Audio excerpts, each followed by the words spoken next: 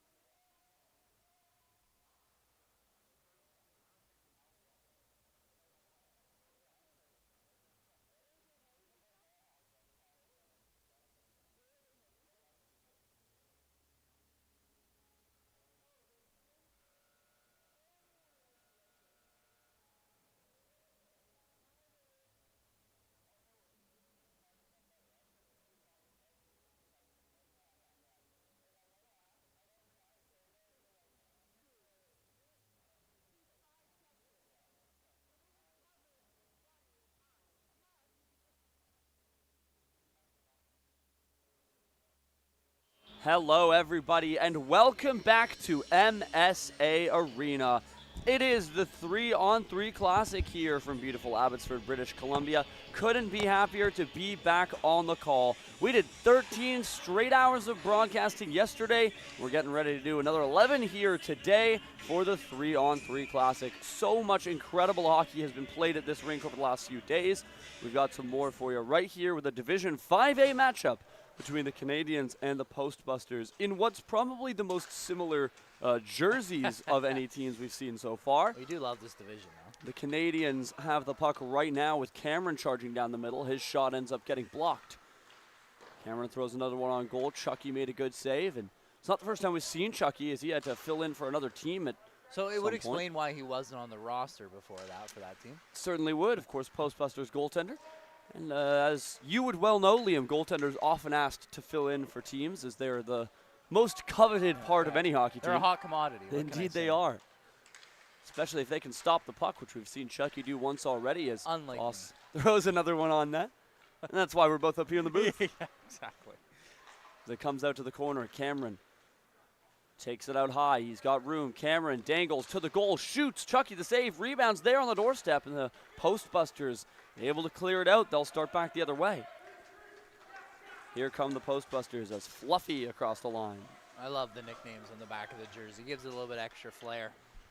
Absolutely. A lot of the younger teams have gone nickname only on the back of the jersey, and it's awesome. Here's Scanars as he charges down the middle. I will say, I'm excited to see what kind of day we're in store for here, because yesterday was super close, super competitive. There wasn't a lot of blowouts. We actually had a couple of ejections. Games got a little bit chippy at times. We did.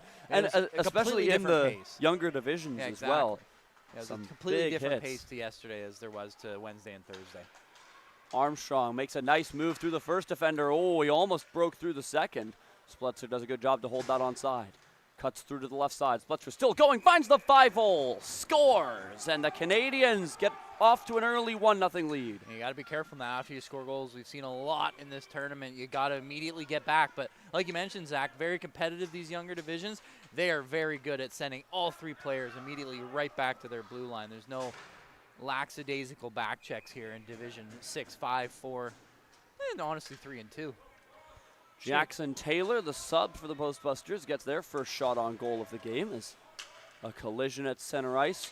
Well, Canadians overskating the puck. They're able to get right back up, however, and Splutzer's off to a potential 2-on-1. Splutzer makes a nice move. Here's a step ahead of the defense, and a great save from Chucky. Oh! And Chucky reaching out. Not sure it would have counted as the referee had blown the whistle, but Chucky makes an incredible save. Definitely won't count. What a save by Chucky, getting back in desperation with the paddle. Now back come the Postbusters.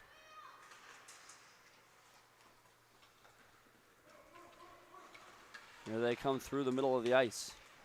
I'm starting to see your point on, these jerseys can be a bit confusing for us.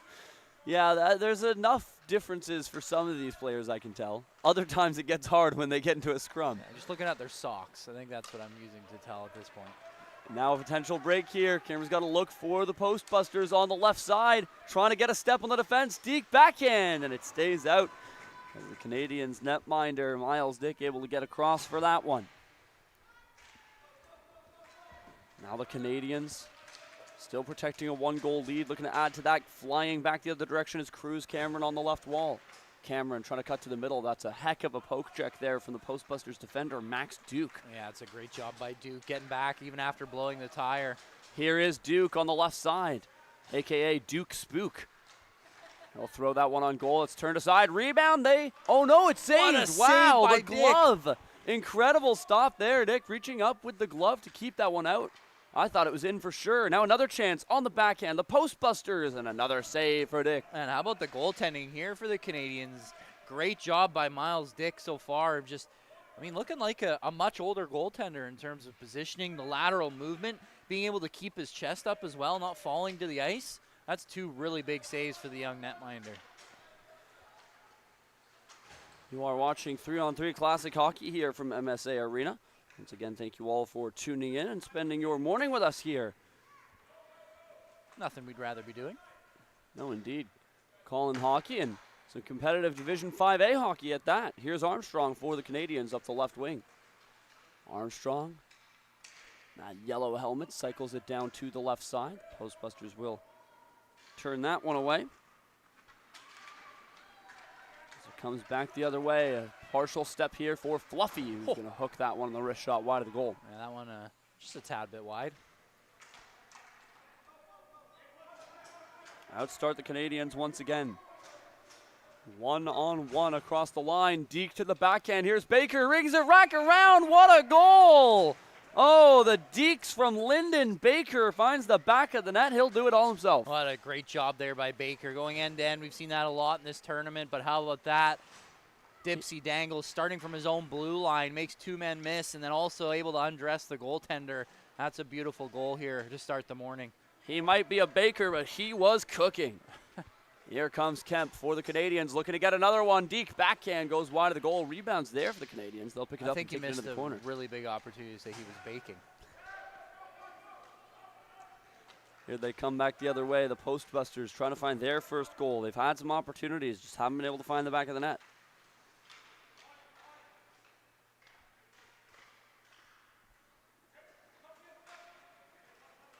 .11 minutes left in this one. Currently 2-0 for the Canadians here in Division 5A. Right below us here in the broadcast booth, Cameron's able to dig it loose for the Canadians. He'll force his way across the blue line before leaving for Spletzer. Here's Spletzer. Gets poke checked. It comes back to Block. Block puts one on goal. That's turned aside by the goal stick of Chucky, and it comes out to the Postbusters as Connor Taylor works it out. Here comes Taylor up the left side. Lots of speed. Taylor might have a break to the net. Here comes Taylor. Deke forehand, and it just stays out there. Couldn't quite tuck it within that far post. And it's another good individual effort, this time from the Postbusters. That's a lot of speed there. And Bonesaw laying a bit of a hit on open ice there as the puck comes back the other way. Here's Spletzer trying to get through the defense. And it's a nice combination of a... I hope that's a Spider-Man reference, the Bonesaw. I really do. Could be. I mean, they are all kind of Halloween ghost-themed names. True. As would make sense for the Postbusters. And another one there, Casper. Oh, a chance here for the Canadians. Foss makes a move. Takes it to a sharp angle, lets it fly, and Chucky's able to shut the door there. We're seeing a lot of great individual efforts, which is to be expected in 3-on-3, but a lot of open ice out there. You're able to make your dangles. Obviously, no hitting as well. Foss right there, nice little inside-outside move between the legs, but Chucky says no. Collision behind the net as the Canadians try to force a turnover, but it comes loose. Here's Jace Cox flying through the middle of the ice. Cox, what a move. He's beaten the defense, takes it to the net, and a blocker save, keeps it out. Pick with a couple good stops in tight, and he's been red hot so far. But you watch his positioning. He makes it look easy. He's square to the puck. It's a great move, but he's able to stare down the barrel of the gun, and he doesn't flinch. Here's Foss. Lets one rip. That's handled by Chucky, and it comes out to the corner. A very similar save for Chucky at the other end. Deshaun Grewal plays it out in front. Armstrong had it for a moment. He gets decked, and now Armstrong relinquishes the puck. Back goes Cox. He was looking to spring his man Max Duke on a partial break, but it's broken up by the Canadians' defense, and now a battle ensues within the blue line, and the Canadians will win it, bringing it back behind their own goal line. As per yesterday, I'll remind anyone watching, if you have any questions, comments, anything you'd like us to know, feel free to drop it in the YouTube chat. We'll check it when we can. Here are the Canadians on the goal line trying a centering pass. That one whistles wide, and it comes loose to Felix Kemp on the right wall. Kemp lifts a high one in on Chucky, who takes it in the shoulder and plays it across to the defense. Out come the Postbusters. With a step, here's Casper taking it to the goal, but a good defensive zone play there from Felix Kemp. How about the back check, though? Postbusters getting to work on a line change here as Declan Block handles the puck for the Canadians on the left side wall. Block, oh, he had a teammate on that back door. He was looking to find him, but couldn't get it through. And now here are the Postbusters. Walker Harris up that left side. A bit of a collision through the middle. Lyndon Baker to it on the right side. His pass taken away by the post busters, who put it off the outside of the post. It wasn't busted on that play. There's some more collisions here in this one, as I think the intensity of this one starts to ramp up as both teams a little bit frustrated that a lack of goals maybe. It's been a bit of a goaltender's battle so far through the first half of this period. Oh, and here's the theft at the blue line. Block with a step on the defense, lets it fly, he scores! And the Canadians are up 3. That's a nice wrist shot there and a good defensive effort by Block, helped out by one of his teammates. I believe that was Kemp. Nice job by those two, taking away the puck from the defender at the red line. You got to be careful if you're last man back with that puck, because obviously that turnover leads to a grade A scoring chance, and Block makes no mistake. Cameron puts it across to Spletzer. Here come the Canadians, 2-on-1. Spletzer winds up a blast. That one turned away by Chucky. Now a chance for a break the other way for Bonesaw. He's got Fluffy with him on a partial 2-on-0. Taking it to the goal. Here are the post busters. And Dick once again has the answer to that. They're trying to tuck it in underneath him, but just won't find any room.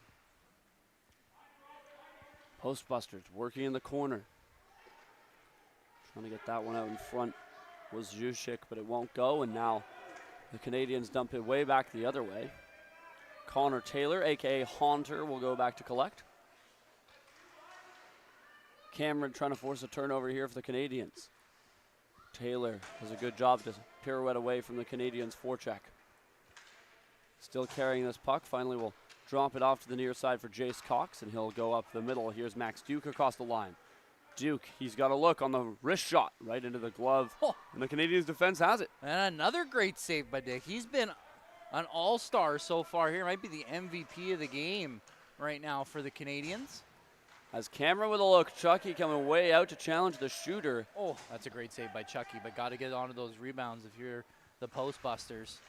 Here's Spletzer trying to dance through everybody and can't get through Chucky. Is a bit of a collision with the goaltender. Will force the whistle, and the postbusters get the puck. Here's Duke.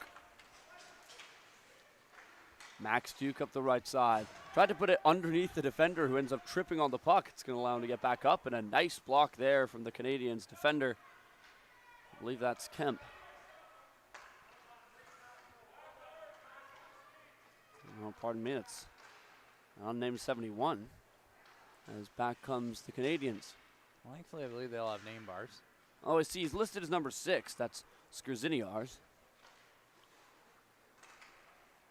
And you're right. Very thankful we've all got name bars, because then you can change your number and it's not a big issue. We absolutely love these lower divisions. Yeah, for many different reasons. An attempt at a pass out in front from Baker is fought off by this Postbusters defense, and they'll start out. Bit of a collision between two Canadians players is going to give a man advantage here. Postbusters with a look, and what a defensive effort from Skrziniar's, who's able to shut that play down. Perfect one-on-two defense there, and now it's a 2-on-1 back the other way. Here's Foss. Trying to step around his man. They'll both go down. Baker was there, but couldn't get the pass away. That's a great effort there by Baker. You'd like to see Foss lay that puck off, play the spacing a little bit better on the 2-on-1, but regardless, it's a great defensive effort there by the Postbusters. 4 minutes to go in the first half here from MSA Arena. 3-0 the score in favor of the Canadians. The Postbusters, however, they've had a few good looks, and they're going to try and get a few more here. That is until Block is able to steal. He's off on a break here for the Canadians. Here comes Block, shoots, and Chucky makes the save. A confident standing save. Yeah, that's a nice save there again, as the Canadians have done a really nice job getting in behind the defense of the Postbusters, starting in the neutral zone or even at their own end at times. Trying to go all the way. Oh, Gruwall got through the defense and just unable to beat the red-hot goaltender, Dick. As Nishan Grewal, that was some nice moves. Yeah, great job to get in onto the goaltender by himself. As, like you said, some nice stick handles. But Miles Dick, he's just been fantastic so far here early this morning. Nishan Grewal, or as the jersey would read, Gulwal, works along the far boards. But the Canadians' defense is able to reset here as Lincoln Spletzer starts out of his own end. He'll feed a long feed up the near glass. Spletzer picks it back up. Toe drag maneuver to the goal. Hit the post. What a move there on the toe drag.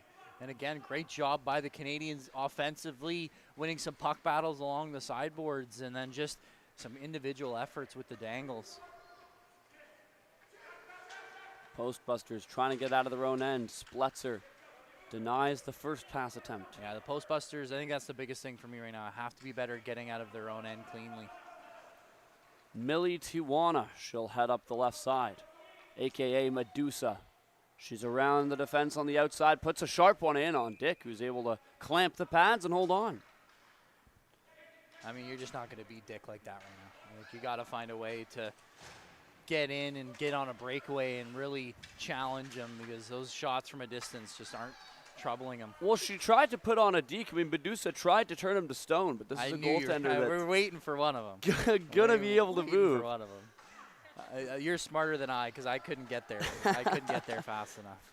If you give me some fun nicknames, I'll always try and do something with it. And that's I love it. one of the many things these young divisions are good for. Lots of amazing hockey nicknames. Here's Cameron over at the far right side. Oh, lost the handle of Fluffy. There's going to be a chance here as a battle just within the blue line. It's dug loose. Spletzer's able to keep it in. He's got a step on the first defender. Second one takes him out, but it comes back to Cameron at the line. Cameron coughs it up. Oh, and now here's a grade A opportunity. This is what the Postbusters have been looking for. Here comes Bonesaw on the breakaway.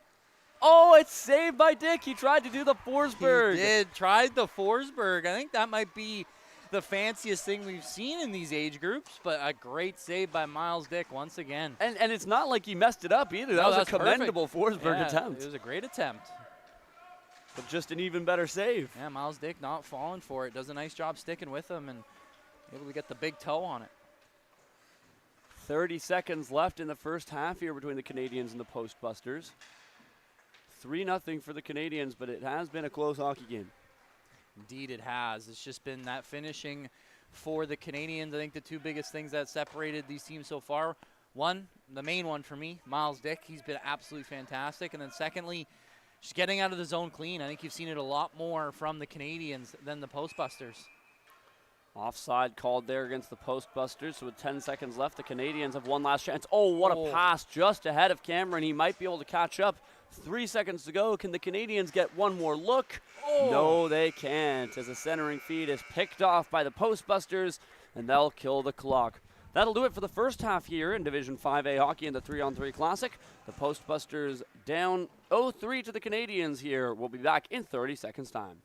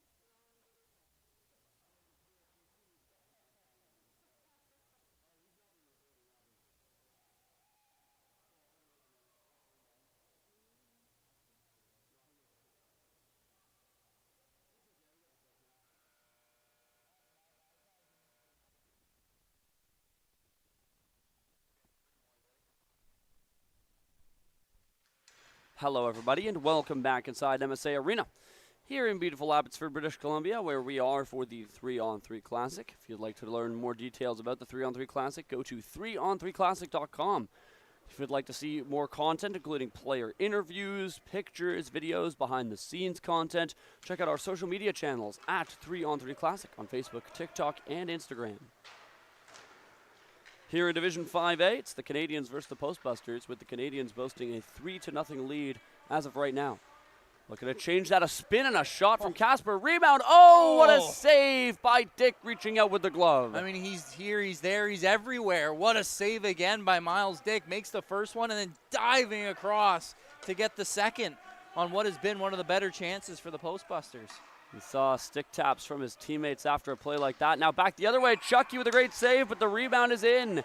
Kemp on the doorstep, taps home the rebound in the blue paint, and the Canadians are up 4-0.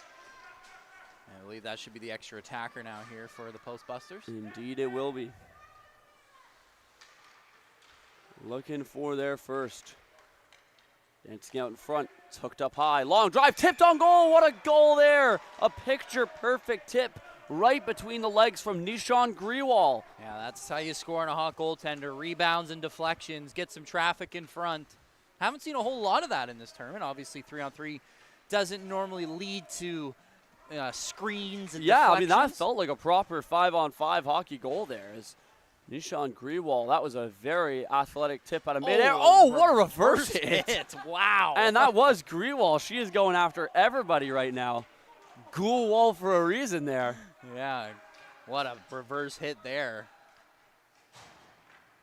The Canadians trying to get out in front as Armstrong, a commendable attempt. The backhand sails just wide of this near post. I'm trying to think of some famous NHL reverse hits I've seen. That might top them all. Now here's another chance for Duke. The Postbusters want another one. Scores! Max Duke has pulled the Postbusters to within 2. Now, hockey is a game of momentum, and you see right there, it's a turnover for the for the Canadians, and it leads to a breakaway, and no mistake there for the Postbusters. Spletzer trying to answer back with a clap bomb. Rebound, scores. Probably the easiest goal Cameron's ever going to score, as Chucky had to come out to challenge the initial shot, and the rebound goes straight to Cameron for an empty net. The Canadians are back in front by 3. Yeah, great setup by the Canadians. Perfect shot for a rebound. Another one, very reminiscent of a 5-on-5 hockey goal. 15 minutes to go. The Postbusters in dire straits, but it's not over yet. Lots of hockey left. We know no lead is safe in this tournament. And here's a look for the Postbusters, trying to get back on the board, and the shot's turned aside by the left pad of Dick.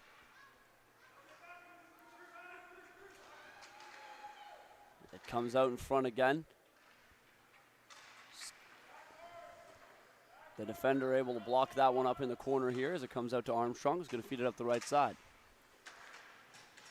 Skrziniar's over to the far bench. That one's picked off. Skrziniar's, however, able to win it right back, and he'll flip it forward to Baker. Baker fighting through the middle.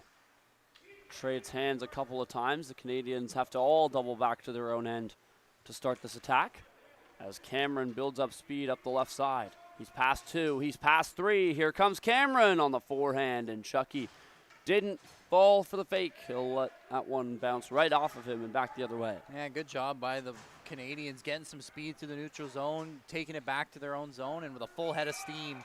Nice score. It's the sub, Jackson Taylor, who lets one rip past the Canadians' netminder, and the Postbusters are starting to crawl back into this hockey game. Yeah, I mean, that was just a bona fide snipe right there by the AP. Is Taylor from quite the distance out, goes low blocker. Oh, we're going to get our first penalty. This is against the Postbusters. This one's going to go against number 8, Jace Cox, for a slash right in front of us here.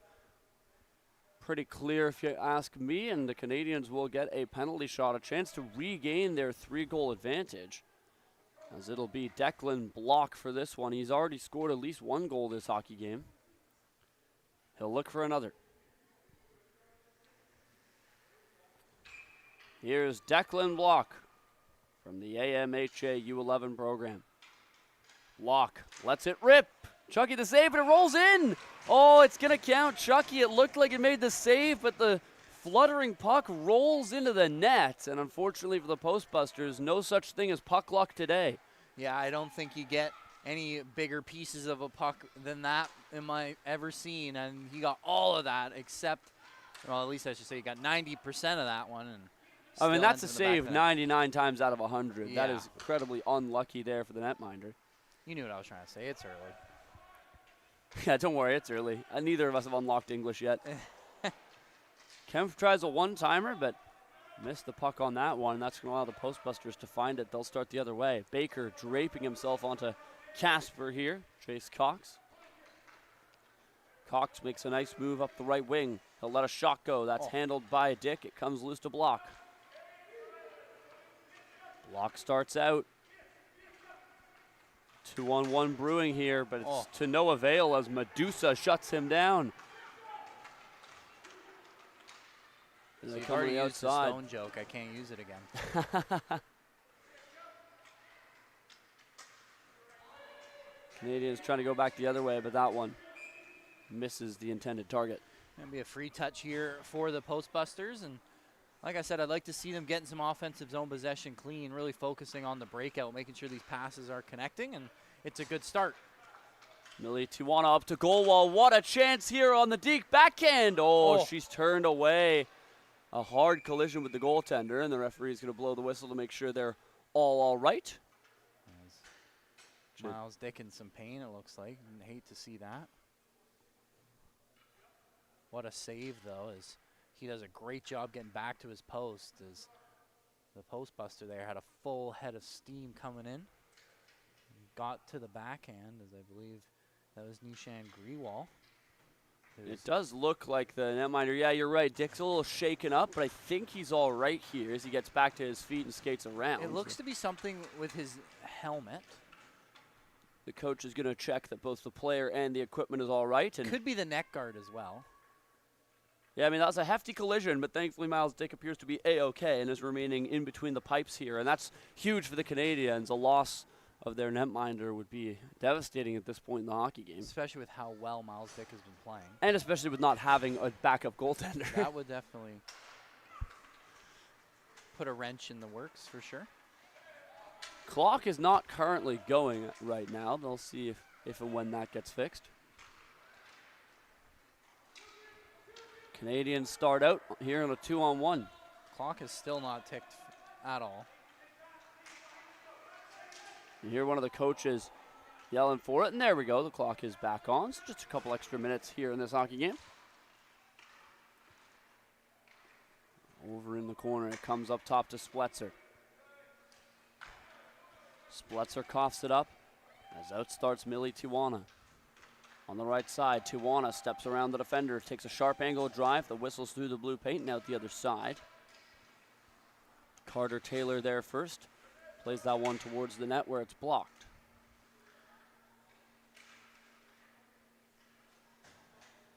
Spletzer starts out. 10 minutes to go in this Division 5A contest. You're watching 3-on-3 Classic Hockey. Zach Clarke and Liam Higgs with you here on the call. That's a good start to the day. A pretty competitive, physical matchup, I'd have to say. It's probably one of the more physical games we've seen, even though there is no hitting in this. Here comes Jack Foss, backhand, forehand. Oh, Chucky got just enough to keep that puck out. Got a piece, and now the other way, an attempt at a breakaway feed. Unfortunately for the Postbusters, just couldn't reach out and touch that one with Chase Cox. Unfortunate there for Carter Taylor. What an absolute feed. Just a little bit out of the reach there of Jace Cox. Here they go. Back the other way, the Canadians trying to dance end to end. It's going to be shut down here. Now back at the line, Skrziniya has a long slap shot, rebound. Oh, poke just wide of the post. It's the initial slap shot from Skrziniya has all kinds of power. Now another opportunity swept wide in front. Love to see the one-timers being busted out. Not only that, one-timers with enough force to knock these players off of their feet. Some Zdeno Chara one-timers up in this building. Here's Casper. Puts it back door. Oh, what a pass. And just couldn't get to that one was Connor Taylor. A smart decision to pass back there, as it would have been a free goal had been able to make contact. Yeah, great passing. Just couldn't make contact. Cruz Cameron up the left wing. He's slowed down by the Postbusters. It's recovered by Skrziniya, who takes it to the goal on the forehand and scores. That's a tough change right there for the Postbusters. They get caught. A man down, 2-on-3, and it's just a great move to the net. Novak Skrziniya with the latest goal. Oh, no call. Postbusters wanted one there. They're not going to get it. Along the wall, the Canadians force it back to neutral ice. Postbusters are back to 4 skaters now, as if you are down by 4 goals or more, you get the extra attacker. It is starting to get chippy. You can see right below us a couple of players exchanging pleasantries, if you will. I'm sure they're just asking each other how their day's been. They'll go back and forth between the two teams before coming down the right wall. Baker with a step. Deke backhand. Oh, what a finish from Lyndon Baker. He's got the goal scorer's patience. Yeah, I've seen it a lot from these Canadians. Another great board battle win along the sidewall, and they turn it into a breakaway with some speed. Here are the Postbusters. Oh, great passing play, as that's going to be Nishan Grewal who puts home a pass from Jackson Taylor. How about that? Nice little overlap from the two of them as Grewal puts herself right in front of the net, and it's just a tap in. Nice feed from Jackson Carter. Nishan Grewal on the far side, chips one forwards for Jace Cox to step onto. It's brought around to the left corner where the Canadians are there first, but the Postbusters quickly jump on top. That man advantage really helping here in 3-on-3. Now Carter Taylor, rink wide, sharp angle. That one deflects wide of the net as the defender got a stick in the shooting lane. Comes out to Grewal. She's going to play it across. Bonesaw lets one rip. That's Silas Juchik, whose shot is blocked, and it will skitter across to the near side. Oh, Fluffy fanned it. Now Baker's off to the races. Here's Lyndon Baker. He scored twice today looking for the hat trick, but Medusa, Millie Tuwana, able to shut him down before he can get the breakaway attempt. Yeah, she's played some really nice defense here. Broken up a couple of breakaways, and now she's got the puck all to herself. Here is Tuwana. Goes for a skate down the right side. Lets one sing. That's into the breadbasket of the netminder. She'll find her own rebound out in front. It's blocked, and now the Canadians, they've got to look at a potential 2-on-0 if they hurry. Here comes the pass. All kinds of room for Lincoln. Spletzer dekes, and Chucky makes the save. The fake clapper got Chucky to bite, but couldn't get it on target. And now a shot rings off the outside of the post as Armstrong let one fly. So another penalty here. I saw that one. I believe that was Spletzer who gave one of the Postbusters a pretty good chop while he was on the ice. Pretty easy call for the official. 5 minutes to go in this hockey game. The Postbusters are down 4 goals, but if they can score right here, they're back within 3, and that's a manageable deficit. Here's Jace Cox, a.k.a. Casper, on the breakaway. Deke 5-hole, and it just stays out. What a save by Miles Dick. Able to close up those wickets while going laterally. That's a veteran save right there. I was right along the goal line, but it never crossed it. And that's the kind of save that you look back on. Here's Spletzer looking for revenge, and netminder Chucky will come out to deny. Lincoln Funk, of course, is Chucky. The netminder has made a couple good saves today. Casper. Back to Max Duke. Duke, a long drive. Oh, saved, but only just as it's off the glove and just wide of the left post. Yeah, a little bit more of a screen going on there. Miles Dick still able to make the save.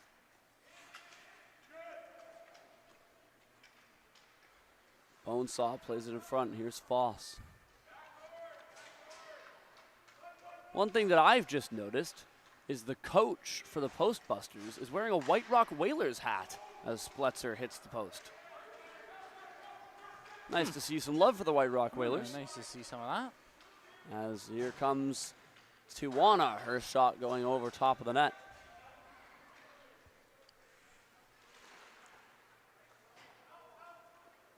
Postbusters starting out. Across to Cameron. 3.5 minutes left, and at this stage in the game, the name of the game for the Canadians is just keeping the puck out of the net. They don't necessarily need to score anymore. Oh, it's the Postbusters trying to get away there. Just missing a pass that would have sprung a 2-on-0. Yeah, had a chance at the breakaway, just unable to connect, and now Canadians are going to go back the other way here. Postbusters do have a defender back to help try and shut down Cruz Cameron. Oh, nice moves, Chucky. Lincoln Funk coming out to shut that one down. Here's Casper. Pass just ahead of Max Duke is going to have to go chase it across to the right side. Now back in front to Casper. Shoots over top of the crossbar, and it comes back around to Cameron here for the Canadians.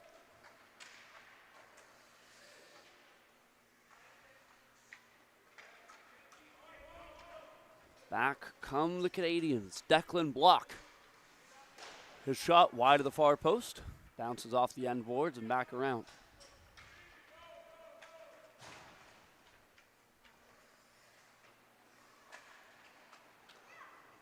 Baker picks it off. He's building up speed. Baker looking for the hat trick. Here he comes. Baker, bar down. Let the hats fly. What a goal there for Baker. And again, just speed through the neutral zone. You're able to make a guy miss, and it's another 2-on-0, and Baker decides not to pass it. And I mean, when you got a shot like that, why pass? Goes bar down. 9-4 now for the Canadians. Well, and I think that goal from Baker has now sealed the deal.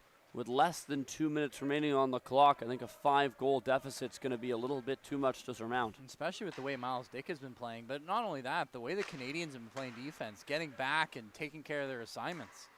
Max Duke looking to find the top corner, but it's the netminder Dick who reaches out with the goal stick to keep that one out. And he's so calm back there. I love the fact that he's staying on his feet to make some of these saves.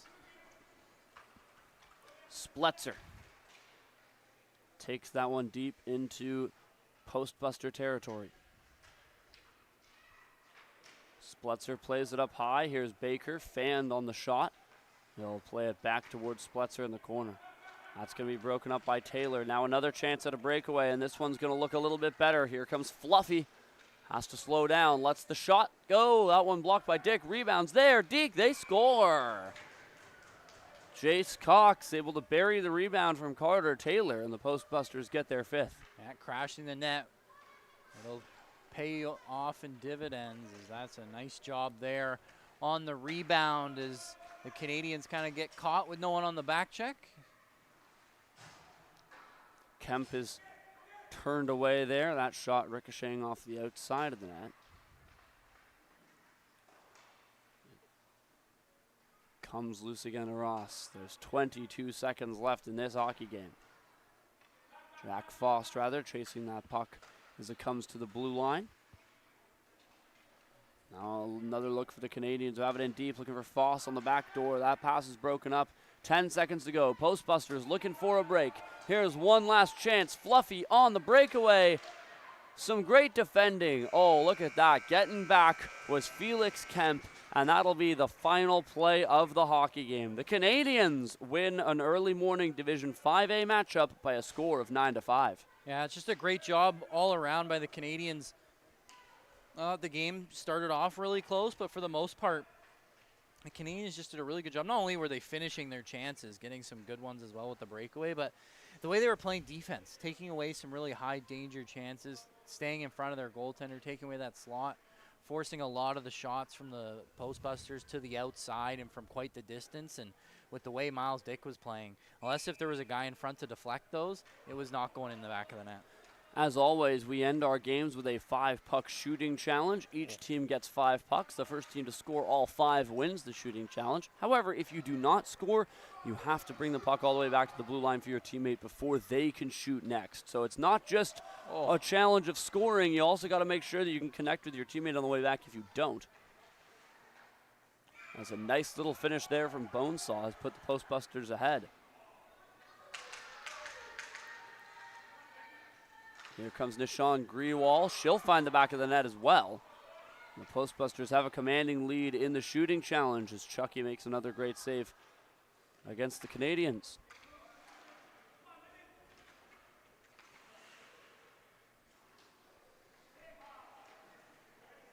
One turned aside. That was a great save at this end here from Funk. And the Canadians find the 5-hole. They've got their first puck in. And I thought the postbusters had scored twice. It looks like they've only scored once. So it is 1-1 right now in the shooting challenge. And Kemp got the netminder to bite hook, line, and sinker on the fake. Just couldn't jam the puck into the empty net. Here's Fluffy for the postbusters. Scores right into the top corner. Now they do have a 1-puck lead. From the postbusters, looking to add to that. And staying right with it was Dick. Back the other way, the Canadians hit the post on that attempt. Here's Skriziniars. as Millie Tijuana's shot misses the far post. Grizzlies couldn't get it away either. And it's still a 1-puck lead for the Postbusters. Here they come, slowing it down. The shot goes wide. Back come the Canadians. Oh! What a glove save. Great save there from Funk. Did you catch that one? I That did was catch an that one. incredible stop. As the Canadians block gets a goal here. It's 3-3 for the respective teams. Baker's shot goes high and wide. The Postbusters the other way. Hit the post. Oh, well, namesake there.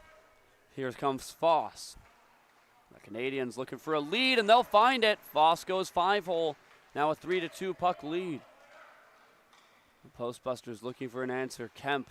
Oh, he hit the top of the crossbar there. Has to go chase that puck. Postbusters, they need to get a goal. They're not going to on that chance. Luckily for them, the Canadians, they messed up the pass, which is, of course, again, a big part of the shooting drill. Here comes Spletzer. Tried to find light in the 5-hole. That one is shut in his face. Now back comes Armstrong. Postbusters hit a post again. Armstrong, Deke scores! Oh, what a goal. What a move there by Armstrong. That little fake to the backhand, and he slides it forehand. Grizzlies with a chance to end it. That's into the logo of the Postbusters netminder. 2 pucks remaining for the Postbusters themselves as Tijuana is shut down. Here comes Cruz Cameron, a chance to end it, but it won't be on that shot. Grewal slides 1 5-hole, that's in, and the referee spots it. 1 puck each here. Next team to score wins the challenge. Here come the Postbusters looking to end it. Deke forehand, they score! The Postbusters win the shooting challenge. And they'll go back to celebrate with their goaltender who had a great performance in that shooting challenge. What a job there. And starting off the day with the team that lost the game, won the shootout. Yeah, so far this is, of course, for you and I, Liam, day 3 of the tournament. And that's only, I believe, the second time the losing team has won the shooting challenge. So each of these teams victorious in their own right. We'll take a break here from MSA Arena. The final score of the hockey game, the Canadians beat the Postbusters in Division 5, 9-5. And the Postbusters go on to win the shooting challenge. We got more action coming up for you in about 15 minutes' time. Next puck drop is at 10:45 a.m. Pacific. Zach Clarke and Liam Higgs with you on the call. Stick around in 15 minutes' time.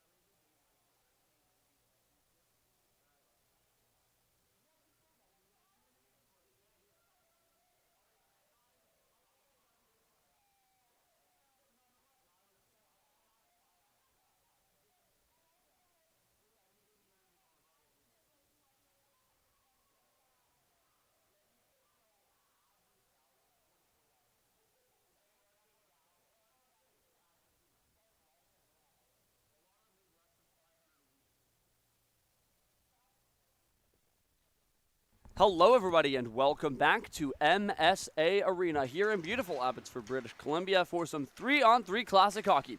I'm Zach Clarke. He's Liam Higgs. Happy to be with you here on the call for some more Division 5A between the Valley Frost playing in purple and the Gorillas playing in blue.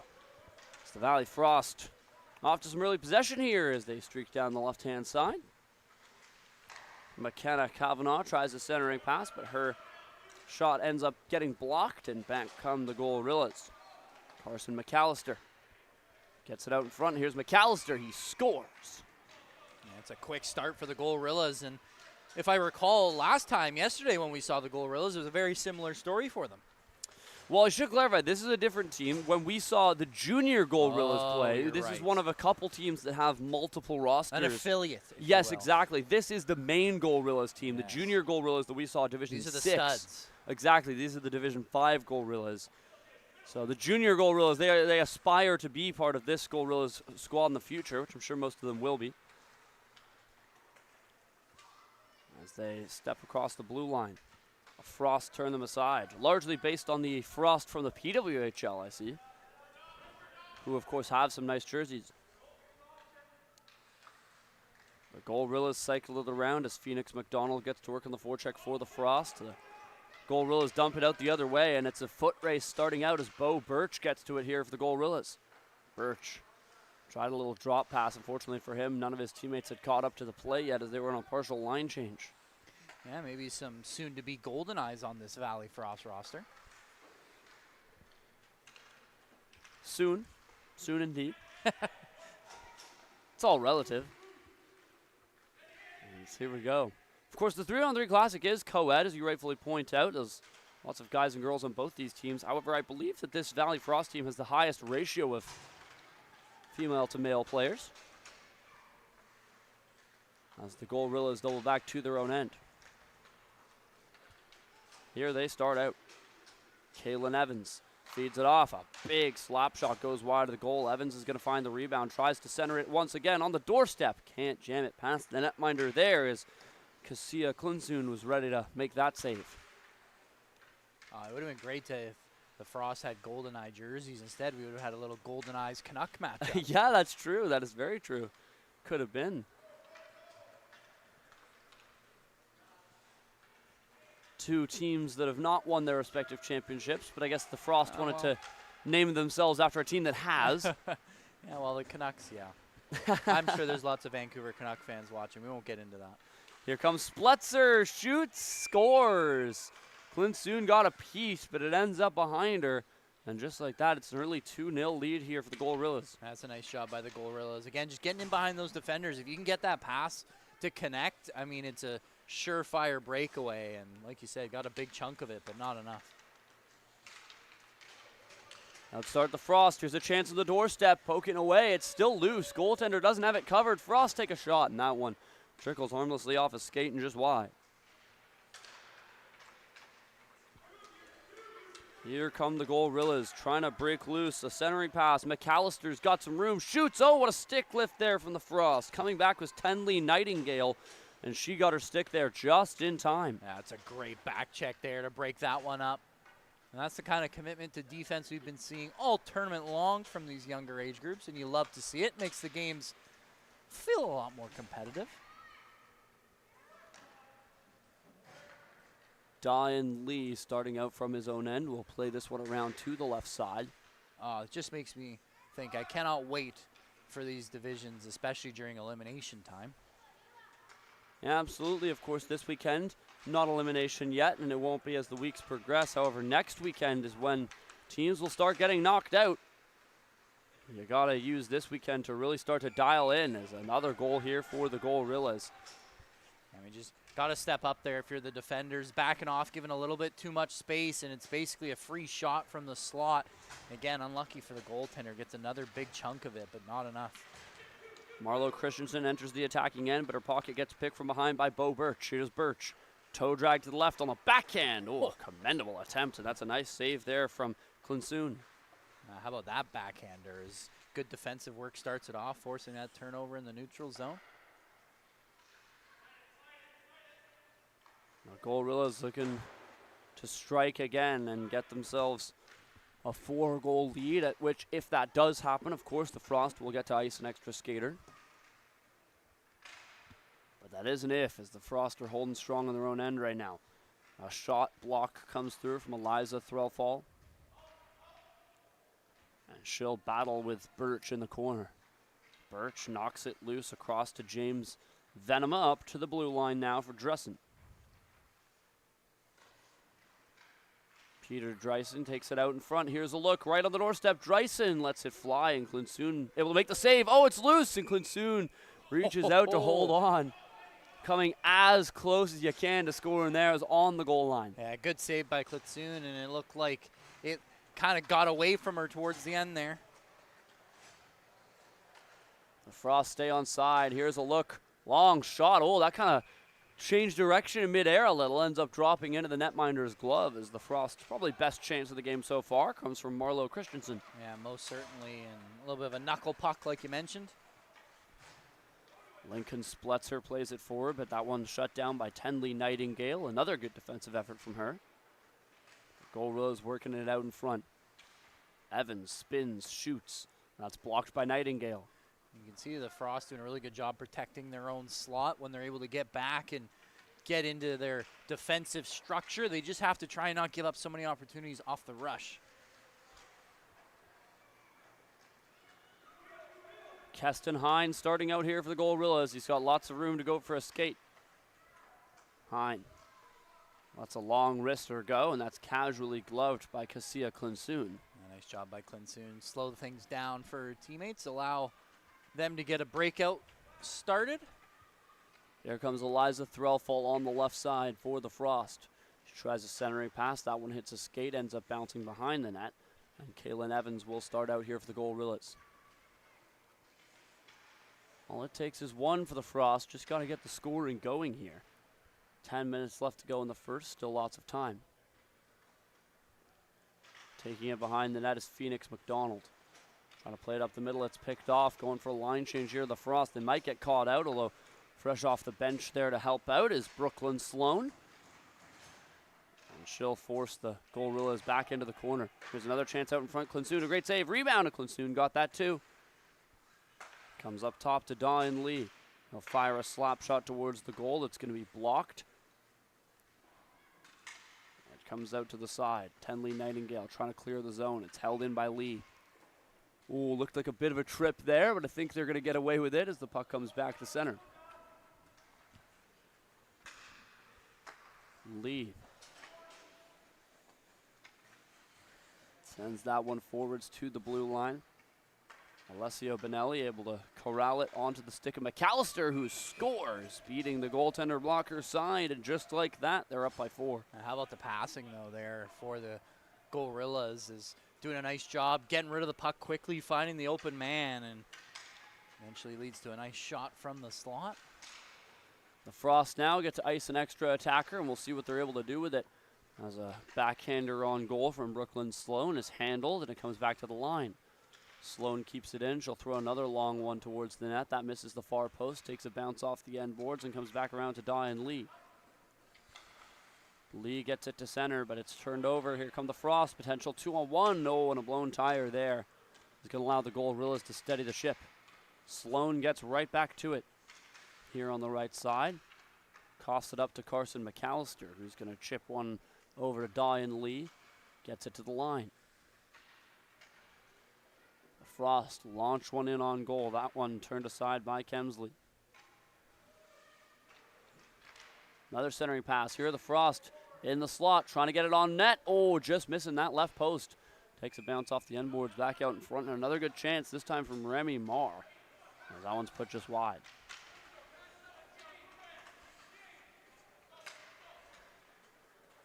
Alessio Benelli across to Bo Birch, lets one sing. That's off the mask of Klinsoon. Comes back to the Frost. Picked off through the middle by the Gorillas. It's well recovered there by the Frost. A couple errant players tripping over each other as the puck is battled for just outside the Frost bench here. Gorillas breaking loose. Here's Peter Dreisen. Steps around the defender, charges the goal on the forehand, and Dreisen couldn't tuck it home. How about that by Dreisen, taking one-on-one. Nice job protecting the puck, just couldn't pull the trigger.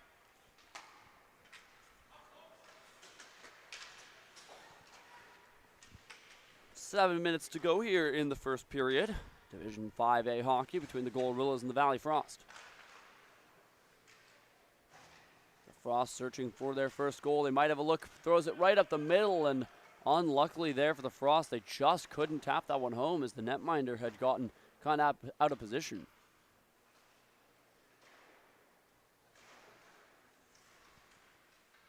In the left corner, the Frost trying to work this one loose, chip it off the end boards towards the stick of Marlowe Christensen. Shill center, but that one takes an awkward hop and a skip, and it ends up back at center ice.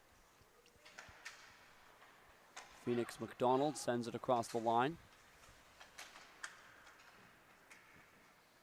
And that'll trickle harmlessly towards Clint Soon, playing it across to the defense. Eliza Threlfall. You are watching 3-on-3 Classic Hockey here on the 3-on-3 Classic YouTube channel. Feel free to like and subscribe to stay on top of all the 3-on-3 action here from MSA. Bo Birch stops up at the hash marks. Slides one back towards the line for Kaylin Evans, but that one doesn't connect. Yeah, right idea for the Gorillas. Looking for that late trailer, just couldn't handle the pass.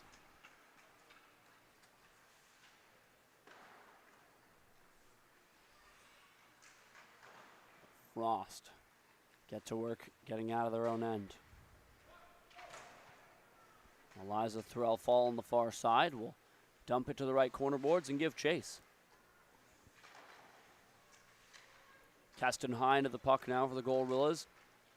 That one thrown across to the left side. No one home for either teams. That's going to allow the Frost to get there first at center. Phoenix McDonald dumps it in. The Frost getting to work on a line change, so that'll allow the Gorillas to break this puck out and dump it into Frost territory.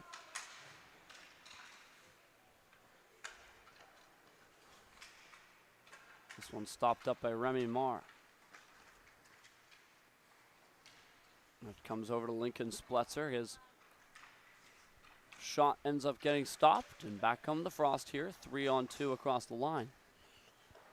It's going to be dumped in by Nightingale.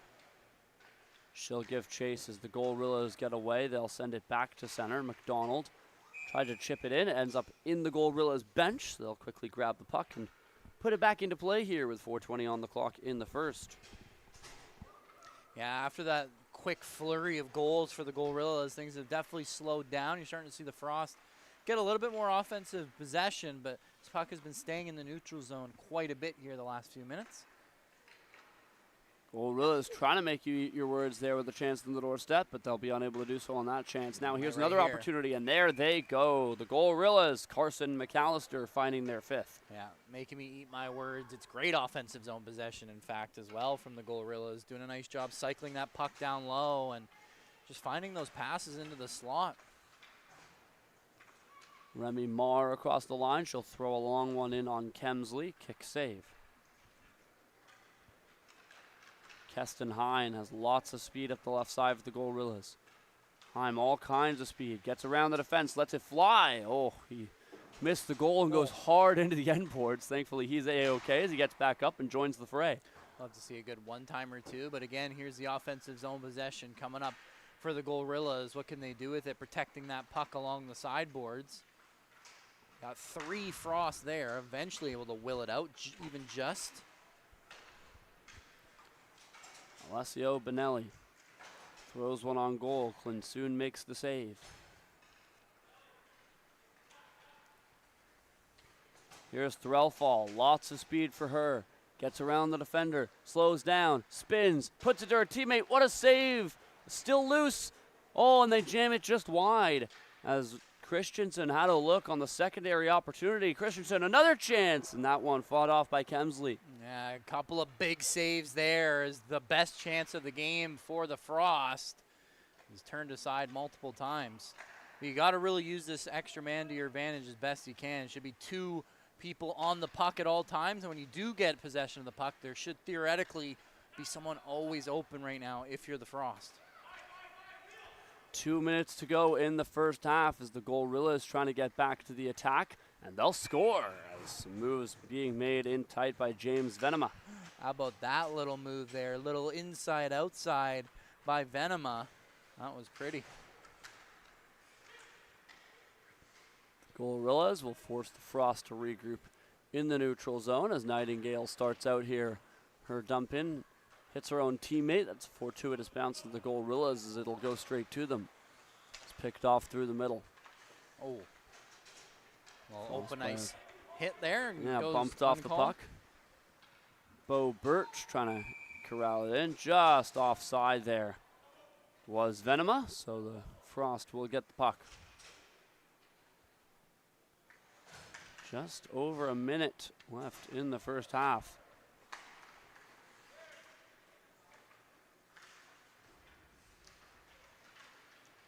Well, the Frost have a look. They've got numbers here down the far wall. McMillan with a chance, throws it on goal. That's fought off by Kemsley. It comes loose to the Frost again. Another shot in high. That one flutters off of the blocker of Kemsley as Threlfall had a look. Got 1 minute left. The Frost would love to get one before halftime. Another long shot on goal, handled by the right pad of Kemsley, and it's picked up by the defense. Frost forecheck getting to work, forces a turnover. Here's Threlfall. Has some passing options. And unfortunately for her, stolen by the Gorillas.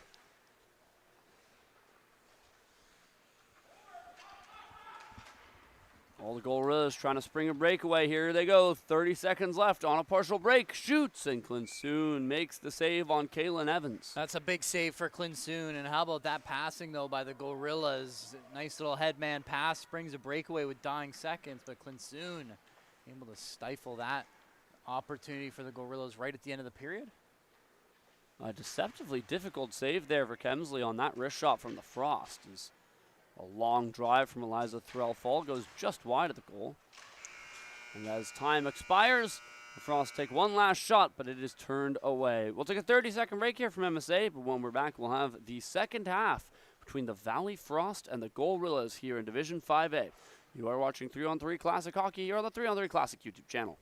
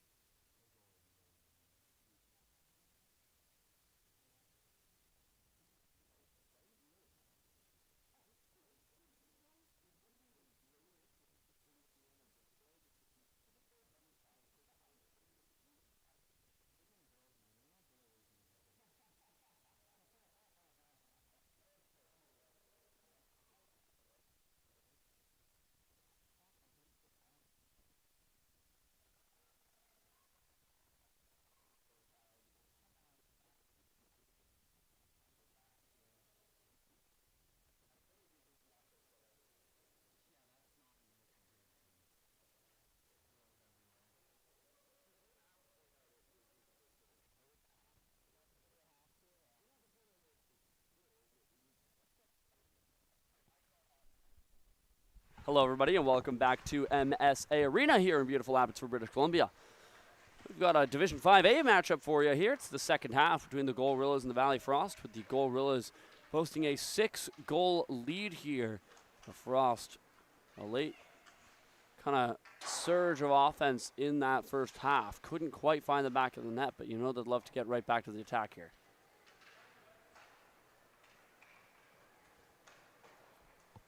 On the right-hand side, Phoenix McDonald gets that puck first. That's lifted off of her by Keston Hine. Hine tries a bank pass forwards. There's another foot race developing here as Eliza Threlfall got to it. Now it's loose out in front. A chance. Oh, great save. Rebound. They score. And Gorillas first to the rebound there, Carson McAllister. And I think that kind of harkens back to something you touched on, Liam. When you have the extra person on the ice, you got to make sure you're getting to those pucks first. Yeah, you definitely do. I mean, A little bit of a flyby there from the Frost. Really got to stop up in front of your own blue paint. Make sure you clear out that rebound as the Gorillas, even with the man down, able to get to the front of the net first.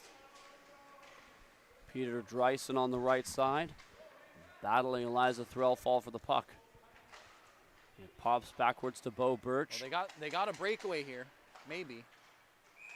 Oh, offside whistle blows there as the Frost could have had their first breakaway, and they're not happy about it, but it probably was the right call. Yeah, I thought it was a little bit close. Unfortunate for the Frost. Oh, Gorillas trying to go end to end, and that one stopped by Clinsoon as it looked for a second like Bo Birch was about to find himself on the highlight reel. Clinsoon, another save there, puck loose in front, and the Frost are able to pick it up.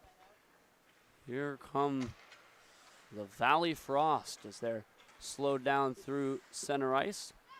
It'll change possession a few times.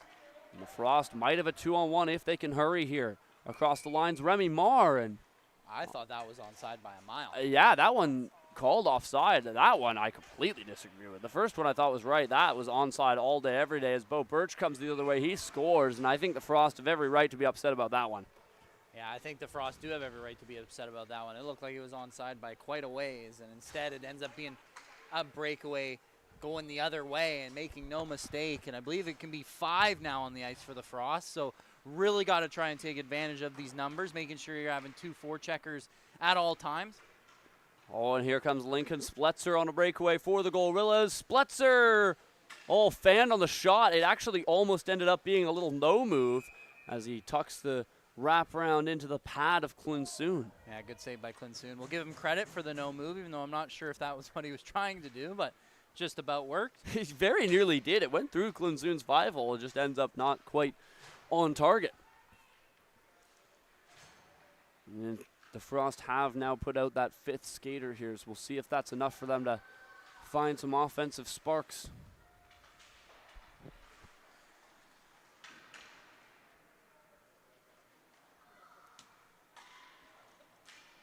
Gorillas starting out. Diane Lee plays it off the boards, and another race pursuing Lincoln. Spletzer gets decked there by the Frost. Yeah, Spletzer got caught reaching there, trying to poke the puck around the defender, and well, that's why you got to be careful with your head up. Yeah, she let him have it with a clean hit. Gets caught at the blue line for sure. Here's Threlfall. She'll make a move around the forechecker and carry it through the center of the ice. Eliza Threlfall trying to go all the way, splits the defense, and the puck just trickled away from her as she got through all the blue jerseys. Just didn't have the puck on the other side. This is the chance the Frost are looking for. They've got the puck here. A 5-on-3 brewing in the Ozone. This is what I'm talking about, though. 2 forecheckers winning the puck battle down low. Kavanaugh up top. Here's Threlfall. Lets it sing. That one blocked in front of the goal. And stepping into the shooting lane was Carson McAllister. It's brought back up top to Threlfall, but a quick forecheck here, and now go the Gorillas on a partial break. They score. It's Keston Hine who was able to put on the Jets and escape the attackers, and a Frost reset. Yeah, I think the Frost were very committed to the attack there, and they get caught flat-footed going back the other way, but it's a great pass here. Threlfall throws it on goal. That gave Kaiden Kemsley some trouble there, but the netminder is able to hold on, and doesn't matter how you make the save as long as it stays out. Flashing the mitt there. Good back check there from Eliza Threlfall. She'll steal the puck from the Gorillas and chip it back into their end. Yeah, she's been the strongest player for the Frost so far.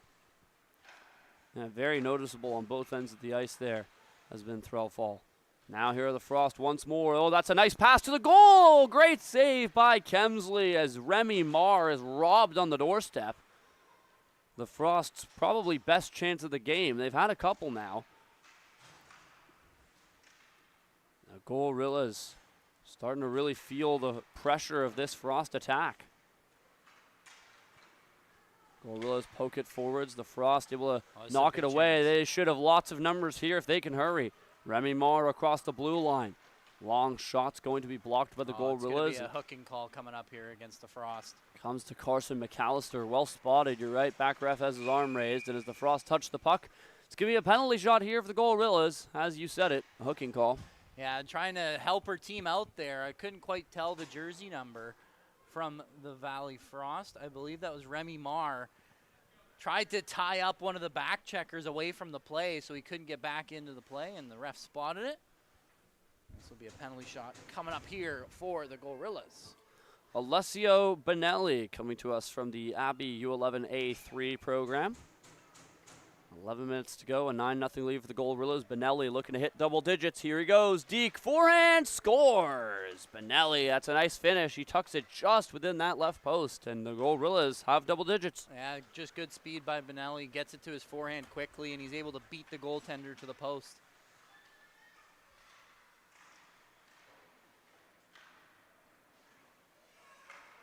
The Frost handle on that far wall, launching one towards the goal. Oh, just wide, looking for the tip on the doorstep from Nightingale. Unfortunately, the pass was bouncing, and she just couldn't make contact. Yeah, just out of the reach of her stick as she couldn't quite get the bouncing puck. It's the right idea, though. It was another tip on goal. And this is what you like to see. We got 5 skaters on the ice. Get some bodies in front. Look for those deflections. Try and find a rebound if you can. Well, I think you can tell that this is a Frost squad that is a lot more used to playing 5-on-5 hockey. As now they've got those extra skaters, you really see the structure in their attack. But obviously 3-on-3 plays so differently. It is very, very different. Just Here are the Gorillas. Canadian hockey team in the Olympics. Yeah, no kidding. Here's Venema. His shot's turned away, and the Frost come back the other direction. 2-on-2 here.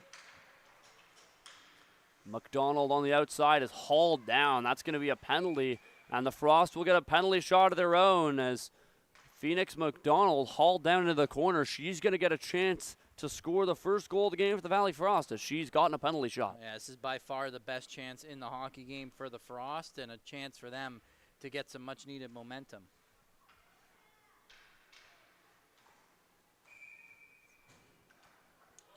Here she goes.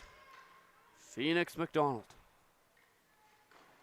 And she's turned away as Kaiden Kemsley comes out to shut her down.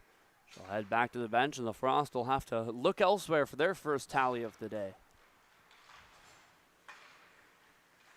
Long outlet pass here from the Gorillas is picked off. That's a nice play by Remy Marr. She's got a step on the first defender. She'll let a shot go. That was partially blocked on the flyby there by the Gorilla. And it comes out to Bo Birch. Birch feeling some pressure there from McDonald.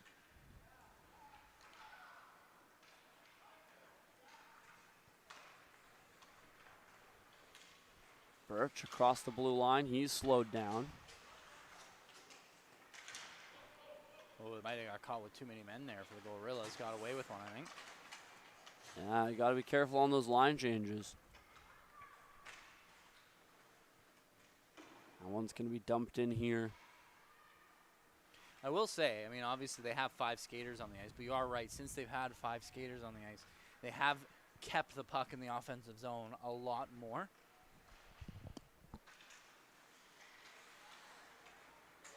Remy Marr pokes a pass forwards to McDonald. Her backhand attempt goes just wide of the goal, and it's collected by Kaylin Evans of the Gorillas, who's going to go for a skate here. Oh, he might have some room here. Evans trying to pull away, although it's a really quick back check there by the Frost. Eliza Threlfall got on her horse to win that one, and she gets back up and wins the puck.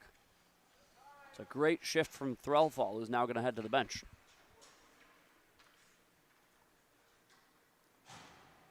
Look on the Frost there as a long shot goes just wide. And out in front, Kemsley's able to jump onto that loose puck. 8 minutes to go. The Frost still looking for their first. Keston Hine dumps it off the glass and deep into Frost territory. Here's They have Marr. numbers. They have numbers. Could have a breakaway. And he could just spotted the passing option just a little too late there for the Frost. But the chance is still developing. Here's a look, and the shot goes just high. Has another great opportunity. Here's a chance from the line. That one hits a skate in front, deflects wide of the goal. A sliding shot block there from Lincoln Spletzer, putting his body on the line to keep that one out. Frost still jamming away at it, but it's going to be Spletzer who finds that puck in the corner. It comes out towards McKenna Kavanaugh. Kavanaugh. Is that one forwards. Now across on the right side. The Frost might have a look. A sharp angle drive. Oh, she lost an edge as she took that shot. Unfortunately for Elliott McMillan, that one sails past the net. Gorilla is trying to come back. Spletzer, hounded by this Frost defense. He just couldn't break loose from the defender. Frost will dump this one in. It's from the wrong side of the red line, but it won't be icing as it wasn't quite enough. Goes back the other way. Gorilla's nice move. Across the line, partial 2-on-1. A little bit of an incidental contact there between the two Gorillas players, and so the shot never came. A toe drag, long release, fought off by the blocker of Clemsoon on that high shot.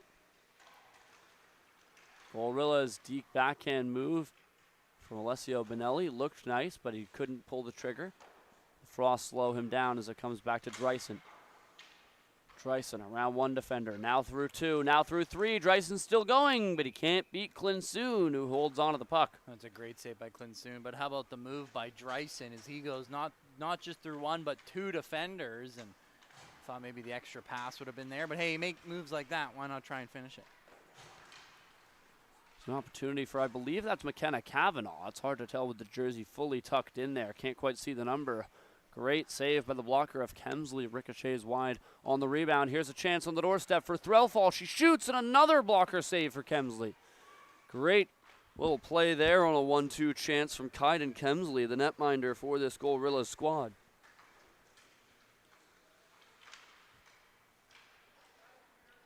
Here come the Frost. They've got 5 minutes left to try and find their first. Here's Marlo Christensen up the right side. Cuts to the front of the net. Kemsley the save. Rebound. Oh, he got the glove there just before the Frost stick. I mean, they've had their chances. Clemsey's just been playing absolutely phenomenal so far as he falls on top of that one. Oh, the Frost steal. Here's a look. McDonald shoots. Just doesn't go. Yeah, I think could have skated that one in a bit more. Decided to take that shot a little bit early. Yeah, I don't think she realized she had a lot of time there. I thought a defender was right on her. Carson McAllister plays it to the line. It doesn't escape as the Frost hold on side. A couple players go down as the puck's recovered by Alessio Bonelli, who's going to skate it out himself. Bonelli takes it to the red line, tried to dump it in. That one stopped in front by Tenley Nightingale, who's going to dump it right back into Gorilla Ace.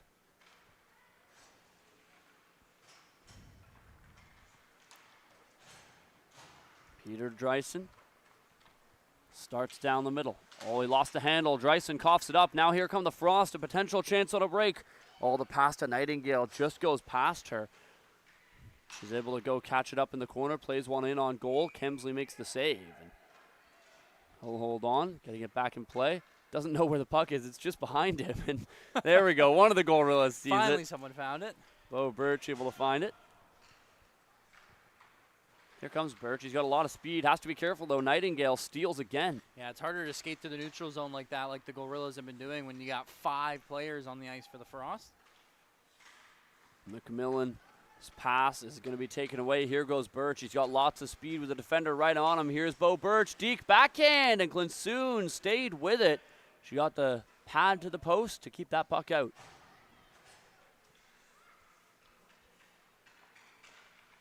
Just 2.5 minutes remaining here for the Frost. Starting to get to crunch time. Here come the Frost. Nice moves. Shot comes through. Kemsley a kick save on McKenna Kavanaugh. Commendable attempt there from Kavanaugh, among the Frost's best chances, especially this period. As she'll pick the puck back up, she pokes a pass forward to Phoenix McDonald, who carries it into the attacking end. The Frost changing on the fly here as they try to get their big guns out. Final 2 minutes. They got to find one soon. Centering pass onto the doorstep, fought off by the Gorillas. I think it starts with just getting that puck on net, get it into dangerous areas, look for rebounds, try and get deflections. You got 5 guys on the ice. You can try and play like 5-on-5 hockey. Maybe try and execute some cycle games.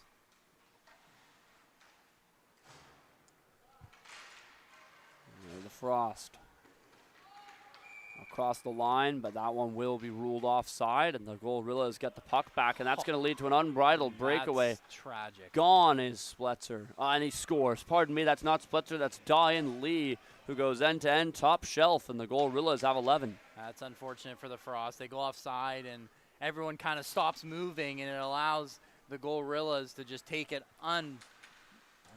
Well, and we said it, no they seem defenders used to back. 5-on-5 hockey because usually there would be a stoppage after that whistle, and you said it, that moment of hesitation gave Diane Lee all the time he needed to break loose, and once he was going, he was gone. Yeah. 60 seconds left. The Frost looking for one as the Gorillas charge. Long shot kicked away by Klinsoon as she'll fight off the drive from Keston Hine. Comes out to the corner. Working with it. Here's Spletzer. Spletzer, rink wide feed to Evans. He'll take it off the wall.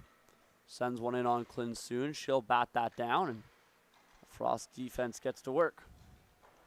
Yeah, and there's the 5-on-5 tactics you were talking about. It looked like they were waiting for the goalie to cover it up. But obviously, even if the goalie does cover it, there's no face-off. You get a free possession, which they had anyway.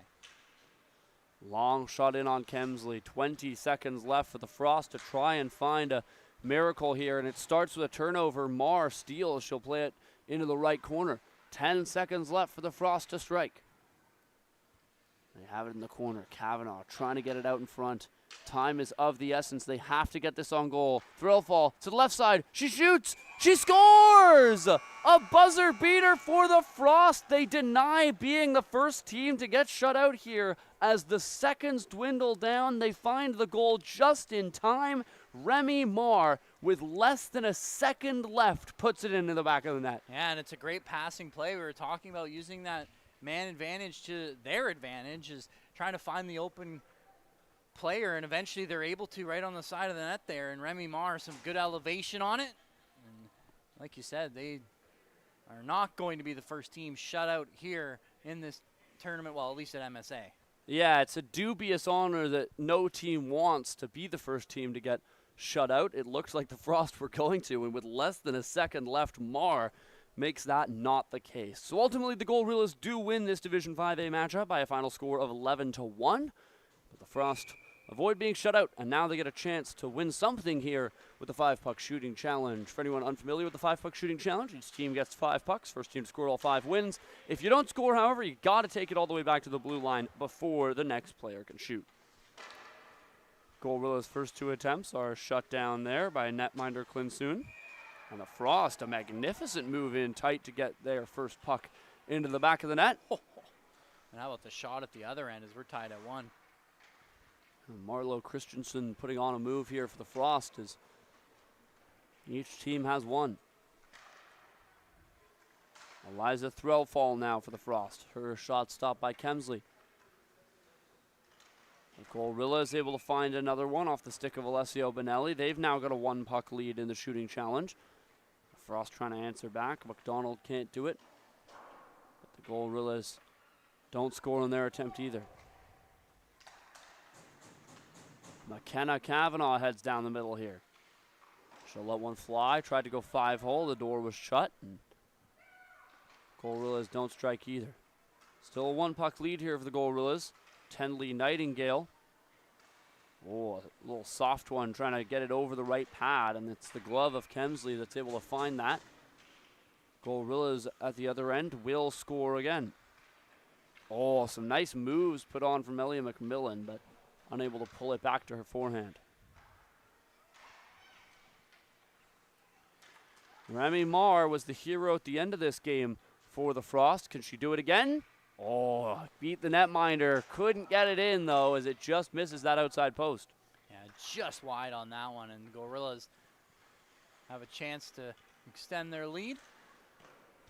Spletzer's turned away. 2 pucks left for the Gorillas, 4 for the Frost. Here's Christensen on the backhand. Sliding across to make the save was Kemsley. Here are the Gorillas again. Carson McAllister. A slow approach on the forehand. He scores. Just 1 puck left here. Alessio Benelli trying to put this shooting challenge out of reach. Benelli with a chance to end it, but he won't be on that shot as he's turned away. Here's Eliza Threlfall looking for the second goal for the Frost, and she'll find it. Goes 5-hole, and Threlfall gotten them down to 3 pucks left. Gorillas still just searching for 1 more goal here, and they get it. There it is. Dawn Lee puts the shooting challenge out of reach, and the Gorillas take the victory. They win this hockey game 11-1, and they'll win the shooting challenge as well. Yeah, I mean, just a really dominating performance there from the Gorillas. They did a really nice job when they did get their chances, being able to move that puck around in the offensive zone, establishing lots of possession. I think the Frost did a really good job. Once they got the 4- and 5-man advantage, they were really doing a good job keeping it in the offensive zone, keeping it out of the defensive zone. A lot of neutral zone play at that time as well. Just weren't connecting on passes, weren't getting the puck into dangerous areas. And then obviously Klemsley doing a great job in net as well, made some really solid saves.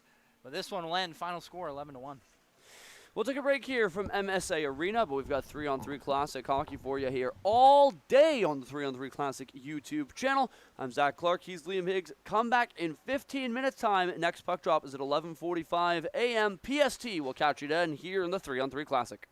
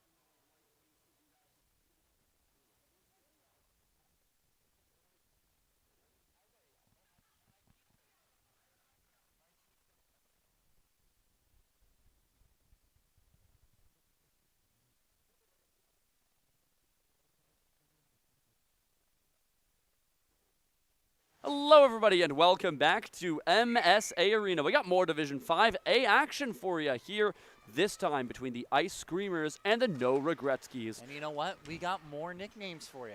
We do, yes, that's right. Love it when teams put the nicknames on the back. And sure enough, we got more. And in fact, I think it might actually be both teams. It's definitely. You know what? We're going to have to change this battery in a second. Yeah, Screamers. Oh, I see. What's it at? Do we got to do it at right now? Oh, we might have to. We'll see if there's a stoppage. We'll see if we can make it to the intermission. We can try and make it to intermission. There is a small chance we may lose the video for a moment, but we'll see how that goes. If we lose video, we'll also lose sound. If that does happen, no worries. We'll be back on in 30 seconds. It's not a catastrophic issue. Indeed, no.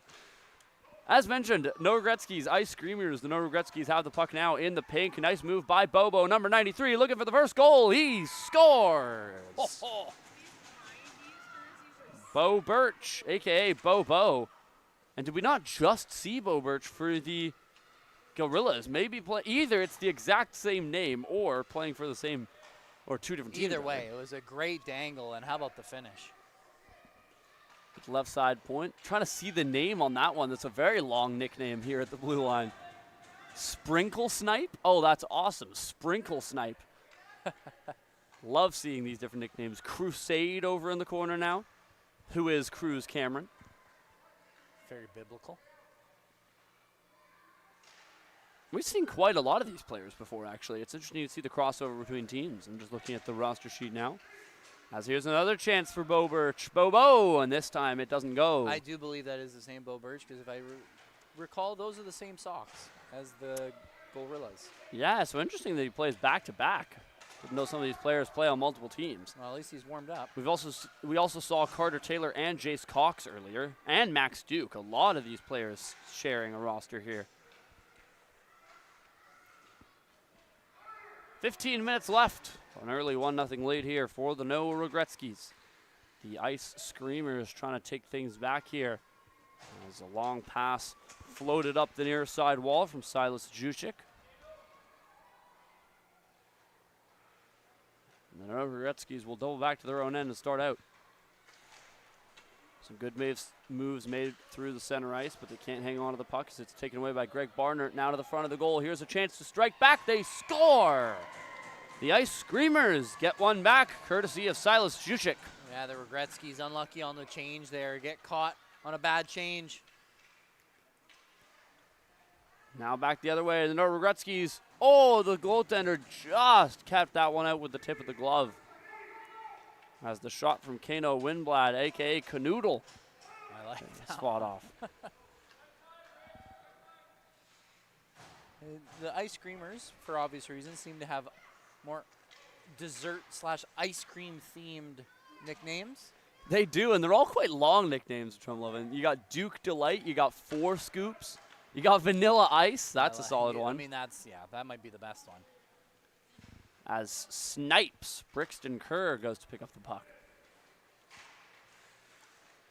It's held in by the Ice Screamers. Here's an opportunity for Duke and a flash of the leather. And again, it's a turnover, but how about that? Yeah, great glove save.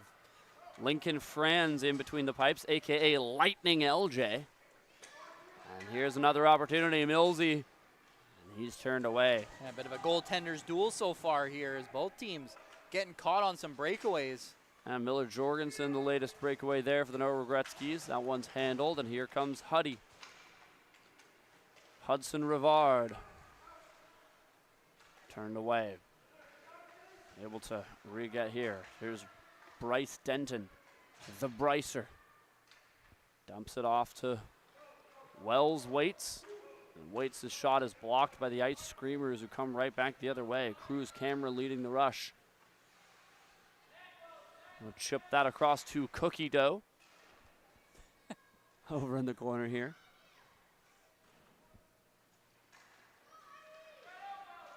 Left side as the No Regretskis start out on the near wall. A centering pass comes through. A chance for Wells. Waits to the net. Backdoor pass. Here's the look. They shoot. They score.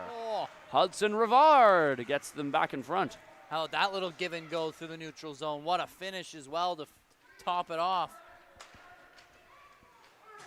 Cruz Cameron trying to force his way through the middle of the ice. That one turned aside. So we have constantly pointed out which teams have, you know, the nicest looking uniforms. One thing I've really got to compliment the Ice Screamers on is those socks. The sprinkle socks look awesome. Yeah, they're perfect. These are great jerseys. Offside called against the Norogretskis, so they will double back. The Ice Screamers will look to take advantage. Here comes Sunday Funday. On the outside, takes it behind the net, tries to jam it in short side. That one doesn't go. Almost caught the goaltender off guard there, though. Just about. Back the other way. A shot goes wide of the goal. And it's collected again by the Ice Screamers. They'll send it across to the left side.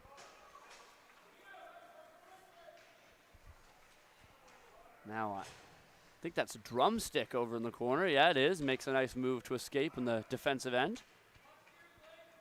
So the Ice Screamers starting out here.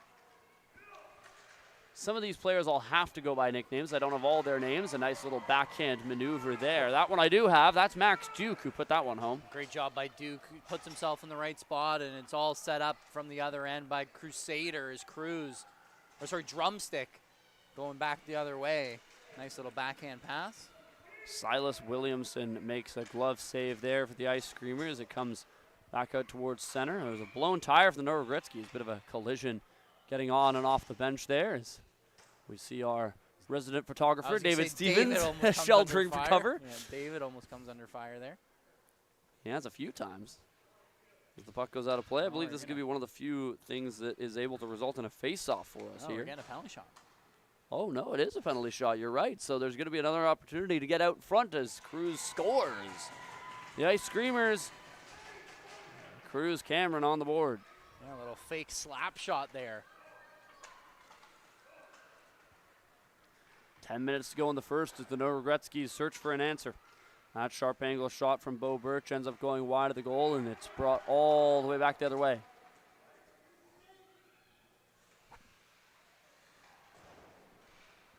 Brixton Kerr on the wall trying to break loose. He'll dish it off to his defensive partner. It's sent around the wall, and Vanilla Ice picks it up for the Ice Screamers.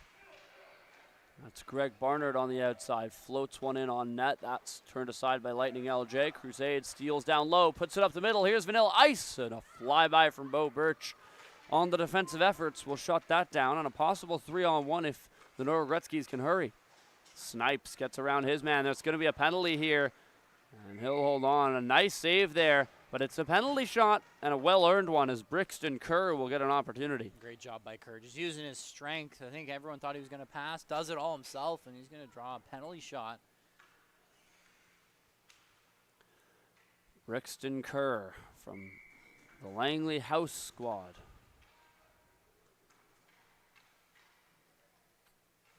Kerr goes deep forehand, but the netminder Williamson stays right with him. You're going to have to double back here in this 3-2 hockey game. The Ice Screamers up by 1 thanks to a penalty shot. Here's Bo Birch carrying it down the ice. That one goes offside, so the Ice Screamers have to leave it and touch up. Unfortunately, I don't know if we're going to be able to make it to intermission here. 2% left on the battery. Well, after this rush, why don't we see if we can do a quick handoff here. You know, it's 2%'s going to die any second now. Working in the corner. You're the Wayne Gretzky's. Oh, he tried it. Could you imagine we missed a Michigan while changing the battery? I would be a miserable, miserable man. I would be as well. Especially this game's just been so competitive. I don't want to miss any of it. Unfortunately, we're going to have to miss some. I think that we might just have to do this one right now. So why don't we quickly make a trade-off here. Folks who are watching at home, we're going to lose audio and video for about 30 seconds, but that should only be it. We'll be back in 30 seconds' time with the rest of the action here from MSA.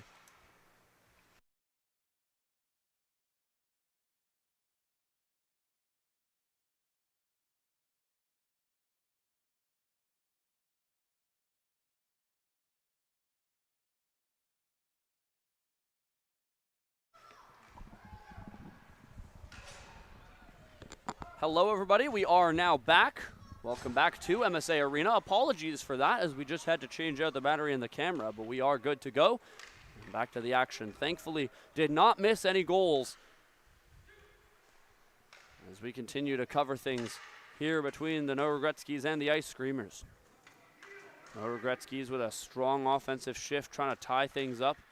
Here's 4 scoops, dropping it back to Duke Delight. It's good neutral zone coverage, though, so far by the Ice Screamers. I should say slot coverage is kind of all 3 players just sitting in that slot, daring shots from the outside.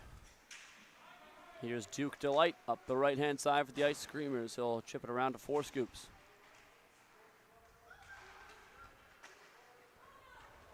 Couldn't hang on to that one. Now the No Regretskis might have a dash. Here's an opportunity to the goal. Millsy shoots. Oh, just wide. Had the goaltender beat, but couldn't steer it in. Yeah, he had a full head of steam, and he beat the goaltender to the post, but just couldn't hit the net. It's 2 breakaways we've seen now from Miller Jorgensen, and he's come oh so close on both of them.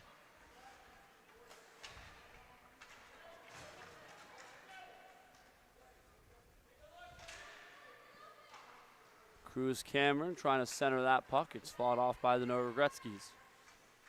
5.5 minutes to go here in the first half.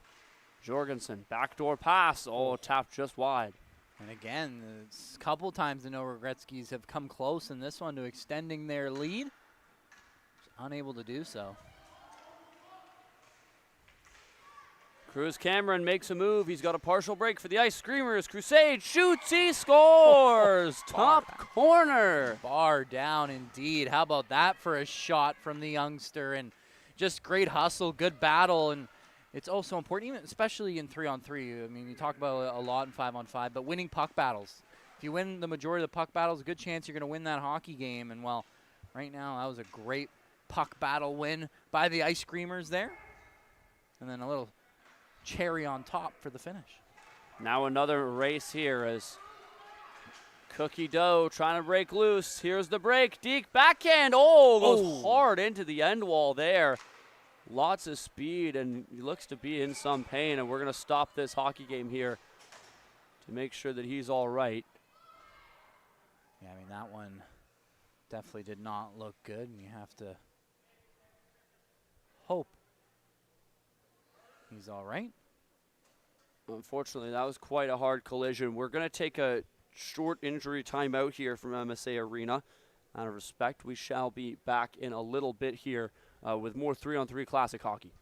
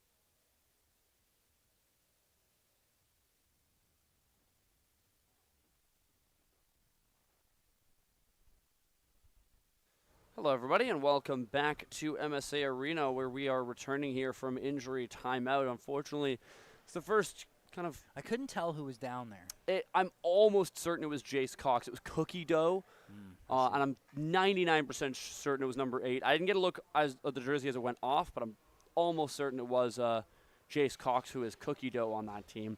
That's a dangerous play. I mean, strong move to the net, gets his legs taken out from under him, goes hard into the boards. You hate to see it, but thankfully Jace Cox, who, if we are right, that's who it was, did get up under his own power and get off of the ice. Yeah, so an injury, but not a super threatening one. Unfortunately, his day of hockey is done. He's gone to go join his family just outside as that puck gets flicked into the bench. So, yeah, it's a tough miss here for the Ice Screamers as well, as we saw him before, and he had quite the impact in this game and the game before. Yeah, certainly, and so the Ice Screamers will try to avenge their stricken teammate here as they head down the rink.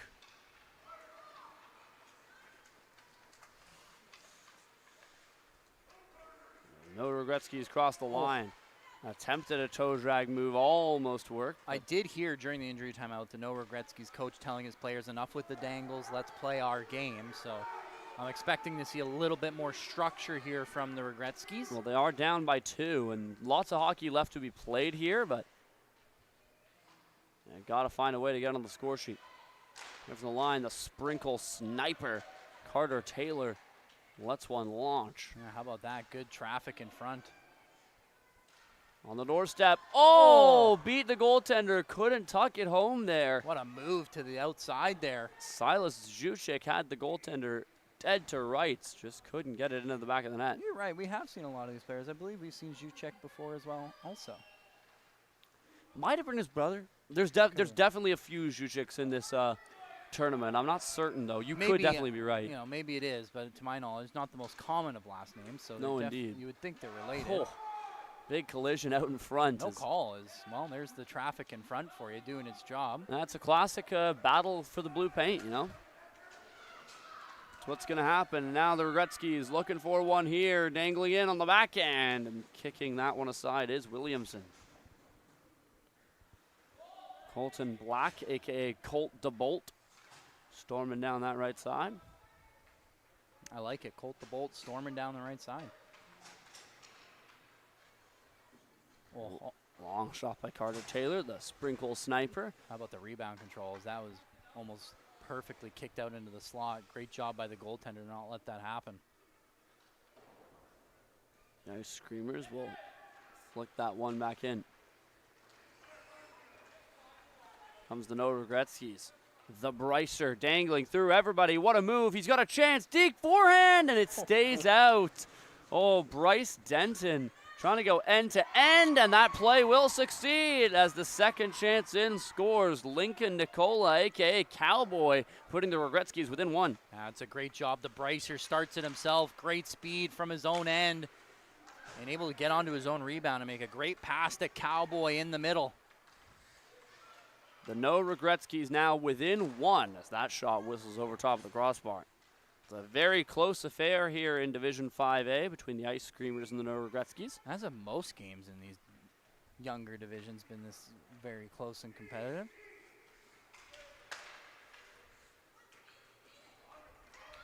Here's Cameron, gives chase on the forecheck here as the No Regretskis start out. Cameron's going to force a turnover. Here's Crusade, and his teammates were on a line change. Didn't have a whole lot of help, and it's going to allow the puck to go back the other way. Drumstick steps onto that one. That one played across to the left-hand side. Cameron Cruz is slowed down by the No Regretskis.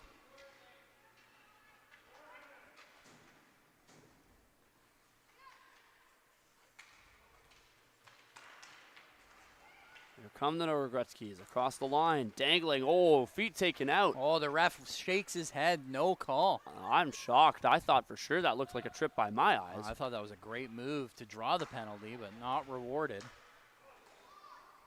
You just got to play till the whistle. No call given, so you got to keep going as the No Regretskis handle that in stride. We'll take it into the attacking end. Oh, what a move. Here's a chance. Hit the post. Oh, frustration shown with a stick slam after Canoodle nearly put the defense into a blender. Yeah, how about that dangle? Look at the dangles from the Regretskis. Yeah, perhaps their coach shouldn't have told them to stop with the dangles. They're clearly pretty good at it. Yeah, clearly. But now they got to be careful. There's 5 seconds left. Can Crusade get the shot away in time? Here's the move, and the goaltender comes out to challenge, and that's clearly the right play as he'll take a 1-goal deficit heading into the intermission here. The Ice Screamers up 4-3 as we hit our break. Yeah, great job by the goaltender coming out into no man's land and winning that puck battle. Great job by the young one there. And we'll be back in 30 seconds, like you said, for what has been an exciting Game 3 of the day.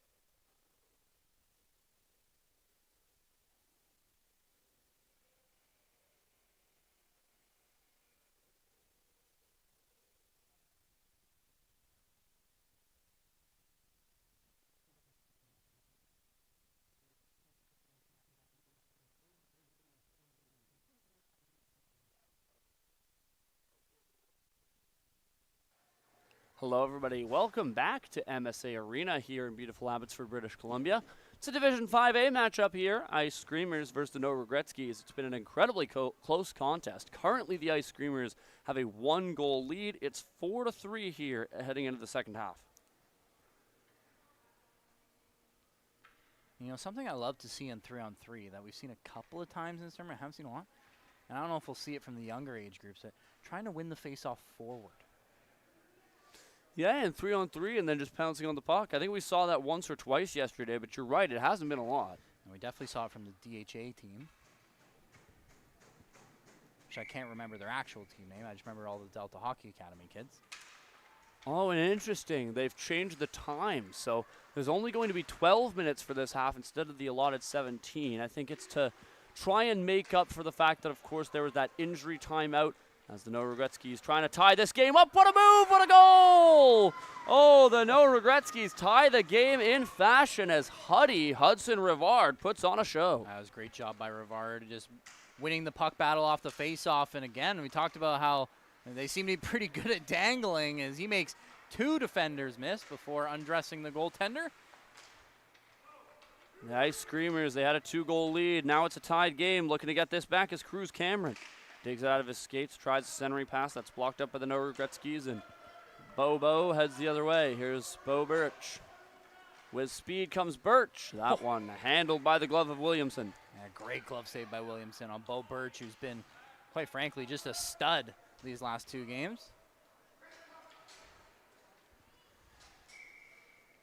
That one's dumped in, and be icing. It will be icing. No Regretski's working on a line change as Huddy's trying to do it again once more through the defense, and he scores! Talk about the moves from Hudson Rivard. He really knows what he's doing with the puck on his stick. Yeah, how about that from Rivard again as the Ice Screamers defenseman kind of gets caught pushing up and he can't get back in transition in time, and Rivard again to that backhand. It's silky smooth. And I've got some very good news, and that's that Cookie Dough is coming back into this hockey game. So after going down with an injury that looked to be on the worst side, thankfully seems to be no worse for wear, as he's going to come right back into this game and help out his team. And talk about a trooper going out of the game with injury and making sure you come back to try and help your team win a hockey game. Well, the hockey teaches toughness young, that's for sure. Regretski's tap home a rebound on the doorstep there as Miller Jorgensen, right place, right time to get them a 2-goal lead. And that's the importance of crashing the net there. Sprinkle Snipes heads up the right wall. Backdoor pass, and the Ice Screamers just missed connecting on that play. So from being down by 1 to being up by 2, as the Regretskis seem to have some extra life here in the second frame. Of course, with less time on the clock now, we've got less time to have to try and protect this lead. Here's Colt to Bolt, lets it fly, and that's held on to by Williamson. And a good screen in front. That's a nice save by Williamson, battling through the traffic. Colton Black's shot is stopped, and the Ice Screamers head back down the other side. Long shot goes into the glove of Lightning LJ, Lincoln, France.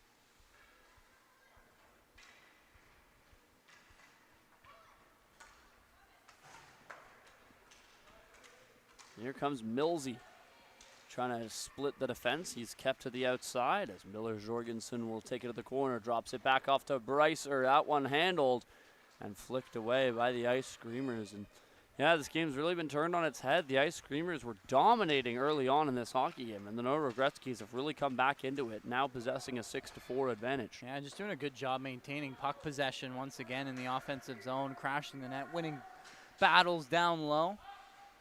And then how can you forget the dangles we've seen, as we see another one right there.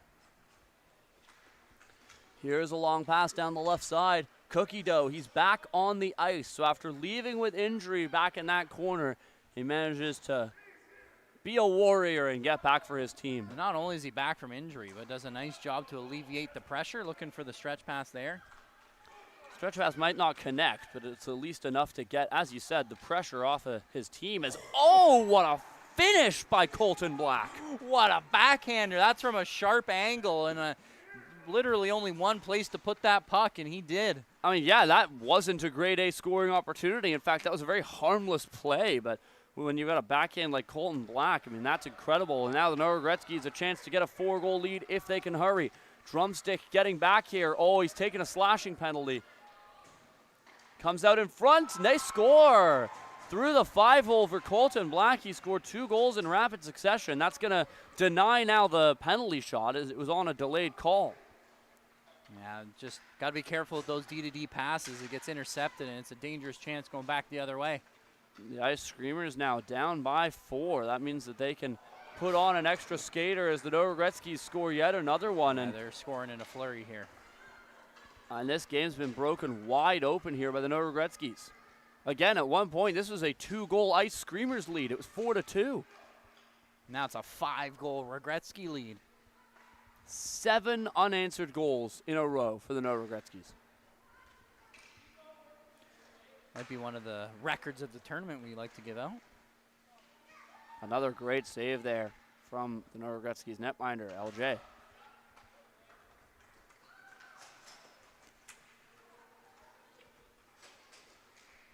Canoodle tries a toe drag. That doesn't work. And back come the Ice Screamers. Here's Cookie Dough up the right side. He's hauled to the ice. Poor guy does not need to take any more abuse. He's now going to get a penalty shot here. Seems to be okay this time around and does a great job using his speed down the wing, forcing the defender to kind of either take a penalty or let him go out wide. And Cookie Dough will get his penalty shot. Jace Cox. So once again, after leaving this game early with injury, coming back as a trooper for his team, and now he's got a chance to continue that storyline. Deke forehand, he's turned away. A great save there from Lightning LJ. Good move, though. A little backhand fake, and he got the elevation on it. That's just a great save by Franz. 5.5 minutes left, and I mean, you're starting to get to desperation time here if you're the Ice Screamers. Yeah, you're talking about a goal a minute at this rate. Canoodle. Sharp angle. What a goal. I mean, these Norogretskis players put that puck wherever they want. Again, it's from a decently sharp angle, left-handed shot on the left side, and it's posting in, low blocker. Kano Wingblad, a.k.a. Canoodle, with oodles of skill. I was waiting for one pun. I'm surprised you haven't hit more in this game. There's been lots of names to work with. There are lots of names to work with. I don't want too many listeners to tune out. Here's a chance on the one-timer. Crusade turned away again by LJ, who has had a stellar second half here for this No Regretski's squad.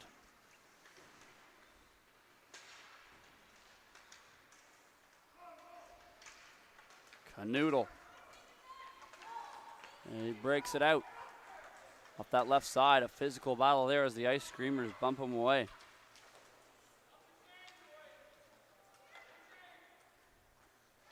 Ice Screamers go back to it. 4 minutes left on the clock here. They need 6 goals. It's going to start to get out of reach pretty quick if they can't start to find something here. Here's Cameron, steals the puck and heads to the attack. This is what the Ice Screamers need. Centering. Oh, it hit the side of the skate of score bar. So close, but so far. Here comes Snipes. Here's Cameron, Crusade, dangles one defender to the ice. Here's a look, tries a centering pass, it's blocked, finds his own rebound on the backhand. That's stopped. Another chance in tight here, flipped over top of the net by Scorebar.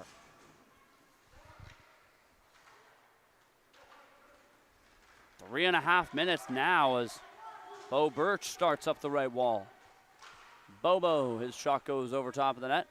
It comes over to Snipes. Brixton Kerr on the left side.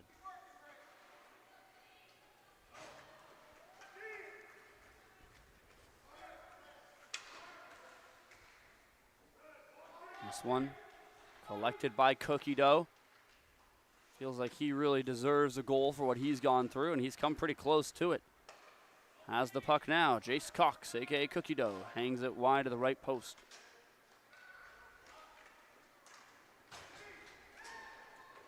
There's the No Regretskis, 3-on-1 developing. The Ice Screamers on a change. Brixton Kerr, all kinds of space. He scores. And that'll put this game out of reach. The No Regretskis now a 7-goal lead with 2.5 to play. Yeah, the Brycer all sorts of speed down the wing, and he finds a perfect pass into the middle after the defender kind of committed to taking Brycer out of the play.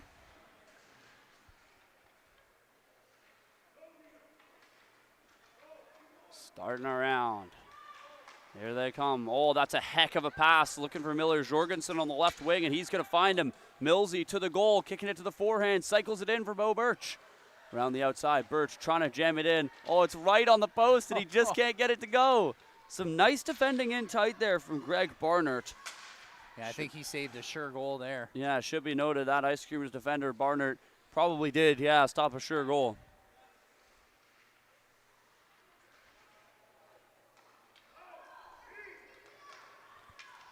Ice Screamers start out. Might be too late to surmount a full comeback. You know that they would at least like to get a couple more.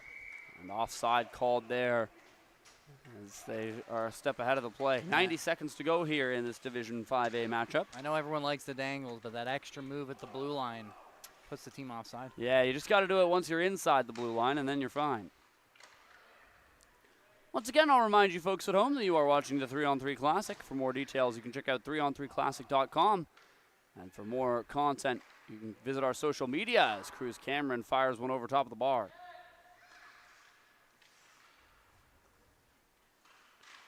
Miller Jorgensen makes a good move.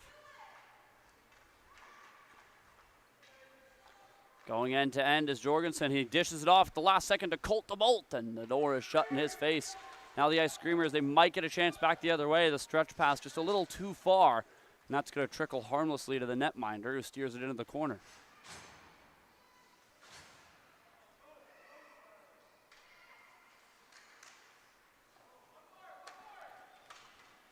You hear the No Regretskis bench yelling, one more, one more. Here comes Colt the Bolt looking for just that.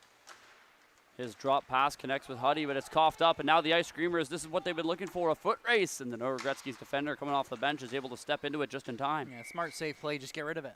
You got two guys bearing down on you. I think we've seen a lot in this tournament, guys trying to make the extra move, trying to do something fancy, which 3-on-3 does lend itself to that, but that safe play allows this to happen. 5 seconds left. Colt the Bolt looking for one more, and the time will expire. That'll do it. The game ends with a score of 11-4 in favor of the No Regretskis. I think we might see the shootout coming up here. Not, And yeah, we'll see, because of course we did have the injury timeout. we still are We on should time. still have time for the 5-puck shooting challenge. So we shall see if it does happen. It does look like we're going to get it. And sure enough, we shall. So as always, we do end with the 5-puck shooting challenge. And for anyone unfamiliar with how that works, each team gets 5 pucks, trying to put them all in the back of the net. However, if you don't score, you got to take it all the way back to the blue line before the next player can shoot. Now, we saw a lot of great dangles from the No Regretskis. So I wouldn't be surprised if we see some more here in this shootout.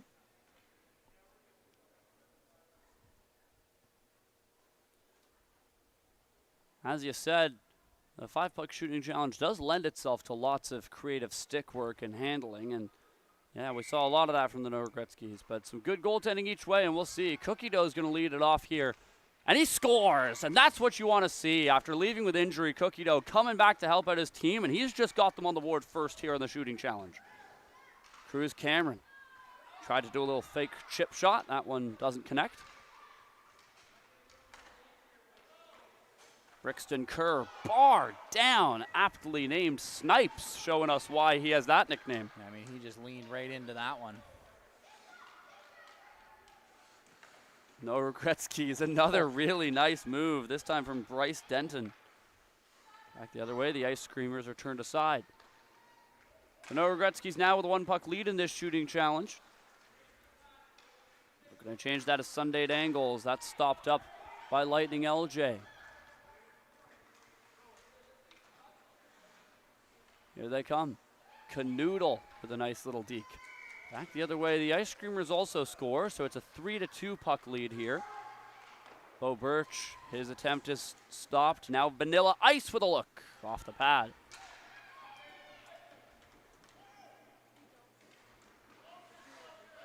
Another goal for the No Regretskis. They are on to their final puck. The Ice Screamers need goals, and they need them now. Not going to find it. Deke scores! How about what that a for the fake. win? Hudson Rivard, who scored some absolute beauties during the game, ends up with the game winner here for the No Regretskis. Well, the shootout winner, but yeah. Yeah, you know, mini game winner. So ultimately, the No Regretskis win both the game and the shooting challenge. They will take this W in Division 5A. We're going to take a break here from MSA Arena. We'll be back with more 3-on-3 Classic Hockey in approximately 15 minutes' time. Next game is at 12:45. Zach Clarke and Liam Higgs with you here all day on the 3-on-3 Classic YouTube channel.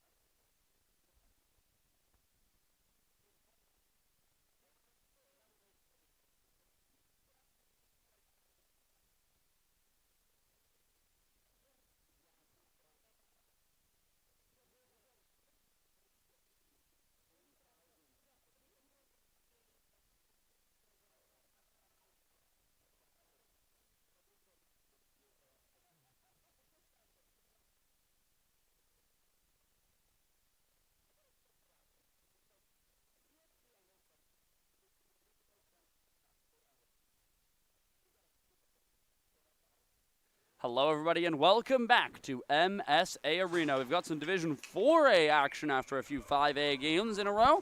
It's the Crop Dusters versus the Ice Kings. And right away, let's address the fact that this might be the best dressed team in the entire tournament. We've given out our broadcaster awards, and one of them is Best Drip. We've given a few swag awards in the past as the Crop Dusters robbed early on. And yeah, the Crop Dusters may have the best jerseys of anyone so far. Oh, they're really clean. They might be like top 5 I've ever seen. Yeah, no, these are awesome, awesome jerseys here for the Crop Dusters, who are off to a great start here. And not only do the jerseys look awesome, but they also have their nicknames on the back, which as broadcasters we always find fun to play around with, as Chudley plays it backwards to Stewie.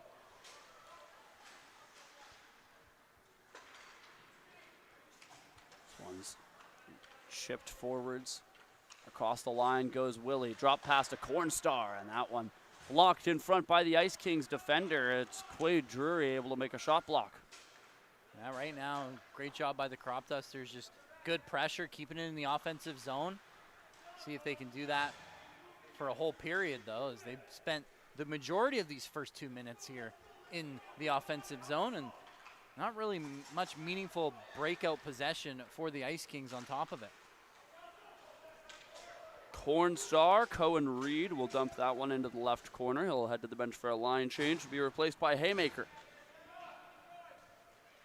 Out come the Ice Kings. Rahan Baines building up speed. Baines still going. Ice Kings still searching for their first shot on goal of the game. That one's knocked forward. It's back and forth here through the neutral zone. Chernsey trying to get loose. Here comes Chernsey. Lets one in, and that's off the mask of the Ice Kings netminder. He'll hold on. Yeah, nice job staying on his feet, controls the rebound, and now gives some space for the Ice Kings to see what they can do with it, as they haven't had much success getting out of their own end. They've not had to test Zach Hawkins yet, although as I say that, Hawkins makes his first save of the game. And it's a good one as well. Nice blocker save there on a decent-looking chance for the Ice Kings. Here comes Churn Daddy. That one backhanded in on net, turned aside by the netminder, Janik Batara. Batara's had to be sharp here early. But good rebound control by Batara so far. Haven't had much for the Crop Dusters to jump onto. Hudson Lemire plays that one in deep to the right side. The Crop Dusters are there to pick it off. Some nice moves, building up speed. Here's Churn Daddy. That one blocked, or no, pardon me, that's Chudley, who just stepped onto the ice. Drop pass up top to Stewie. Centering pass escapes the intended recipient. Chudley drops it back off to Stewie at the line. Spins away from the attacker to the right side. Here's Podunk, let that fly, and that one is stopped. And how about the movement in the offensive zone here by the Crop Dusters? Doing a really nice job getting open for each other, the overlapping, making it hard for this man coverage of the Ice Kings to stick with it. Ethan Wilson, a.k.a. Willie, chasing this attacking Ice Kings player deep into their territory as Quade Drury tries a drop pass up top to Rilkoff. That one's picked off. Here come the Crop Dusters looking for the first goal of the game. Here comes Cornstar over top of the net. It's a good rush there, but Quade Drury is able to pick up the rebound, and he'll try and steady as Cohen Reed continues to apply pressure on the forecheck. Yeah, got to be careful with those drop passes. The Ice Kings try and find the trailer, but it's intercepted, and it creates a breakaway there for Cohen Reed. Here's Wilson handling in his own end. I notice we've got a shots on goal clock again as Wilson coughs it up. Here's a chance for the Ice Kings. Get out in front. Oh, man taken out. Rebound. They score! What a shot from Mateus Topol, who tucks it just below the iron. What a shot by Topol. It comes off the turnover there, and despite being on the back foot, the Ice Kings have the lead. As getting caught a little bit deep in his goal there was Zach Hawkins. Here comes Topol. He just scored once. Looks it across to Ryder Clements on the outside. Clements centering pass is intercepted, and now Haymaker starts out. Potential 2-on-1 developing here for the Crop Dusters. Haymaker on the left side plays it in on Batara, who's going to freeze it with the glove.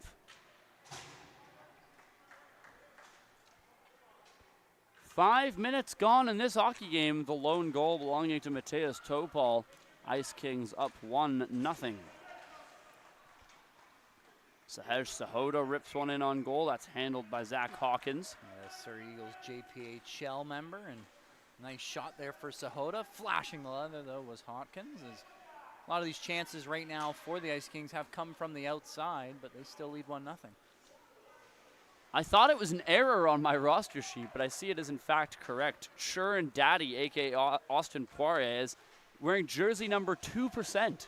That's right, 2%. I've never seen a percentage on the back of a jersey until today. That's got to be a churn joke of some kind. Yeah, I imagine so. Milk, perhaps. Unfortunately, I'm too thick to understand it. Hopefully, unlike the milk, if he's or the butter, well, I suppose, if he's churning. If it's 2% milk, it's not exactly the thickest of milk.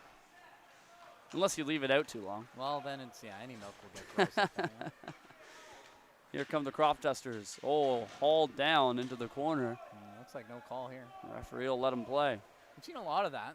Referees really letting the boys play, if you will. A tournament like this, I don't mind that. Yo, dunk on the doorstep, his shot. Great save by Batara. This is great pressure right now from the crop dusters. Again, the offensive zone work, I mean, you have to feel like it's going to pay off eventually for them. Rahan Baines down the left wall. Baines lets it rip. On the line of the goal. Crop Dusters trying to take advantage of that as Wilson takes it to the net. Backhander, he scores! Ethan Willie Wilson has this game tied at 1. Got to be careful with those shots. If you miss the net on 3-on-3, good chance it's going to come back to bite you as it goes all the way around and springs Wilson for the breakaway, and he makes no mistake. What a backhander there, off the post and in. Crop Dusters, after tying this one up, looking to take their first lead. Chudley takes it back to center. Chudley, of course, being Connor Bleakley. I think this is the team that the nicknames kind of match their actual names the least of anyone we've seen. Well, I don't know. The Ice Screamers didn't exactly have a lot that matched. That's fair. That's fair. I may have to concede to you on that one. That's a really good point. You'd think I could remember what was literally last game.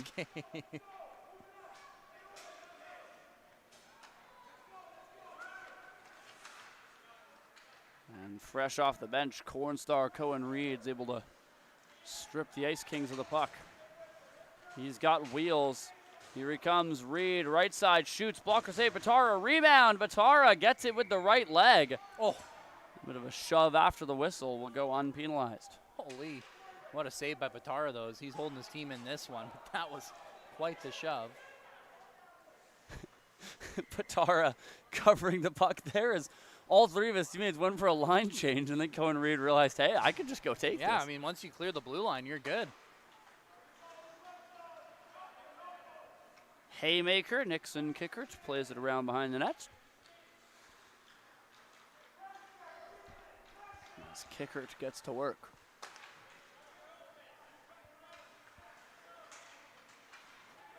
Plays it up through the middle. This one taken away here. Coming out to play it is the netminder. I can't see. Is he number 100? He's 000, Zach Hawkins. I can't tell what the name is on the back. I really want to see it. It's something ladies. But there's two words there. I don't know what the first one is. Hey ladies, maybe? But with an H-A-A, or H-A-Y, pardon me. Here comes Churn Daddy, 2%. Look out. Oh, wow. That shot had about a 2% chance of going in, and yet it was still pretty close. Yeah, it was. That one looked like it almost went off the back of Batara and in. Good hustle from Mr. 2% there.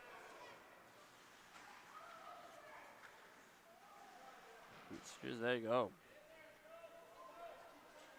A good battle down low here so far in the offensive zone for the Crop Dusters. They just have to find a way to create this offensive possession into some really dangerous scoring chances. Because right now, the Ice Kings, despite giving up a lot of possession, are doing a good job keeping them to the outside. But as I say that, Chernsey trying to go end to end there as Oliver Chris put that one just wide of the right post. Here come the Ice Kings. Crop Dusters have had a lot of possession, but it's still tied. Looking to change that. Here come the Ice Kings. What a finish! Sahej Sahota goes end-to-end top corner. What a goal there from Sahota.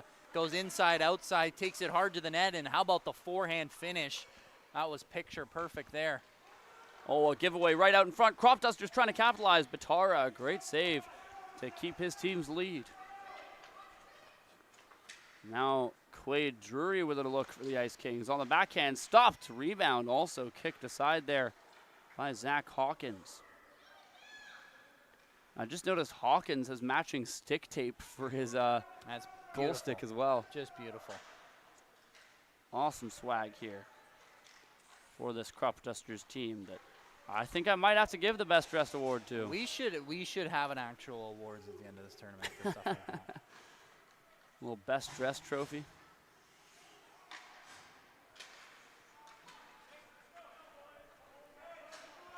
Give the teams next season for season 12 a reason to really ball out when it comes to the sty.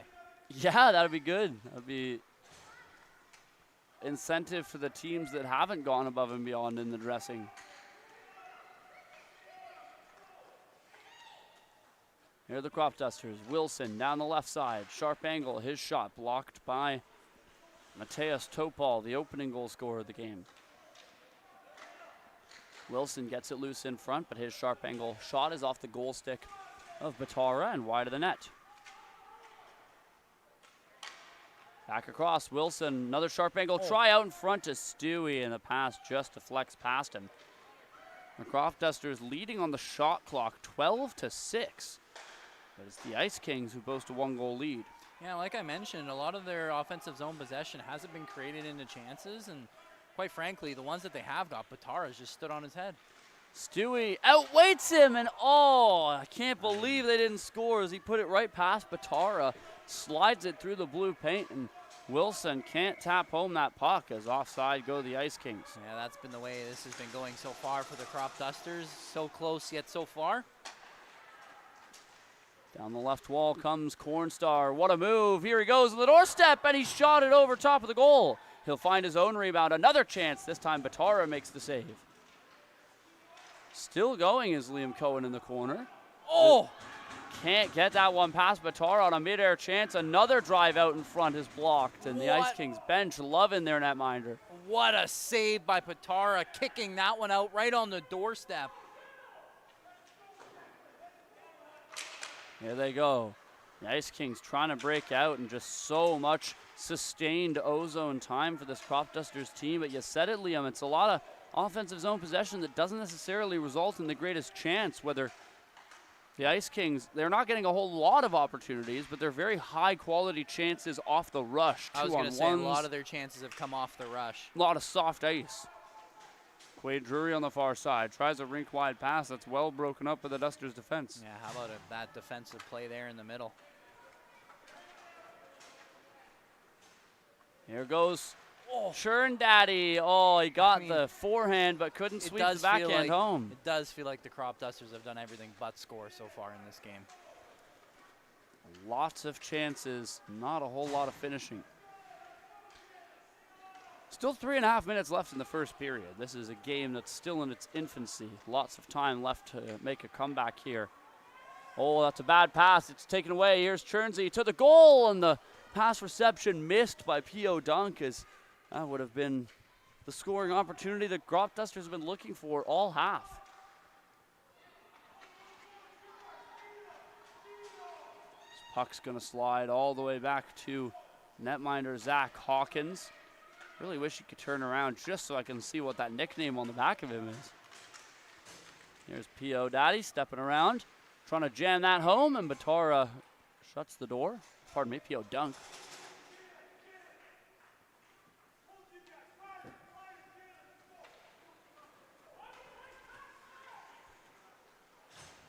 Here go the Ice Kings that love to try and solidify their lead. That one turned aside by Zach Hawkins. Oh, out in front, great chance, they score! What a setup there. Good forecheck by the Ice Kings, and it's a great pass from Sahota. And then look, immediately getting back to play some good defense, which is so important. Hudson Lemire scoring that goal. And this is what we're talking about quality over quantity. Lemire completely unguarded in the low slot. You're not going to get a better chance than that. While the Crop Dusters do head back to the attack, they just haven't been able to generate the kinds of chances that these Ice Kings forwards are able to get.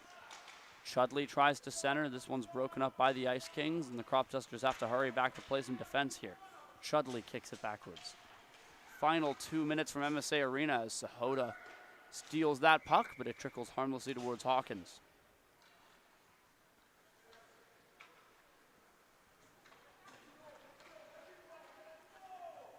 Wilson around the defender, takes it in, threads it 5-hole. Ethan Wilson has cut this to a 1-goal lead. Yeah, he's got both goals so far for the Crop Dusters. And how about that nifty little move to the outside? Gets enough room to take a forehand shot, and he rips it 5-hole. There's Sahota behind the goal. Back around to Mitchell. He'll feed the blue line for Marino. Marino back to Sahota as the Ice Kings try to establish the cycle here. Sahota flips it across for Mitchell. Ice Kings changing on the fly here.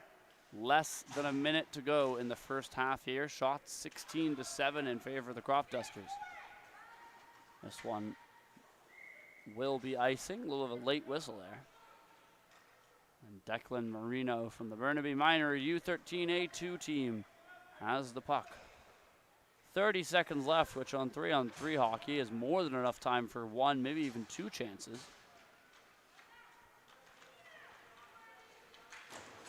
Wahan Baines coughed it up. Now a mad dash. Cohen looking for it. Here goes Cornstar. That's going to be a penalty shot.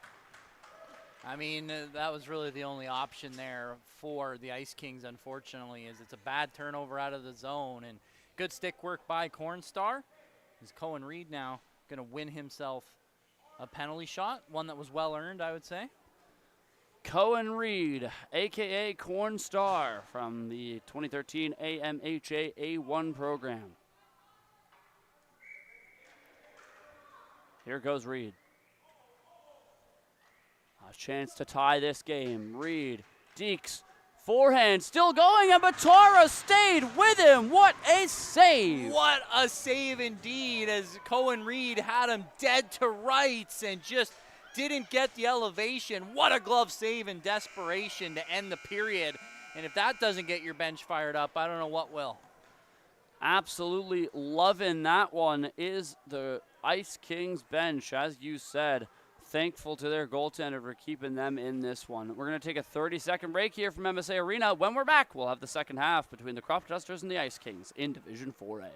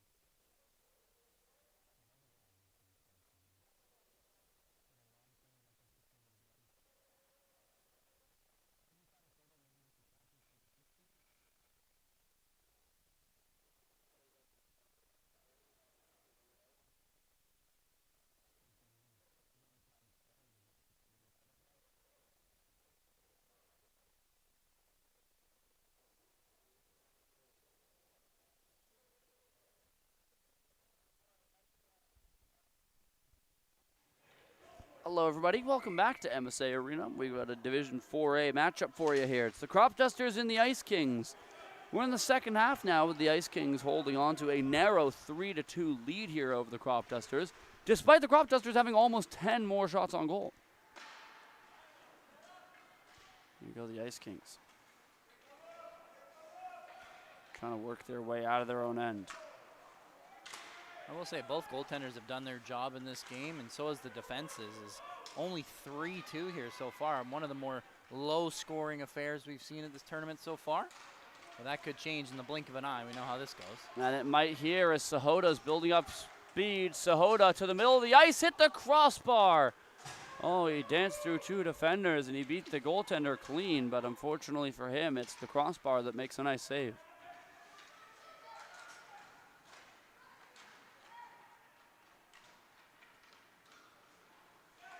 Both teams executing a line change on the fly here as Sahoda starts the advancement. He'll take it to the net on the forehand. Stopped by Hawkins. Rebound. Oh, he makes the save. Did you just mirror the net off a little bit? I think it's just you. Might be. Not the first time.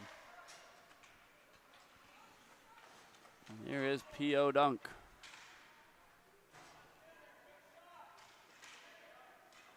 He'll ring it around to Chudley at the top left. Now back in front, here's Dunk on the one-timer, they score, and just like that, this game's tied at 3. Tic-tac-toe, what a great setup, backdoor in that one. Another 5-hole goal for the Crop Dusters. Oh, and now Ice Kings looking to strike back. Here's a look, they fire, stopped by Hawkins, rebound there, and the Crop Dusters able to pick it back up. It's a nice rush from Topol. Oh. And now icing against the Crop Dusters. That's a tough one to give up there. Could have been a clear-cut breakaway, just misses on the pass, and instead it's a free possession for the Ice Kings going back the other way. As the game continues to heat up here. Ice Kings take it in deep. Rahan Baines around to the left wing. Up high, now here's a look. Snapshot off the stick of Matthew Mitchell is handled by the blocker. Wilson looking to try to find Stewie for a partial break. The defender, Rahan Baines, gets right back on him. Here's Chudley on the doorstep. Deeks trying to jam it in. Chudley scores. I thought Patara got that one. That's a bit of a jammy goal, but you'll take it if you're the Crop Dusters. That's a good old-fashioned hockey goal right there. Connor Bleakley, a.k.a. Chudley, getting the Crop Dusters in front.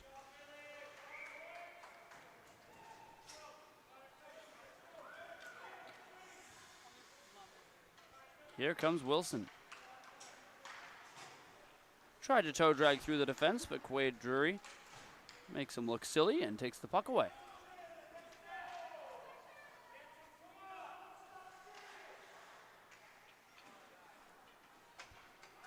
.5 minutes left here. You are watching 3-on-3 Classic Hockey on the 3-on-3 Classic YouTube channel. Check us out on social media at 3-on-3 Classic on Facebook, TikTok, and Instagram. Here's Wilson, flicks it across to the left side. Stewie back in front, Wilson scores! Oh, what a pass there, back door. And Wilson, I believe, has a hat trick now for this Crop Dusters squad. Indeed, he had the first 2 goals for the Crop Dusters. It is now his hat trick. Ethan Willie Wilson putting on a show. I mean, without him, this is a 3-2 hockey game for the Ice Kings. I will say that goal, not exactly all of his hard work, as that one was set up on a platter for him. Great pass. Here go the Crop Dusters up that left side. Centering pass, initially blocked. It comes back around. Poirier on the left side, up top to Cornstar. Just held that onside as it trickled onto the blue line, but not past it. And now up the middle looking for Churn Daddy.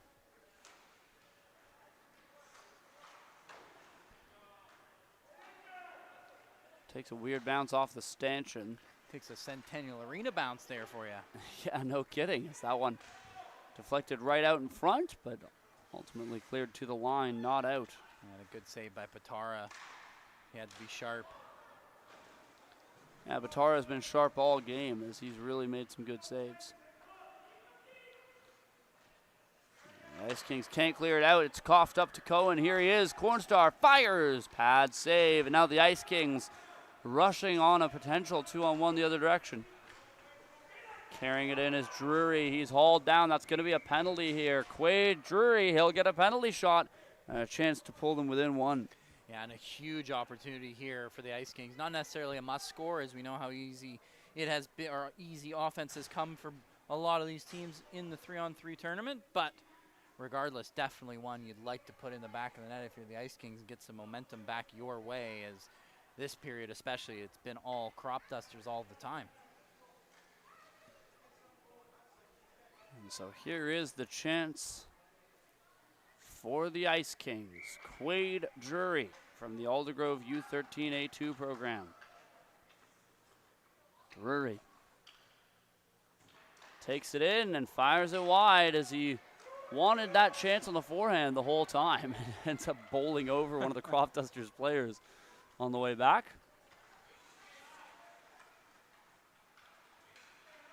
Trying to dance through everybody. Oh, and now there's a penalty shot the other way. Wow, I can't believe he went through all three of them and managed to get a penalty shot there. Gavin Warwick putting on the moves there. I believe that's Gavy McGee on the back of his jersey. Yes, indeed, Gavy McGee. Love it. Yeah, absolutely. So Gavin Warwick, a.k.a. Gavy McGee, to take this penalty shot. Crop Dusters are winning 5-3 right now. He could really pull away this lead if he scores here. Deek forehand, but Batara stays right with him. We've really seen some fantastic goaltending here from Janik Batara. Yeah, there's another great save. That one looked easy, stuck with him the whole way. Sahota going to get his team back on the board, launches one in on Hawkins. He'll make the save. Yeah, I've seen that a lot from Sahota. Individual rush and another good shot, but Hawkins turns that one aside.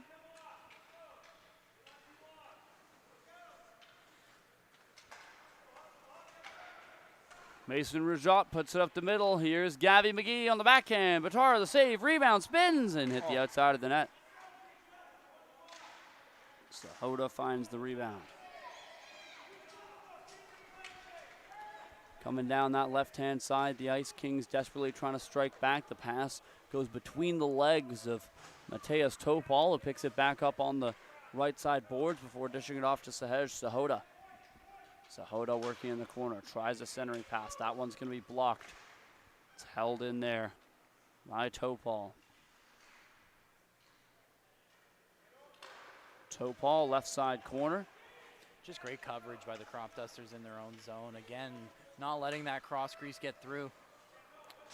No, indeed, the Crop Dusters have done a good job at protecting the lead that they've been able to build, although still 9 minutes left. Very much anyone's game. Only 2 goals in it.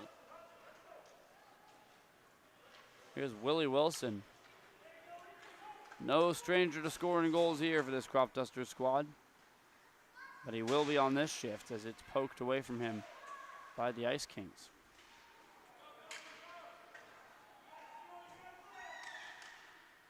Into the back right corner.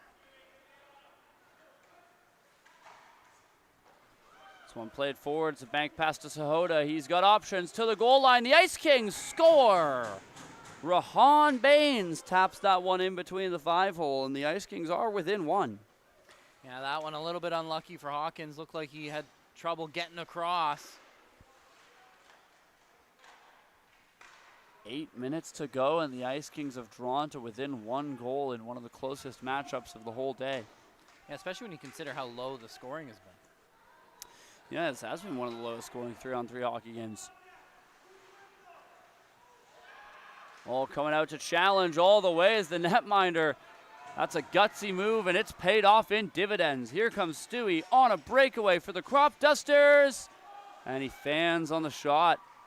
Oh, heartbreaking there for Hawkins. What a play to come out, the confidence to beat the man to the puck and sets up a breakaway. Quade Drury hits the outside of the post on a sharp angle try. Every goalie wants an assist in their life, especially a goal. That'd always be nice as well. Here comes Churn Daddy, 2%. Drop pass, haymaker, stopped by Batara, rebound. Oh, Batara gets back, third try is the charm. Crop Dusters get to the rebound, and they've regained their 2-goal lead. Yeah, Batara makes 2 great saves, but the Crop Dusters just doing a great job being in and around that blue paint constantly, able to bury it on the 3rd chance. And the Ice Kings got to help out their goalie a little bit more inside that blue paint. Quade Drury works on the left side.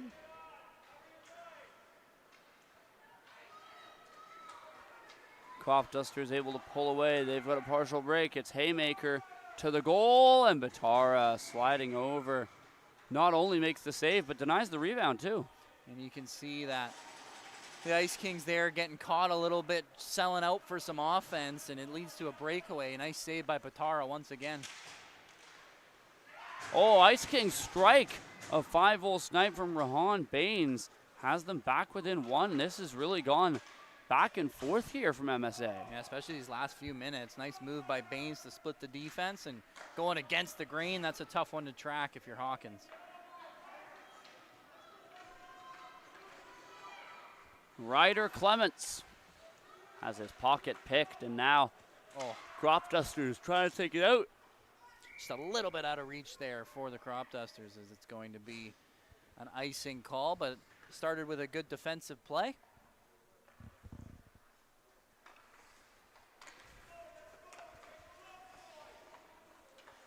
Here they come, trying to charge through the middle. The Ice Kings looking for the tie. Just missed was Clements. Or pardon me, that's Chase Nielsen. Now working with it, Jalen Rickoff. Wilkoff takes it into the corner. Looking to get this one out in front. This is Nielsen.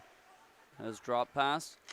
Doesn't quite connect, and now a race the other way. Churnsey, a partial break. Churnsey to the goal for the Crop Dusters. Turned away. Batara has been so good in these one-on-one engagements. Chudley, backdoor, poke. Batara the save, and the Ice Kings sweep it away. Another big save in a one-on-one situation for Batara. Because like you mentioned, he's been clutch. And still a one-goal hockey game here. Yeah, Batara has kept this close as can be. Here goes Wilson. He's got 3 goals, make it 4. No chance for Batara as Wilson goes top shedder. Yeah, just good strength on the stick there by Wilson. Hard to get him off the puck, and with a release like that, I mean, you let him get into that low slot, that's upstairs. Hoda on the outside is turned away, and now a long pass intended for Chudley is picked off through the middle by Marino.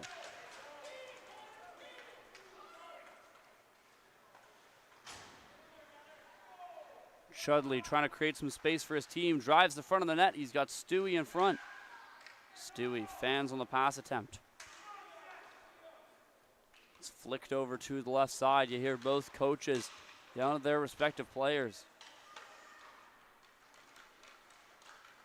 One flicked into the breadbasket of Batara. It's a 2-goal hockey game, but with 3.5 minutes left. We've only seen the goaltender get pulled once or twice so far this entire tournament. This feels like a situation where you could see Batara leaving for the extra attacker. What a move by Sahota. Unfortunately for him, no highlight finish as it's slid into the pads. Yeah, I don't think we've seen a successful goalie pull either.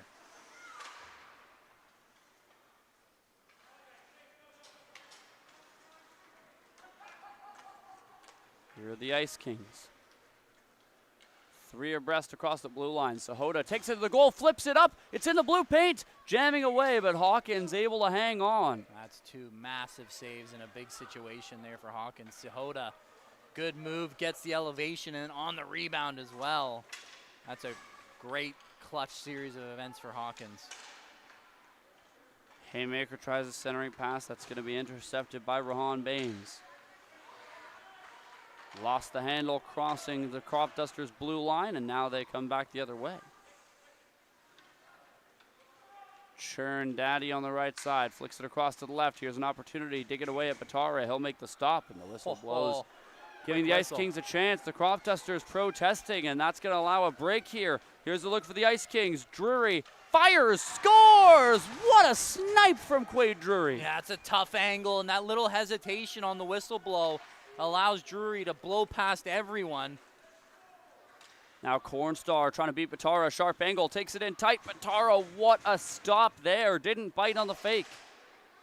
Just a 1-goal hockey game with 2 minutes. One of the closest of the whole tournament. A sliding block from the defender, Hudson Lemire. Crop Dusters able to deny a zone exit. Here's an opportunity for the one-timer. That one ripped wide of the goal. by Cohen Reed. Now definitely would be a good time to pull your goaltender, but you can't turn it over. Yeah, you can't pull the goaltender if you can't get out of your own end. Here's a chance. Batara made the save, and he'll bail out his team again. Out starts Baines. Baines one-on-one, steps around the defender. Baines still going. They need it. Hit the post. Oh, rebound. Here's a look. Ice Kings score. Hudson Lemire buries the hard work from Rohan Baines. And with a minute left, this is a tied hockey game. Yeah, it's a tough change right there for the Crop Dusters. Is not only did it give up the breakaway, but the Ice Kings able to get to the rebound first because of it. You have to think we're entering next goal wins territory. Baines trying to play the hero. Beats the goaltender. What a stop! Oh, the goaltender was gone, and he reaches back with the stick to make a possible save. What a save. He came out to poke check, and Baines thought he got around him, but in desperation just gets the stick back there. Oh, you just don't make those kinds of saves, and now a chance the other way. Crop Dusters, shoot! Oh, missed the top right corner.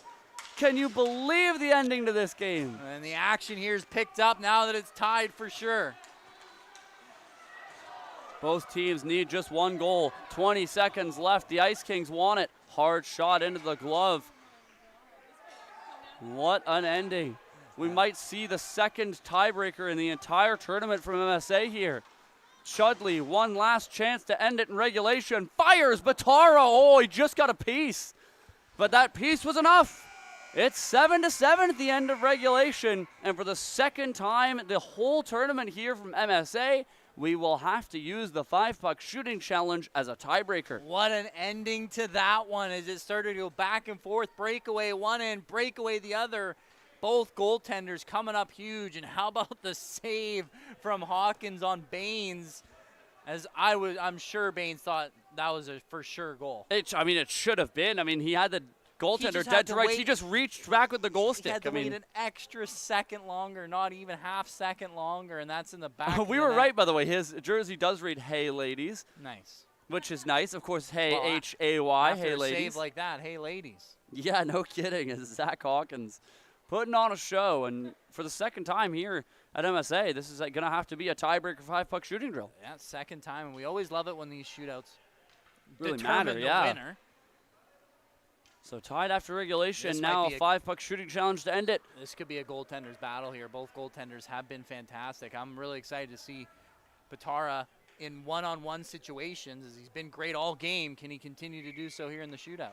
For anyone unfamiliar, both teams get 5 pucks. First team to score all 5 wins the shooting challenge, but if you don't score, you have to go and collect the puck and bring it all the way back to the blue line before the next shooter can advance. Haymaker slots it wide. And the Ice Kings have their first goal, Hudson Lemire. Second shooter now, Mateus Topol also scores. A 2-puck lead for the Ice Kings, looking to make it 3. Jalen Riekoff shoots and scores just like that. Jalen Rilkoff. The Ice Kings, you can tell they want this. They want it bad. Crop Dusters get a save when they need it most, but Batara, he has been lights out all game, and that's continuing. Give up a goal. Another goal there for the Ice Kings, coming off Rohan Baines. And this shooting challenge was a lot less close than the game was, as it's 5 pucks to none. I think that's the first time we've seen that. Yeah, Batara just stands on his head once again, stopping every single shot. Not a single goal for the Crop Dusters in the shootout challenge. What a goaltending performance as Batara wins that battle.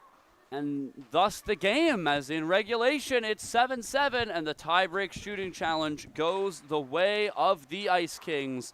We'll take a break here from MSA after one of the most electric games we have seen all day. We'll be back in approximately 15 minutes' time with more action here. You're watching the 3-on-3 Classic right here on the 3-on-3 Classic YouTube channel.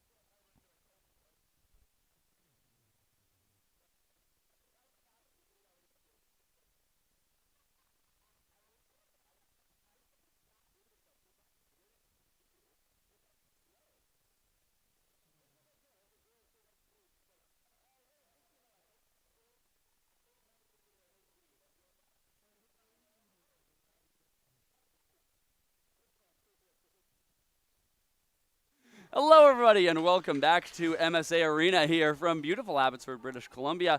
We got more 3-on-3 classic hockey for you. It's been a fantastic day all day. Last game was incredible. Now we have gone back to some more Division 4B as hockey. Right away, they score. Wow. No time wasted getting on the score sheet. I didn't even have time to tell you the names yet. It's the Ice Cold Beauties versus the Bar Down Bandits, and the Ice Cold Beauties getting on the board right away. Yeah, great job there, right off the face-off. How about the power move, using his size to the front of the net?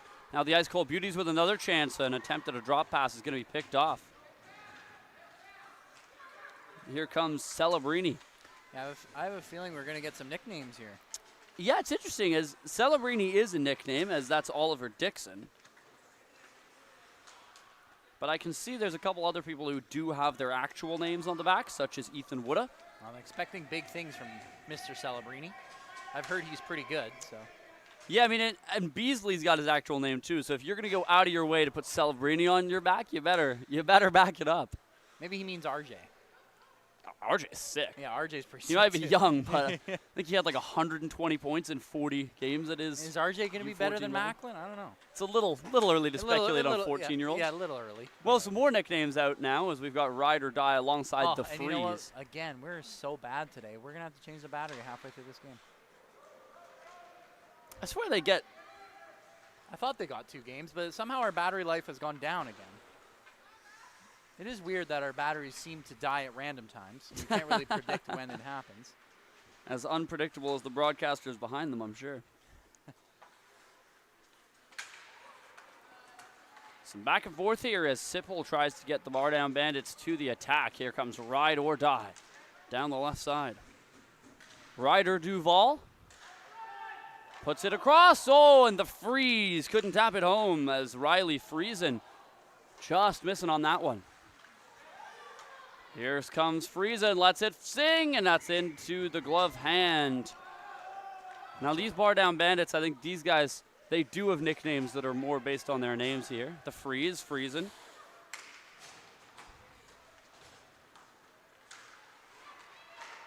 Nixon Orsi chases that one back, and it'll go and be collected in the corner by Theo Fast. A couple good things you could do with a nickname like Theo Fast. We'll see what he's able to launch in there. Oh, it's up in the air. Oh, the goaltender lost it for a second, ends up behind him. And his name is Tater Tot on the back. A little, not exactly themed, I guess. Doesn't have to be if it sounds good. Here's Block from the line. Block steps around his man, throws one towards the goal. That misses Oliver Dixon in front. And good pressure here, though.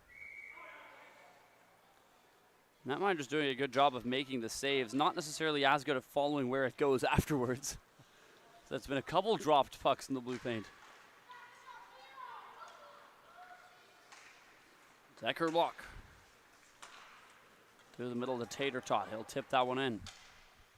Over to it there is Molly Sedlar. She's bumped off the puck by Tater Tot, trying to cut to the middle of the ice. It comes back to Sedlar. She'll play it up the middle. Here's Block at the line. Bar Down Bandits looking to answer the early go-ahead goal from the Ice Cold Beauties, scoring just a few seconds into this hockey game.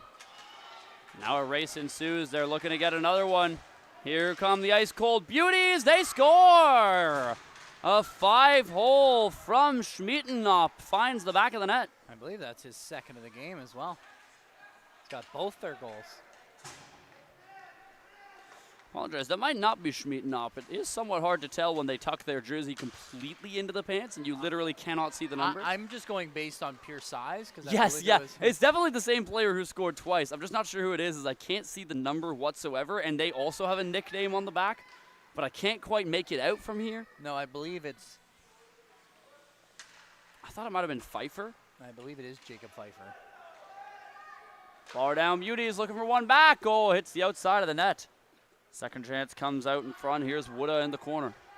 Woodda centers. Back door.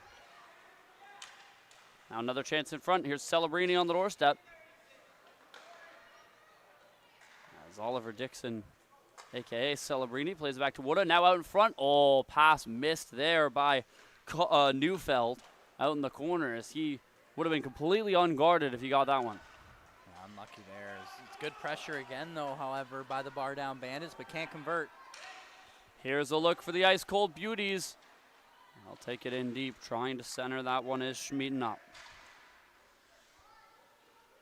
That comes over to Ferrara. Back out in front, trying to find Schmieden up, but it's broken up, and now goes all the way the other direction. Had some dreams come true so far in this tournament. Had lots of NHL talent. We get to commentate Celebrini right now, and we had Erik Karlsson the day before. We did have Erik Karlsson, this is true. I know, I just need a McDavid or a Crosby, and it's about set for me.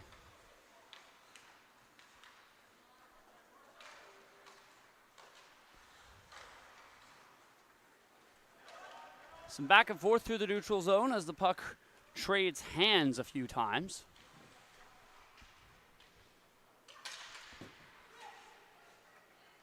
Finally brought out to center here by the Ice Cold Beauties. They boast a 2-0 lead, looking to make that more. Spin move, lost an edge. Still nearly managed to tuck that in. That might have been goal of the tournament had it found the back of the net. Going for the Ovechkin there. Here comes the Freeze. Freezing across the line. He's got Beasley with him. Pass back to Beasley. Doesn't connect. Freezing to the corner for Ryder Duval.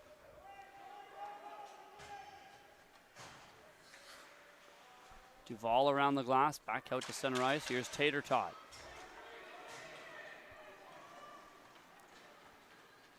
Tater Tot gets through the defense to the goal on the back end. What a beauty by Theo Fast. How about that move from Fast? Goes through a defender, and how about shelving it on the backhand? Take a bow, Tater Tot. Red hot Tater Tot gets them within one. That was good. I like that one. Burned my mouth on a few of those before. And here comes Theo Fast, looking for another one. Tried a centering pass. That was blocked. Second attempt ends up behind the net where his teammate Block awaits.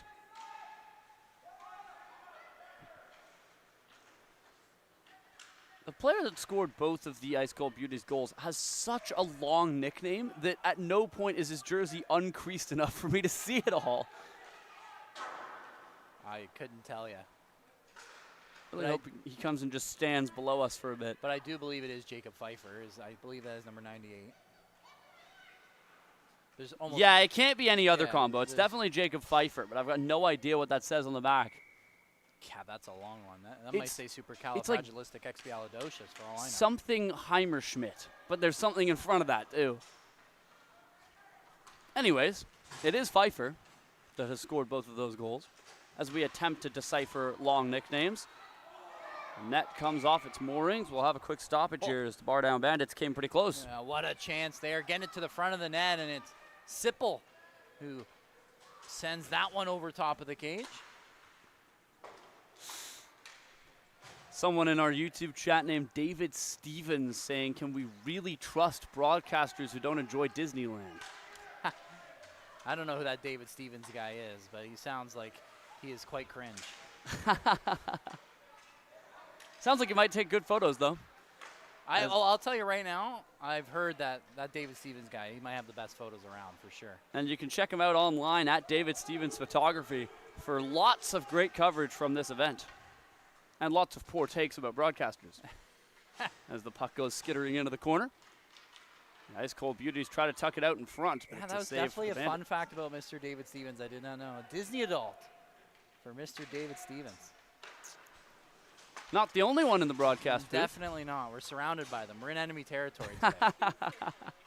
Here's Neufeld out the right side. Drop pass. Now out in front. Woda. All kinds of space. Shoots. Save. And the puck ends up behind the net for Neufeld. And bar down Bandits are getting chance after chance, but unable to bury them as this game is still only 2-1, which the amount of chances the Bandits have had is very surprising. Here comes Hom. Zach Hom takes it into the corner. Trying to pirouette to safety. His pass back to the blue line's picked off by the Bandits, and they'll clear it off the wall. And other than the rush chances by Pfeiffer, I will say that the Ice Cold Beauties haven't exactly had the most of the opportunities, as they've really struggled to get it in the offensive zone and have any sort of meaningful possession there. Woodda across to Celebrating on the left-hand side. Throws one on goal. It's a blocker save for Trip Norris. Nice cold beauties. Storm back the other way. They've really not had a lot of sustained offensive pressure with both of their goals coming from Jacob Pfeiffer off the rush. Yeah, and I will have to give credit to the Bar Down Bandits. They've done a really nice job in the defensive zone. Good structure, making sure everyone has a man. And they're not just standing next to their man, which is one of my biggest pet peeves. They're actually tying people up, lifting sticks. Not holding sticks, is that a penalty?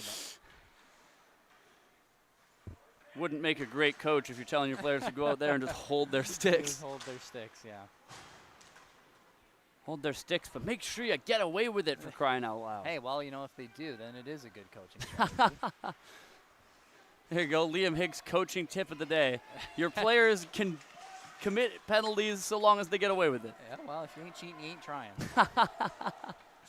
Here's Tater Tot, scores! Theo Fast has tied this game at 2. And it comes off a turnover, and it's a battle between Pfeiffer and Tater Tot, or Theo Fast as of right now, as both of those players have the only goals in the game so far. Both of which coming off the rush, or all 4 of which coming off the rush, I should say. 4 total goals, only 2 different goal scorers. 5.5 minutes left to go here in the first period. How's our battery looking? 13%. Plenty. Oh, we'll be fine. Yeah, plenty.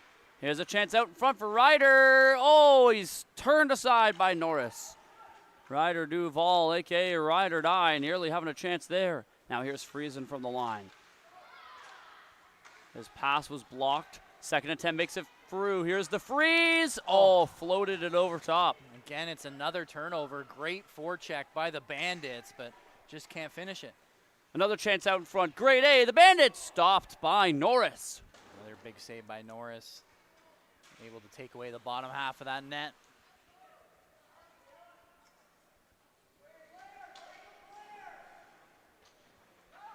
Final 5 minutes of the first frame. We're back to square one, all tied up here. Puck comes trickling through to the Bar Down Bandits. Netminder is going to hold on to that one. Chance now for the Bandits to set up some sort of breakout. Here comes Sipple. Sheltering the puck on the backhand. He'll spin a pass out in front, intended for Orsi, but it's picked off, and now back the other way comes Hendricks Ferrara. Ferrara spins his way across the blue line, but that's well picked off by the Freeze, who clamps around that defense. Yeah, great defense there by the Freeze, as it looked like the Bandits might have been caught a little bit too deep in the offensive zone, but the hustle to get back. Here's Hom out in front with a look, shoots just wide of the goal. Back around. Ferrari will play it into his own corner for Hom.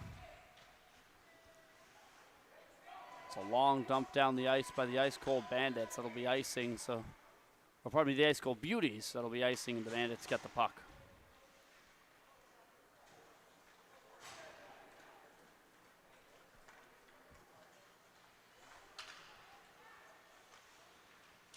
Neufeld chased it into the left side.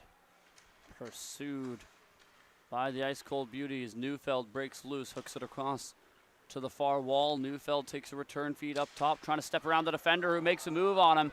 And Neufeld has to put on the Jets to get back in time as Bevy nearly got himself a breakaway and just couldn't find it. Here comes Woodda. Sharp angle, Woodda throws it on goal, stopped by Norris. Rebound lands at the feet of the Beauties, and they'll play it off the near side boards and out to center ice. And it looked like a really nice setup going down there for the Bandits, but you got to be careful if you're that last man back. We've said it so often in this tournament. Take the safe play, otherwise you're going to give up a breakaway. Looking for a hat trick is Jacob Pfeiffer lurking on the doorstep, but it won't happen on that one. Jacob Pfeiffer plays the highest level of hockey on this Ice Cold Beauties team, coming from the CMHA A1 program.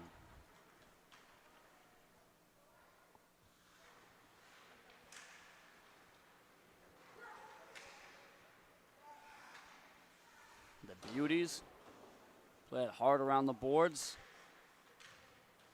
As Reese Smith steps onto it, he can't clear the zone. Celebrini picks it off for the Bandits. Here's Block, lets it rip. That one turned aside. As Trip Norris is able to knock it away. Back comes Pfeiffer, looking for the hat trick, charging the goal. Couldn't get it done. How about the speed from Pfeiffer? Really looks like a man amongst boys as he just goes end to end effortlessly. It almost looks like an NFL running back, just players falling off of him in a cloud of dust.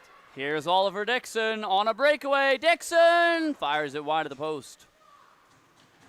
Yeah, it feels like, at least comparatively, he's got the size of an NFL running back as well.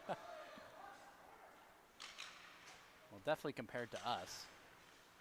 Well, compared to the other players on the ice. As he towers over everybody. I mean, look at the difference just right now between him and the players around him. Here's Friesen.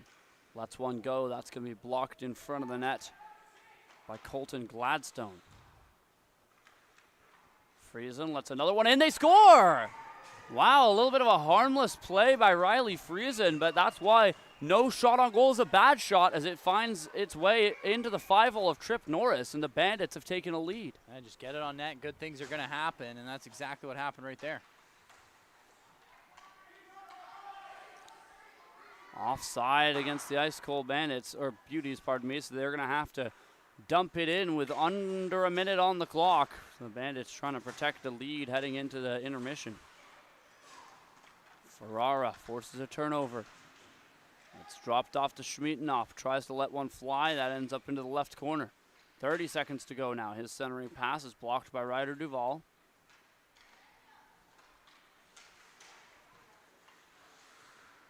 And here's Ferrara. Across the line on the left-hand side. He'll let it fly over top of the bar and bounces around to the right-hand side for Riley Friesen. That one had a chance, too. That was a good shot from far out. Here comes the freeze. Riley Friesen on the left side. Lets one rip. That's high and wide. With 5 seconds left, the Bandits going to have to be quick if they want another chance. Kick save by Norris takes us to the intermission. It's 3-2 for the Bar Down Bandits after 1 half of play. You're watching Division 4B hockey right here on the 3-on-3 Classic YouTube channel. We'll be back in 30 seconds time.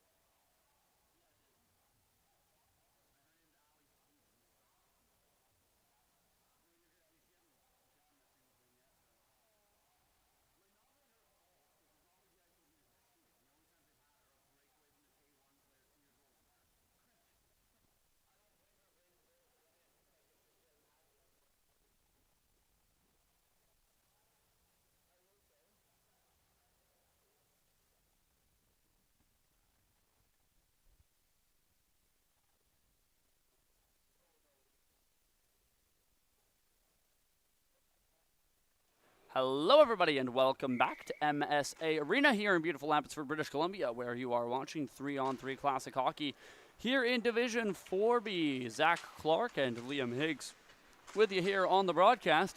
Currently a 3-2 lead in favor of the Bar Down Bandits, wearing black over the Ice Cold Beauties, who are in the cream and teal. Evie plays across to the right side. course, bear in mind, the Ice Cold Beauties, they did have a 2-0 lead at one point. Yeah, we were talking a little bit about it on air and off air. Most of their chances have come from Jacob Pfeiffer off the rush. You need to find a way to establish themselves in the offensive zone and get some more people involved. As outside good as Pfeiffer is, I don't know if he can do it all himself. Oh, here's Hom looking to do something himself, and Allie Stevens coming out to challenge. She'll make a good save. That's a great save by Stevens in tight, and we just talked about getting more people involved, and when she's going to make saves like that, it could be hard. Yeah, well, it's been interesting because this hasn't been a very high-scoring one as a penalty has been called. Yeah, it looks like a trip coming up here, and it's going to be a breakaway, or a penalty shot, sorry, for the Bandits. It's going to be Bowen Neufeld coming from the Chilliwack U13 C4 squad. Neufeld, a chance to make this a 4-2 hockey game. Slow approach, Neufeld, Deke, forehand, scores! Bowen Neufeld has doubled the bar down lead. What a move there. Lots of fakes in tight as he starts to dipsy dangle. It looks like they're going to have too many men, and this could be another penalty shot going back. It is. You heard the Bandits coaching staff yelling at them. Oh, but well. The whistle was blown by the referee, but play never stopped. She had her arm raised. I guess she's going to defer to the other referee who didn't see the penalty. Without a shadow of a doubt, it absolutely was too many men on the ice. There's no question at all. The Ice Cold Bandits, they might score anyways, and they do. It's a hat trick for Jacob Pfeiffer. Yeah, Allie Stevens makes a great save, but unfortunately for her, the rebound sitting right there for Jacob Pfeiffer, who might do it again. Pfeiffer's danced through the defense a handful of times, and he's passed them once more. Pfeiffer looking for 4 goals. Can't go Bible on Stevens. She shut the wickets just in time. The bar down Pfeiffer Bandits. is quite literally all over the ice. Yeah, Pfeiffer has been by far and away, not even close, the most noticeable player for this Ice Cold Bandits squad, or Ice Cold Beauties squad, rather. Which, to be fair, does make sense. This is primarily a U13 A2, A3, C squad, and then you throw one A1 player on there as the Bandits get another one. It's a great pass out front, and that's what we're talking about, that the Bandits have been better at doing, establishing themselves in the offensive zone, get a little bit of a cycle game going there, and it's Theo Flash with the hat trick. Indeed, so we got Theo Fast with a hat trick and Jacob Pfeiffer with a hat trick. We got dueling hat tricks here. Doesn't get a whole lot more exciting than that. The Ice Cold Beauties trying to strike back. Schmieden takes it to a sharp angle. A diving defensive effort from Theo Fast, and his coaches are going to love that. Yeah, great play by Fast. Not only did he have a hat trick, but getting back on defense, you love to see it. Here comes Decker block over on the left side. He's around the defense. Here he goes. Stopped by Norris. The other A1 player in this game.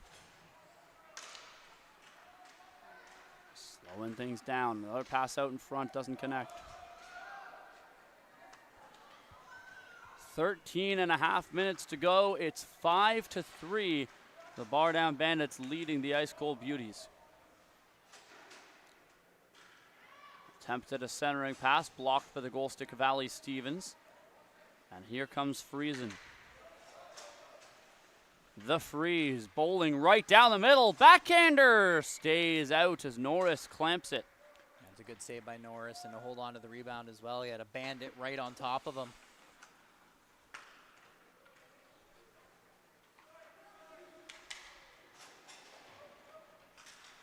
On the left-hand side of the Ice Cold Beauties fighting for it. They have players loose in front. Here it comes, and fortunately the wrong-handedness to take that on the one-timer. And now Bevy's shot is blocked. This is a chance for the Bandits developing. Taken deep into the Beauties' end where they'll recover and start out through the middle. Building up speed is Ferrara. Still storming, trying to go all the way. And Stevens hangs on. That would have been the definition of end-to-end as he picked up that puck behind his own net. What a save by Allie Stevens. Flashing the leather, giving it to how do you do.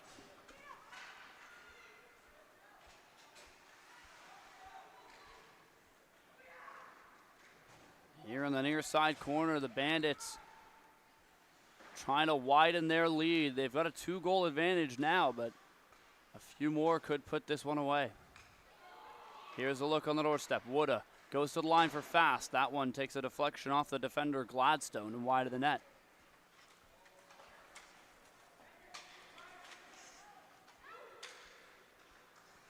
Woodda knocks away the attacker. It comes back to Ferrara. His shot's blocked. Gets it back. Throws it on goal. And Stevens reaches out with the glove to stop play.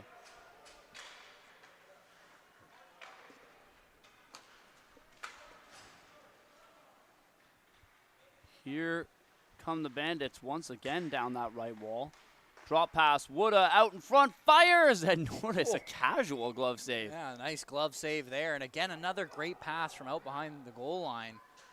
The Bandits have just been doing a great job with that cycle down low. The Beauties turn it over through the middle. Woodda lets one rip. That's into the pads of Norris. I don't think he realized where it was. He'll keep it out. Here is Tater Tot Theo Fast. He's got a hat trick to his name. He'll dish it off to Woodda on the right-hand side. Takes a return feed down the middle. Tater Tot making moves to the goal. Back door, and Norris gets across. As lurking on the doorstep was Anderson Beasley. And how about that offensive zone possession there for the Bandits? Setting up some tricky passes. That's back door. Great save by Norris. Now a chance for the Beauties storming down. Here's Gladstone to the goal. Gladstone! Oh, he never went for the shot. I think he had it too, just didn't pull the trigger. All's well that ends well. That's a smart move by Gladstone. Realized he could set up a teammate for a better opportunity. Unlucky for Ali Stevens, couldn't catch a break there. Here's Beasley back the other way. Oh, and it just stays out. Nice job there by Norris, dragging that back foot to keep it out. Yeah, it got through the front of the 5-hole, but never came out the back. And this is a one-goal hockey game right here. Pfeiffer looking to tie things, rifled it over top of the net. And this is where you're in some trouble here if you're the Bandits. Pfeiffer might be able to do it all by himself. Yeah, you definitely get the sense that he's the beast they release when they need a goal. Here's Block. Cutting to the net on the forehand, drives it home. Found some light in the bottom right corner, and the Bandits regain their 2-goal lead thanks to Block. That's a big goal for Block right there with less than 10 minutes to go to retake that 2-goal lead. Now Theo Fast, he's got 3 goals in the game. Deke, forehand, backhand, he scores! Theo Fast makes it look easy. That's his 4th of the game. Yeah, it's a nice job by Theo Fast. Namesake ringing right as he uses some great speed, gets the turnover, and then just quickly to the backhand. He's able to get to that post before Norris can. Puck's dumped in by Block. Theo Fast gets there, tried to tuck it in short side. There was no room past the pad of Trip Norris.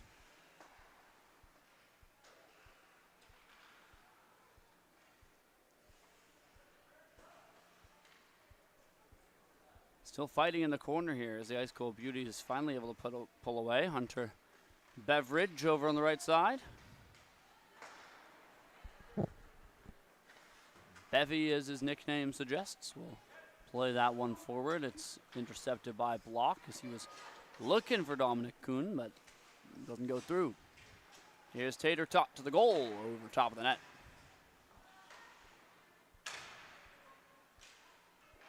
Oh, out in front, an awkward bounce off the backboards, and they find the back of the net. It's not exactly a pretty one, but they'll celebrate like it is as the Bardown Bandits take it home. We've seen a couple of rebounds from them. Again, just great work in and around the blue paint from behind the net. Playing some real, almost 5-on-5 strategies, if you will. Some great cycling from them. Interesting. I don't think we've seen this before. The referee just went and told the coaches of the Ice Cold Beauties that they are now allowed an extra player, and they declined. So the coach shaking his head. Guess they want to play this one out 3-3, which is fair enough. It has been a pretty close game. I have never seen that before. Yeah, declining a man advantage. Here's Hom over on the left side. His pocket picked by Friesen.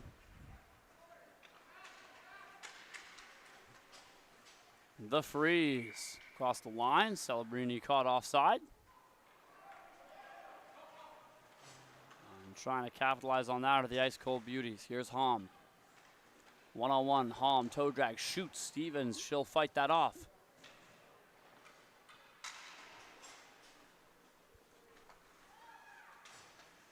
Seven minutes to go, and while this game is not out of reach for the Ice Cold Beauties, they're definitely going to have to start scoring soon.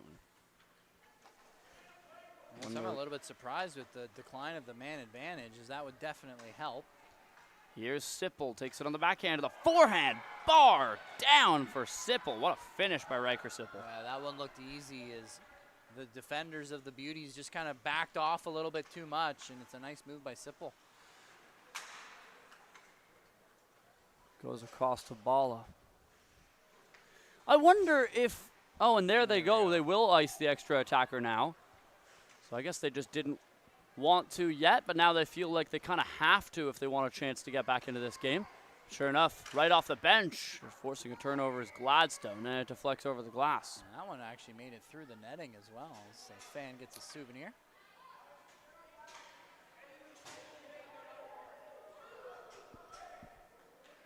No one's getting the puck. The Beauties are going to get a free shot here. No one from the Bandits went for the puck. And Stevens shuts them down.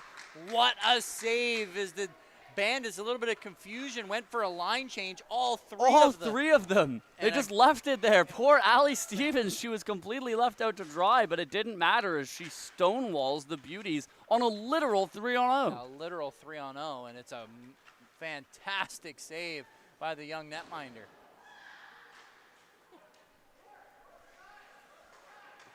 Here come the bar down Bandits back the other way. Theo fast. He's done everything this game. Can he do more? Not on that play. Trip Norris stays with him. Going for a fifth goal, which I think the record in this tournament by one player is 7, 6? It's at least 7. It's either 7 or 8. I believe it might be 7. It might be 8, actually. Yeah. Do I remember who got the 8? No. It was in Division 1. I'd know the name if I saw it. Here's Tater Tot.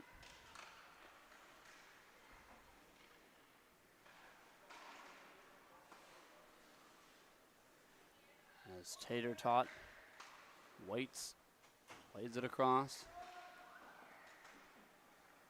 It's dumped down in deep by the bar down Bandits, and that one ends up in the mesh. So the Ice Cold Beauties get a look. 4.5 to go here in Division 4B hockey. You're watching the 3-on-3 Classic on the 3-on-3 Classic YouTube channel.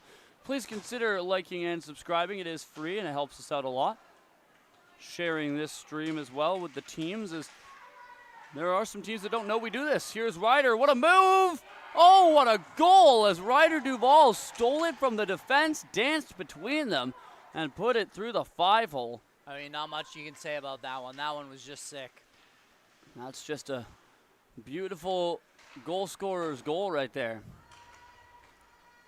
That one might die perfectly.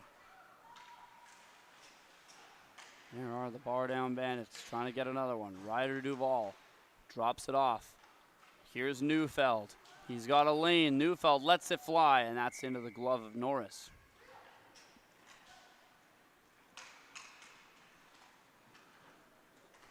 Now the Beauties with a break back the other way. Here's a look. They score. Beating Stevens' glove side as she flexes it. Looks up sadly, but she should still be happy with the way this game's going. Now a chance back the other way, and Norris with the blocker. That's a good blocker save by Norris to keep the Beauties on track to try and get back in this one. Here's Pfeiffer. He's got a hat trick already, looking for one more, and he ripped it wide of the goal. He's going to pick up his own rebound. Oh, what a stop by Stevens. He tried to tuck it in, and she got back with the goal stick. What a save with the goal stick. Paddle down. That's got to be one of the nicest saves we've seen this whole tournament. Take a bow, Allie Stevens. 2-1-0 developing here for the Ice Cold Beauties, and it won't matter as Stevens stays with it. Another chance out in front. Stevens gets it again as the net comes off. That's a great job by Stevens getting over there quickly. Unfortunate for the Beauties that the net came off in the process. It looks like the Bandits going to get a free possession out of this.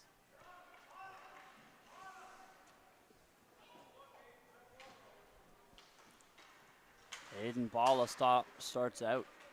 They'll make a nice pass at the right side here. Schmietenop Schmiednop centering pass. Halm on the doorstep. Oh, what a stop by Stevens. She can't cover the puck. It's still loose. Her defense trying to help her out. Stevens finally covers. What a goaltending clinic we're seeing here from Allie Stevens from the Chilliwack U13A3 program. How about that save? Flying across and able to, it's not quite a double pad stack, just desperation, throwing your body over there and making a huge save. And now she's going to have to come up clutch again. Do it again. Alistair Schmiednop on the breakaway. Schmiednop, Deke, backhand, and Stevens gets it again. Oh, she is marvelous in between the pipes. Yeah, falling back with the glove. And another huge save. That's 3 in a row, partial, if not full-on breakaways that she has stopped. And the whistle's blown here, but not sure what it was for as the play is going to continue. I thought it might be another too many men call against the Bar Down Bandits as they were on a line change. That one was certainly less egregious than the prior one. Another chance out in front. Stevens makes the save. Rebound. She gets it again. Third chance. They'll dig it in as finally the Ice Cold Beauties get a greasy one. And it's going to be that kind of goal that takes to beat a goaltender of Stevens' caliber. I was just about to say, how do you beat a hot goaltender? You get onto the rebounds and some deflections. And it took a couple of whacks, but they were able to get it done. There's a sharp angle as Norris comes out to challenge with the goal stick.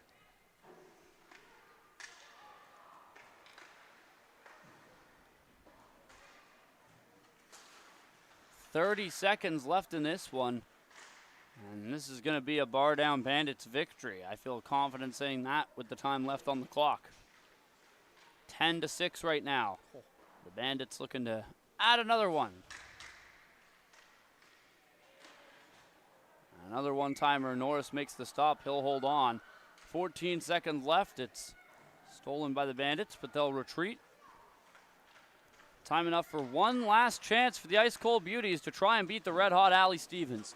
Here's a look for Smith. Oh, and a diving play there to sweep that away was Theo Fast. Second one of the game for him. What a game by the Bar Down Bandits. I mean, it would be an impossible feat to try to pick a player of the game when you got both Theo Fast and Allie Stevens playing on the same team. And that's also not to take away from guys like Ryder Duval, who also had great games. Riley Frieza and Decker Block, the list goes on and on. Ultimately, this was a Bar Down Bandits squad that really came out to play, and they win the game by a final score of 10-5.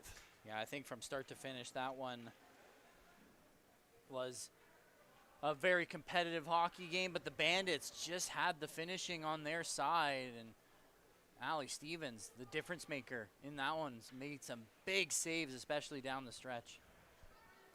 As always, we end the game with a 5-puck shooting challenge. For anyone who's unfamiliar with how this challenge works, each team gets 5 pucks. First team to score all 5 wins, but if you don't score, you got to take it all the way back to the blue line before the next shooter can advance. And it's been only twice that the team that wins the hockey game does not then go on to win the shooting challenge as well. Well, we did see it once today. Yeah, that's true. We'll see if the Ice Cold Bandits can change that fate as well. Pfeiffer shooting first here for the Ice Cold Beauties.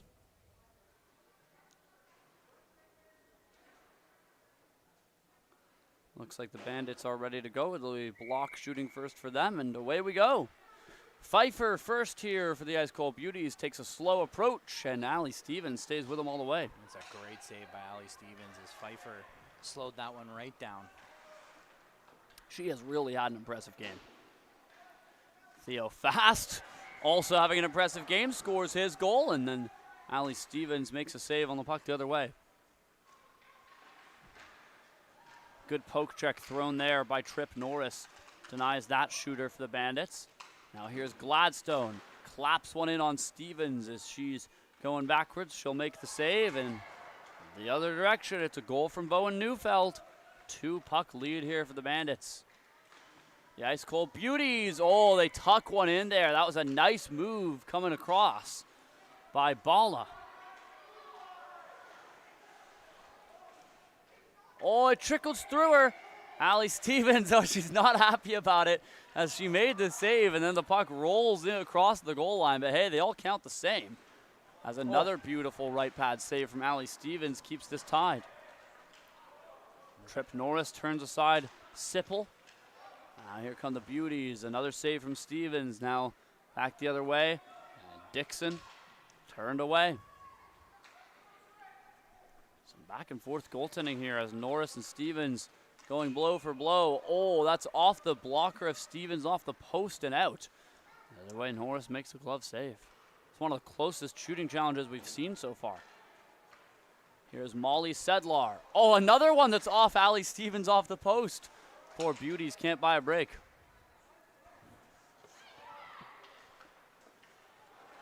Only missed the pass back to the line. Ferrari's going to have to chase this one. Here's Ferrara, bar down, and the Beauties take a lead in the shooting challenge. Not for long, as Block also scored. So 2 pucks left for both of these teams. One of the longer shooting challenges we've seen. Here's Hom, one-on-one with Stevens. Gets her to bite, but she stays with the puck somehow. Norris on the other end making a clean save. Yeah, I mean, they are really going blow for blow here, these two goaltenders. Oh, and another one that stays out there is Neufeld. I don't know how that one stayed out. I almost thought that it went in and then back out, but the referee standing right there says no goal, so I must be wrong. Oh my goodness, what a save by Stevens. That looked like she was completely down and out and somehow got across. We're seeing a lot of athleticism from these goaltenders. Finally, another one beats Stevens, but then oh no, they don't score. Norris handled that one, so now a 1-puck lead. The Beauties have a chance to win this shooting challenge right here. Here's the Beauties. Oh, he fans on it. Stevens was down and she was out, but the shot was fanned upon. Oh, what a lucky break for the Bandits. They're still in this. Oliver Dixon now stopped by Norris. Smith for the Beauties trying to put it away. Can't hit the net. This is close. Anderson Beasley now for the Bar Down Bandits. Oh, he threads it 5-hole. We're down to 1 puck for both these teams. Sedlar, she's turned away. This is the chance. Can the Bandits come back in the shooting challenge? Stopped by Norris. Here's the opportunity developing now. Beauties looking for it. Tucks it in. Oh, she saves it. Allie Stevens just got enough. Now here's Block. Scores! And just like that, the Bar Down Bandits come back in the shooting challenge, and they win both the game and the 5-puck shooting drill. How about that from Allie Stevens? Great job there as she held the door for as long as she could, and eventually her team helped her out with a flurry of goals on Norris. And that one of the closer shootout challenges we've seen. Absolutely, that came right down to the wire, but at the end of the day, the Bar Down Bandits win this Division 4B contest against the Ice Cold Beauties by a final score of 10-5. Player of the game would be really tough to decide on this one, as both Allie Stevens and Riley Friesen and Theo Fast especially all had great games and should be noted. But this matchup is in the books. Once again, final score of 10-5. We're going to take a break here from MSA. We'll be back in approximately 15 minutes' time to bring you the rest of the action from the 3-on-3 Classic. Signing out, I've been Zach Clarke. He's been Liam Higgs. You're watching the 3-on-3 Classic on the 3-on-3 Classic YouTube channel.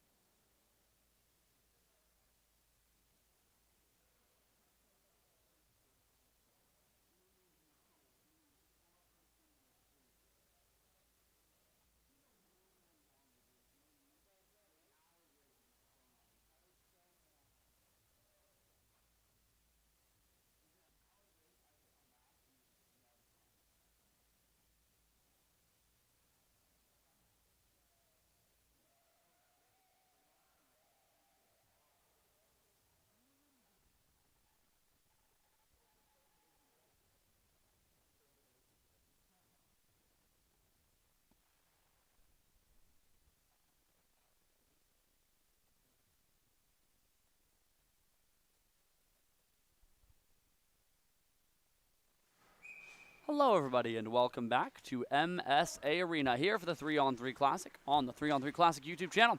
It's a Division 4D matchup here between the Wayne Jet Skis playing in the pink against the Mission Thrillers playing in the green. Here come the Wayne Jet Skis off the rip. That one takes an awkward deflection, comes out in front. Now, interestingly enough about these two teams, we have already pointed out that there are a lot of players that play for multiple teams, and we've seen that earlier today. This is the first time we're seeing that there is a player who plays for both of these teams. So electing to play for the Mission Thrillers as they needed the extra player. They're still down by one player overall. But Nolan Juchik, he is on both rosters. The two Hull brothers going back and forth, but it doesn't connect as Tyson and Jackson Hull, who I believe are twins, looking at their birth year.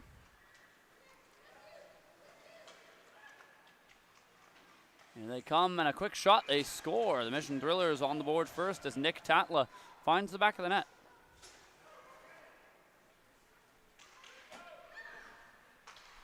Here goes the Jet Skis. Up across, quick look for Dickey. That one goes up in the air. Rebound knocked down.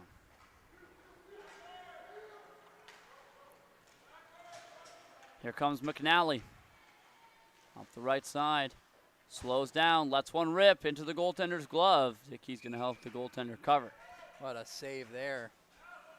That was a nice job by the goaltender, getting the glove up, controlling the rebound. Right now, I'll tell you what, the Mission Thrillers have done a really good job of getting that puck into the offensive zone off the rush and creating some good scoring chances early in this one. Dumped into the right corner. Here comes Call with a look straight down Main Street. On the backhand, top shelf. Aiden Call for the Mission Thrillers. How about that goal for Call? Again, off the rush. This time gets a bit of a bigger gap in between the middle, and he takes it all the way for a breakaway and shelves it.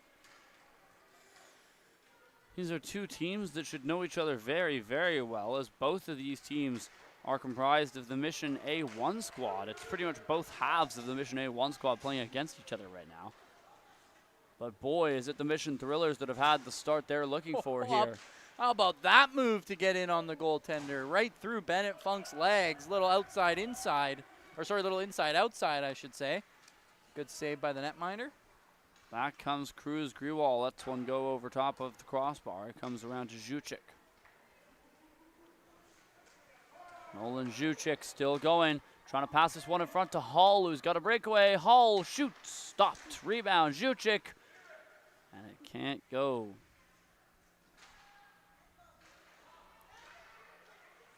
They're still trying to jam away on that far side as the puck comes loose back towards the blue line. Grewal trying to go the other way, but it's stopped up by Nolan Juchik and dumped in. The Thrillers will go on a line change. Yeah, off the rush has been the name of the game here for the Mission Thrillers.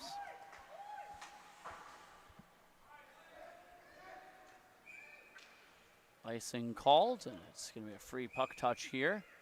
McAnally trying to get to work on the forecheck, but didn't realize he's not allowed to do that after an icing call. You got to let the opponents exit the zone.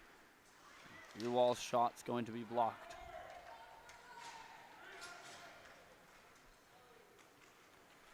Here they go. McAnally scores. Top corner for Ellis McAnally. Yeah, again, off the rush. Great speed for McNally, and he goes top corner. Nice shot there from McNally.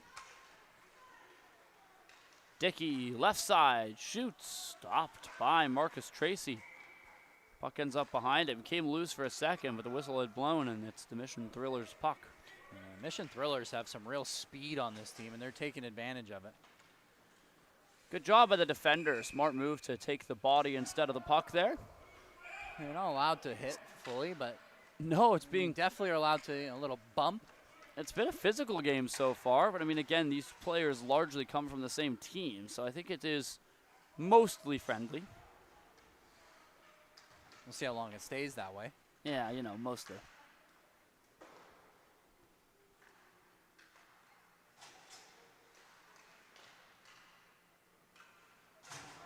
.5 minutes gone in this one as the Mission Thrillers advance. Here's McNally. McAnally dangling on the backhand. McAnally, oh, put it just wide as that backhander sailed just wide of the goal. And McNally's had some good rushes here so far.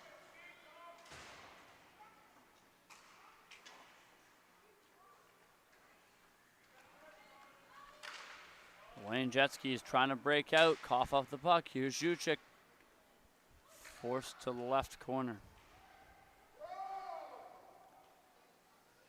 Juchik, also a member of this Wayne Jetski's team.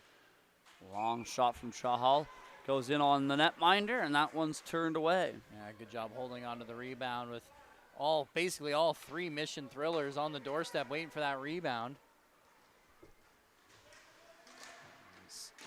Wayne Jetski's trying to get to the attack. Haven't had a whole lot of luck yet in this one. Captain Aiden Call knocks it across to his teammate Juchik. The Jetskis hold on side. It comes down to Lloyd in the corner.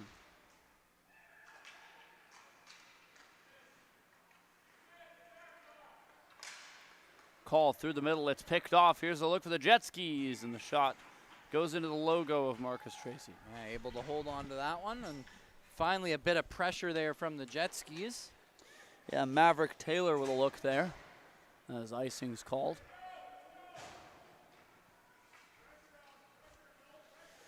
Russell Dickey starts out. Dickey slowed down. Now an opportunity for a 2-on-0 if they hurry. Here's a look. Juchik against his old squad, and that one trickles wide. A little too much passing there as he was looking for his teammate who did a little fly by the net. Juchik across to Hull. Hull unleashes a shot. That's going to go into the glove of either Asher Cron or Lincoln Funk. Yeah, we had the same problem last time with the Jetskis. Yeah, they've got two listed goaltenders, neither one with a name. It was the other one last time, but the problem is neither one had a name, so we don't know which is which. We don't know which is which. I mean, this one's smaller. There's a 2-year age gap, but it's probably Lincoln Funk in the net right now. I think it is Lincoln Funk, but the problem is it's purely speculative. That is purely speculative. So maybe Lincoln Funk with a nice save. A backhander attempt misses the goal, and Hull holds it in here for the Thrillers. Another chance wide of the net. He definitely has a Mission helmet on, but they both play for Mission, so. Yeah, every single player on the ice except for Maverick Taylor, the sub for the Jetskis, is from Mission A1 or A2.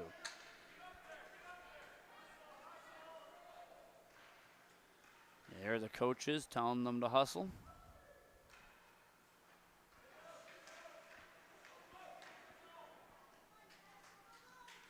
A little bit of a turnover there coming up from the Thrillers.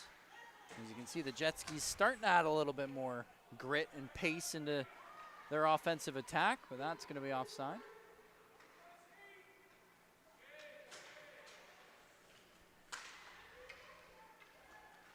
McAnally tips it into the attacking end. It's brought back here by the Wayne Jetskis.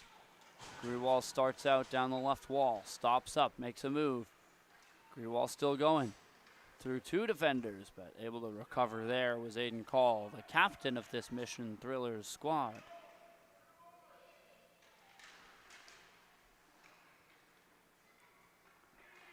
Here's Call.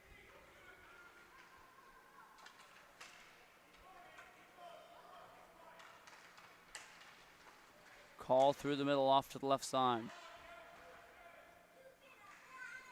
Sends that one towards McAnally. McAnally cutting through traffic, puts it towards the goal. It's blocked by Seabrick.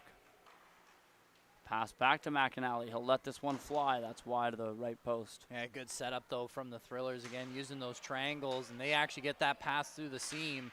You got to watch that if you're the Jetskis. Like to see some more active sticks on defense. Over in the left corner here.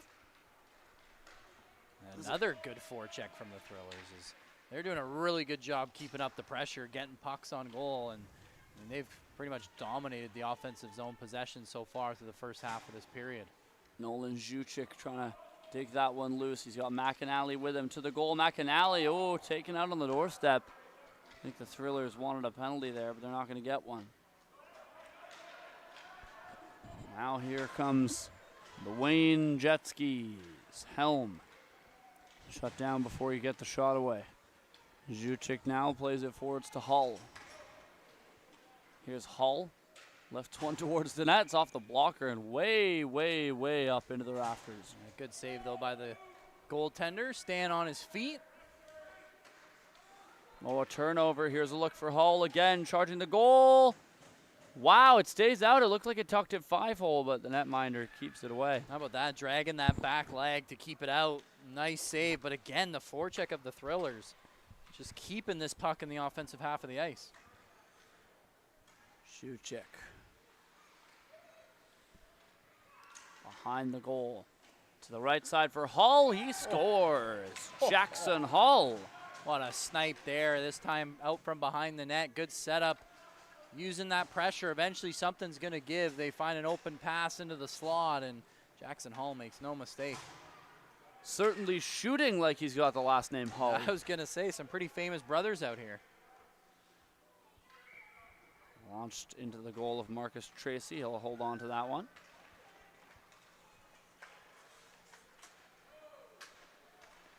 And with that, now the Mission Thrillers are up by 4, so the Wayne Jet Skis are allowed to ice an extra skater. I mean, it has been Thrillers early and often in this one. Which again is so interesting considering this is both halves of the Mission A1 squad. You wonder if it's maybe like the top 6 versus the bottom 6 kind of thing. At least the way the scoreline's gone so far. Well, I will say, whoever is in net for the Thrillers, or sorry, not for the Thrillers, for the Jet Skis, has done a pretty good job. And this could be a lot more lopsided of a score. We have seen 4-goal leads go by the wayside plenty in this tournament, so it's not quite out of reach yet by any means. No, I mean, given the amount of time left in this hockey game, it is still very much anyone's game. 5 minutes to go here. And if I do recall correctly, the Jet Skis were pretty dominant in the game we saw them yesterday, so. Yeah, no, they're no slouch, that's for sure. I know the score clock has it listed as the second half. I promise you, we are still only in the first. McAnally bumped off the puck by Helm. It comes back out.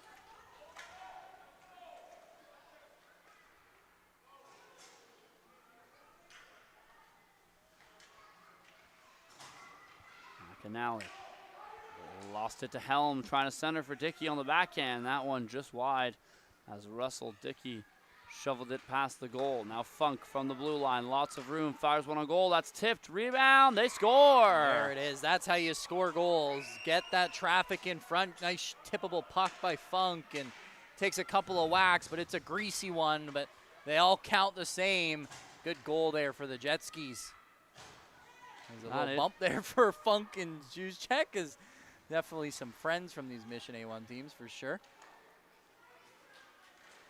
The Thrillers working on the doorstep. McAnally had it but couldn't shoot. Now lost it to Dickey. Juszczyk charging the goal. He went for it again. Oh, he tips it off the goalie. Loose outside. How did that stay out? Oh, McAnally looked like he should have had it. Look at the Funk is Bennett Funk, who was great defensively for the Jet Skis last game. He's definitely trying to keep up that presentation. Here's Helm, and to end, he scores. I think right there the Thrillers get caught being a little bit too offensive, as everybody caught well below the ring out line. It's an easy breakaway finish there for Helm. So he goes low blocker.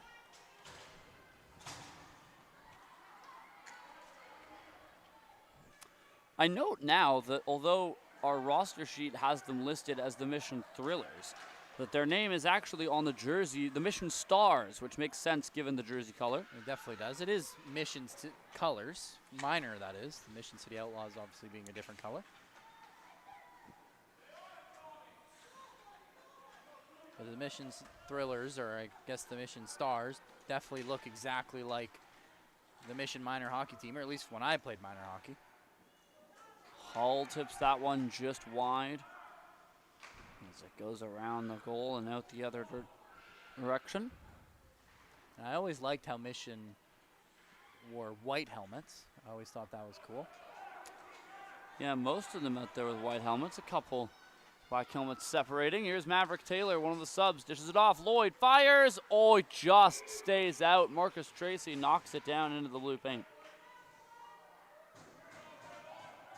1:45 left in this one.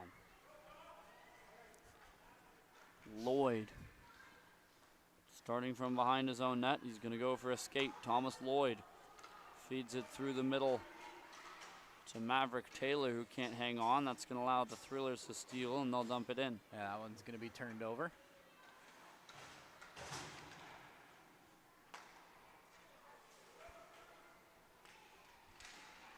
Bar down! Wow, Maverick Taylor. What a release there from the sub. And we talked about how it's basically mission A1, A2 versus mission A1, A2. And, well, this one right back to being anybody's game after a finish like that. On the back foot now is the Thrillers. They've given up 3 unanswered. Yeah, 4-0 lead. Now just a 1-goal hockey game here as the Jet Skis are starting to come back. The Thrillers below the goal line. Looking to send that one out in front. Comes up to the top right corner. Pirouetting with the puck there is Nick Tatla. Dishes off to Call. Now Tatla takes a return feed. Slides one down low. Final 30 seconds of play in the first period. Tatla, a long shot, missed glove side, and it comes out to the left corner.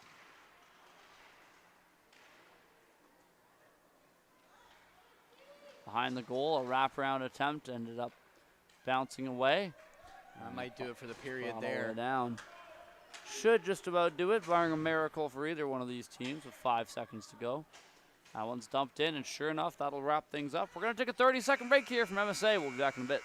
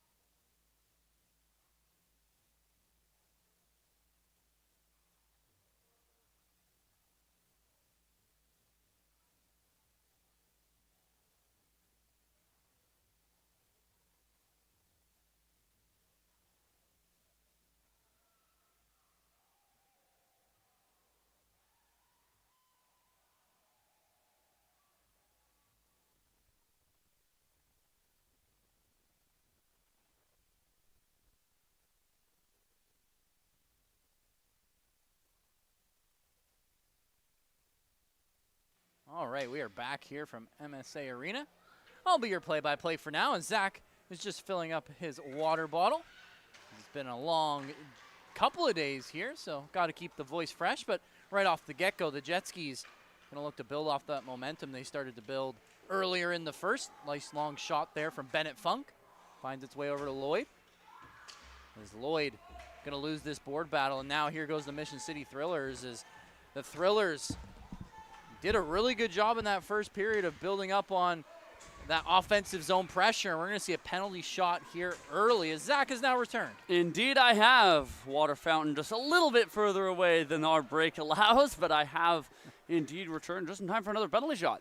And like I was saying, the Thrillers in that first period dominated the offensive zone possession, really doing a good job setting up the cycle, finding those open passes, and really just ragging the puck in the offensive zone. And they're going to get a penalty shot here to start the second.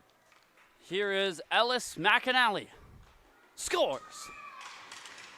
McAnally goes through the 5-hole, and just like that, the Thrillers are back on top by a pair. And I believe that's his second of the game. He's has some real speed to build off of. Came in with good speed, backed off the goaltender, and just slides it 5-hole. Nice shot there from McNally.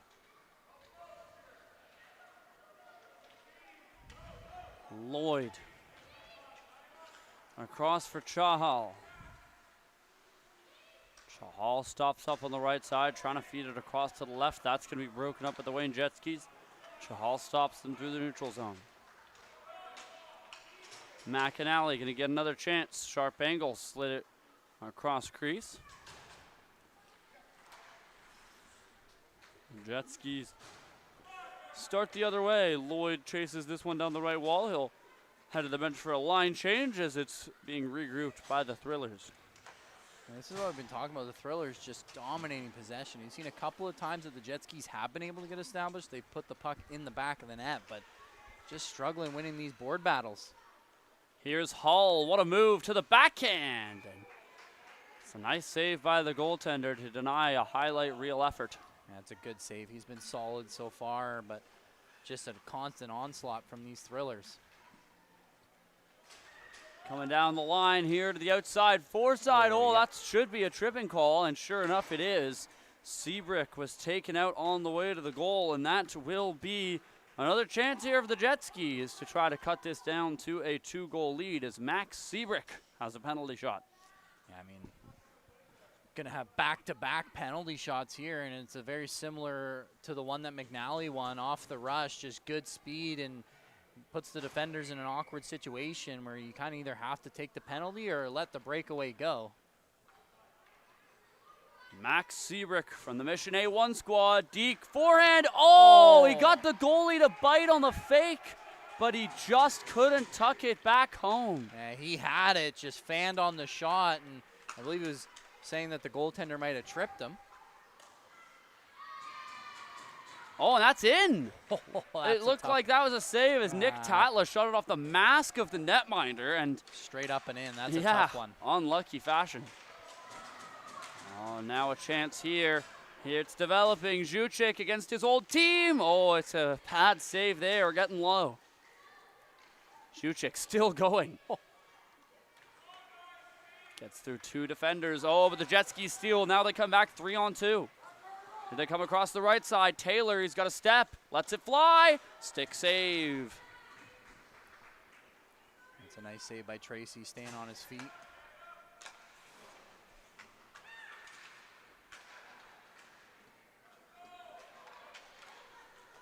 $14 minutes left. Here's McAnally. That's a broken stick blade. I haven't seen one of those in a while. No, indeed. Unlucky there for McAnally. As it comes back. A chance in the corner here. The Jet Skis trying to get out. Jet Skis now, of course, are up to 4 skaters as after that last goal, they're now down by 4 goals. If they can score, they'll have to go back to 3-on-3. Grewal takes it wide, hooks it out in front. Oh, it doesn't go. Long shot drifts into the glove of Marcus Tracy, and he'll hang on. Nice glove save by Tracy as well through the traffic as the Jet Skis really using the man advantage just like they did last time to set up some screens and set up some real good-looking hockey goals, getting that traffic to the front of the net. Comes back up top to Chahal. Chahal lost an edge, crossing the blue line, and now here starts Helm. Helm's got Grewal to the front of the net, lets it go, hit the outside of the net. Might have been better off going for the passing option there, but thought better of it. The race isn't going to matter as the netminder is able to sweep that puck to safety. And Surprise decided to sweep it to safety instead of covering it, but it might pay off. Chahal has some room to pick this puck up in his own end. Forwards to Hull. Dickey sweeps it back across, and that's a clear offside called there against the Jet Skis. Just offside there. Unlucky for the Jet Skis. Nice job pinching at the blue line. Almost held the line. Here comes Hull. Up that right side, Hull going end to end, trying to jam it in the 5-hole. It won't go. Still loose in front there as another opportunity came there for Aiden Call. Back fly the Jet Skis up the right-hand side. Oh. Pass comes through from Thomas Lloyd, but it's just past Grewal. I like the use of the passing, though, trying to look for a better opportunity, just out of reach. Grewal down Main Street, lets it fly, kick save, rebound, they score! Jet skis pull within 3. They're going to have to lose the extra attacker. Yeah, there's the extra attacker gone. And, yeah, again, just really good execution with that extra attacker, getting a guy to the front of the net as Cole kind of runs over Helm there. 11 and a half minutes. This one has been physical. McAnally comes through and scores. Oh, wait. Are they waving no goal on that? That was definitely a goal. Funk just played it out quickly. Yeah, I mean, without a doubt, that was a goal, but you're right. That's a veteran move by Funk. If you just clear it out quick enough, the ref wasn't sure. They did add it to the scoreboard, though. I see. Well, the ref waved no goal, but the scorekeeper has gotten that right. There, without a doubt, that definitely crossed the line. I'm certain of it. Yeah, it's a good job. Funk just trying to take the body, but does lose both the man and the puck. And McNally, all by himself in front, stick handling in a phone booth, goes upstairs. That's a nice little goal there for the hat trick. I was going to say, I believe that's Ellis McAnally's hat trick now. You make a really good point about this game being physical. It is funny. I guess it makes sense. You know, friends like to really give each other their all. But, of course, these guys are almost all teammates off this tournament, rather. And they're really going at each other. They are. Seabrick trying to slow down the rush. 2-on-1 brewing here for the Thrillers. Hull and Juchik. Hull sweeps it in front. Juchik hadn't caught up. Jet skis back to having 4 players on the ice. Hull makes a move around 1. Tried a shot, but it rolled off the heel of his stick. That was a good move. Just, like you said, fanned on it. I will say, it does surprise me a little that the Thrillers, well, you mentioned how these are basically 2 teams that are one half of each team. Mm-hmm. But for the most part, one team seems to be a lot better with the man advantage, almost like they would be better at 5-on-5, and the other team seems almost more used to playing 3-on-3 hockey, which is a little bit surprising. Here comes Juchik. Up that right side, makes a move to the left. Juchik still going. His shot hit the outside of the net. As Juchik takes a couple whacks while he's down. I mean, if you're going to sit on the puck. Gonna take another one there. Juchik gets back up, and it gets a little too involved there. The ref's gonna blow the whistle. I'm not sure we're gonna see a penalty, as I think that both of them did enough to each other. That see the Wayne Jetski player making his case. Yeah, well, I should say that Wayne Jetski player that was caught up there was Juchik, is the only player who's not from Mission on either team combined. He's a fill-in from the HPL Bandits. Every other player for both of these teams is from the Mission A1 or A2 squad. I think we might see a penalty shot here, maybe. No, it's just going to be a free No, I don't possession. think so. I think the coaches thought that was the case, but I agree with the referee that I think if you're going to give one a penalty shot, you got to give both a penalty shot, and so at that point, well, we did let see them play. 3 straight penalty shots yesterday. Well, to be fair, that was on one guy on a penalty, an egregious one, might we add. Here's Helm, dishes it off to Lloyd on the left-hand side.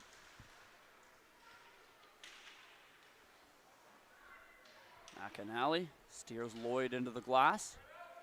Lloyd does a good job to stay upright, shelters the puck up top to Dickey. Long drive by Dickey is blocked in front by McAnally. You can tell that stung. Yeah, right in the hand. That's not a good spot to take it. McAnally, he's a trooper. He'll stay on that puck. It's brought up to the line, but not out. Here's Helm.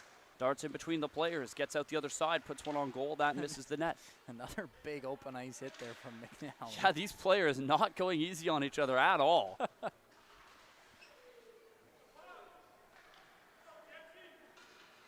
Here in the left corner, 8.5 minutes to go. The team in green leading by a factor of 2-1. It's 8-4 right now. Lloyd to Grewal on the doorstep, scores! What a finish! What a pass, too. Good passing play. That's what I was talking about. Great use of the man advantage again, but it's a 5-on-5 kind of setup. They set up a cycle down low, they get a pass out front, and it's a great snipe there for Grewal.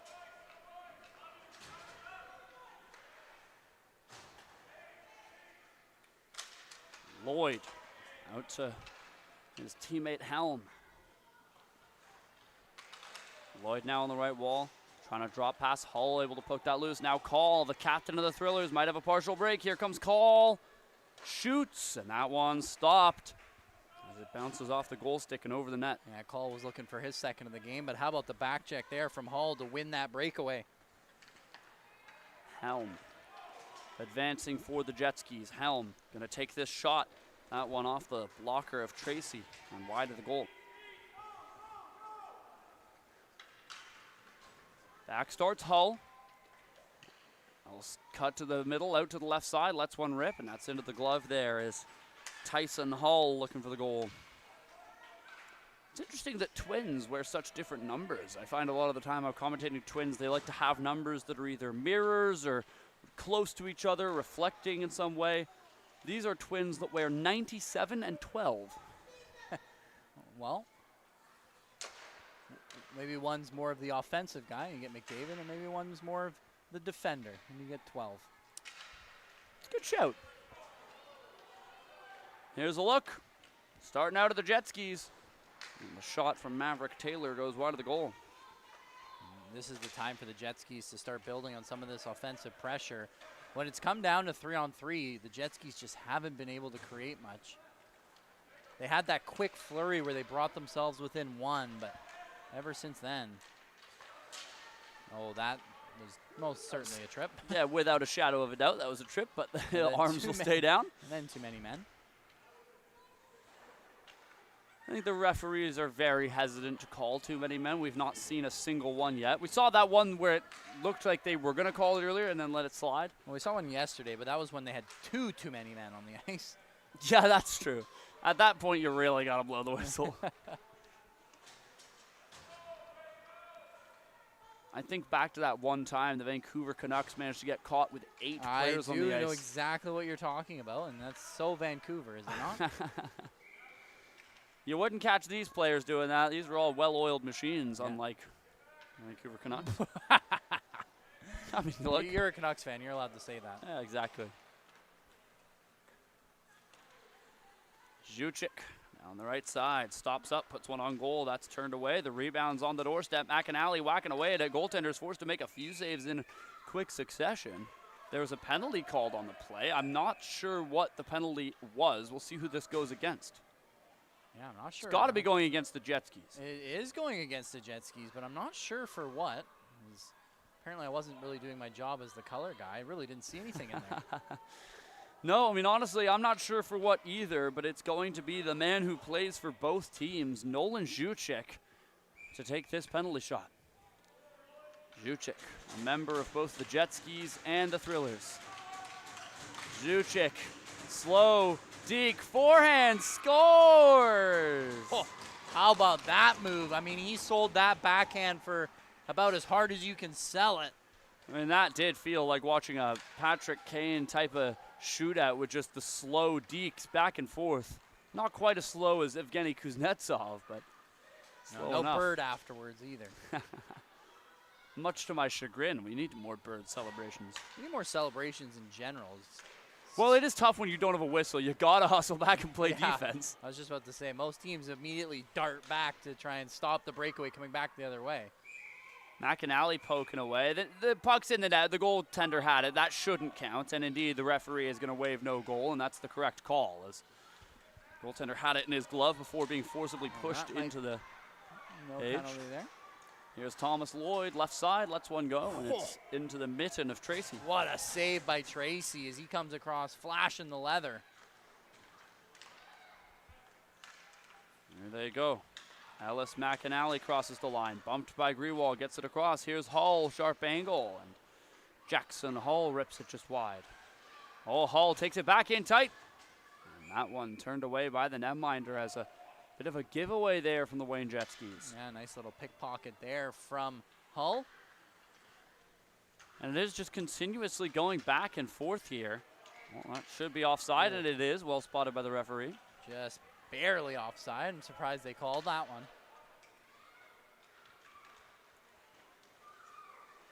Tatla forward to Jackson Hull.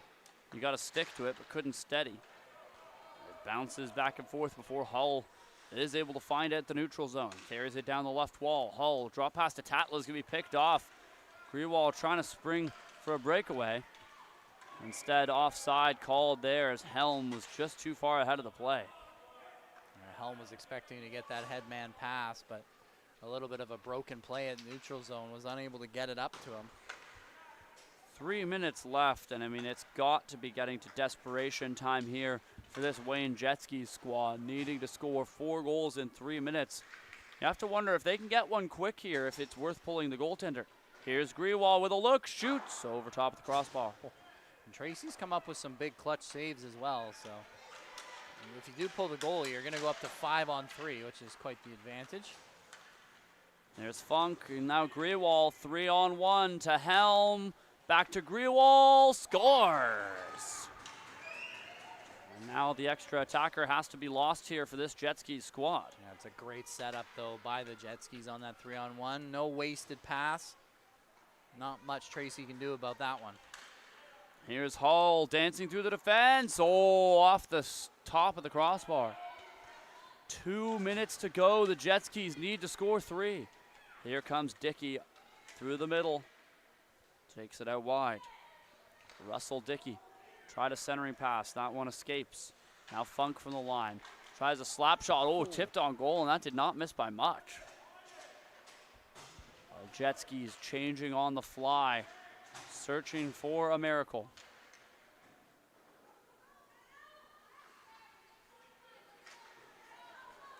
Oh, and disaster here for the Jetskis. Hull, he's off and away. Here comes Hull, scores. What a finish there from Hull. And yeah, like you said, a bit of a disaster for the Jetskis.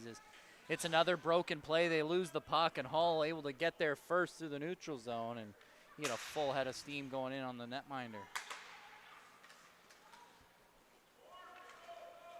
Here comes Taylor. Bar down for Taylor. I mean, Maverick Taylor, the sub here for the Wayne Jetskis, has really given them his all, and they've got to get off. One of them has to get off, and Grewal notices and heads back to the bench. Yeah, making quite the impact there. What a shot that was, and here he goes again. Maverick Taylor, I mean, he's got at least 2. I don't think he has a hat trick. No, it's 2 for sure. I'd love to get that, even if it might be too late to surmount this comeback. Here comes Hull, Tyson Hull on a breakaway. Oh, he went for the drop pass. And that won't be successful. No selfishness between teammates. Love to see it, but I don't think his teammate even expected it. No, Zhuchik expected the shot all the way, and I think had he been expecting the pass, that might have worked out. 30 seconds to go. At this stage in the game, this one's going to be out of reach for the Wayne Jetskis. The Mission Thrillers are going to take what has been a very close game, back and forth, but 3-goal advantage with 20 seconds to go is going to be a Thrillers win. So they'll come away with the victory here in Division 4D, as they will beat the Wayne Jetskis by probably a final score of 10-7. 10 seconds for the Jetskis to try and pull within 2. Grewal stops up. Grewal looks rink wide. Here's Maverick Taylor looking for the hat trick. Kick save, and that'll do it. Thrillers win it. 7-10. We'll head to the 5-puck shooting challenge.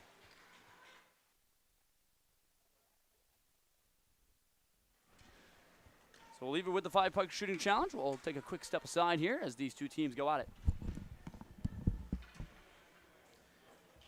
As we get ready for that 5-puck shootout, indeed, like you mentioned. We'll have to see if we can see yet another team who didn't win the game win the shootout. We've seen the Jetskis win the shootout before. This is the first game we're seeing the Thrillers, but they had some great individual efforts, some great dangles, and that tends to bode well for these type of shootouts. And right off the get-go, it's the Thrillers with a nice tuck in there and a save at the other end. It's the Jetskis looking to get there first. It's Dickey now. Dickey walks in, shoots, and another save by Tracy, and it's another goal at the other end for the Thrillers as it was the captain call. Now it's Juszczyk. Juszczyk shoots. That one's turned aside. Back at the other end is Dickey again, and it's a nice save as both brothers stymied by Tracy. Still looking for their first is the Jetskis. As here goes Grewal now. The Thrillers turned aside once more. It's Grewal now. Grewal trying to take it out wide, rings it off the side of the net. And back the other way. It's a goal for the Thrillers, who have 2 pucks left. Funk now looking to get the jet skis on the board. Here's Bennett Funk, tries to go backhand, forehand, turned aside by Tracy. The Thrillers also stymied. As they're trying to get it down to one puck here. Here's the Thrillers coming in, shoots, and he scores. As both teams score there, so the jet skis finally on the board, but still just one puck left for the Thrillers. Here goes McNally, got a hat trick in this one, and he'll end it. It's the Thrillers who take the game 10-7, and they also take the 5-puck shootout here in dominant fashion. And I believe it was only 2 goals for the jet skis, all 5 obviously going in for the Thrillers. As that will do it for this one. Won't go too far, as once again you're watching the 3-on-3 Classic Tournament here at MSA Arena. I am Liam Higgs. He is Zach Clarke. And we will be right back soon enough with another game here in about 15 minutes' time.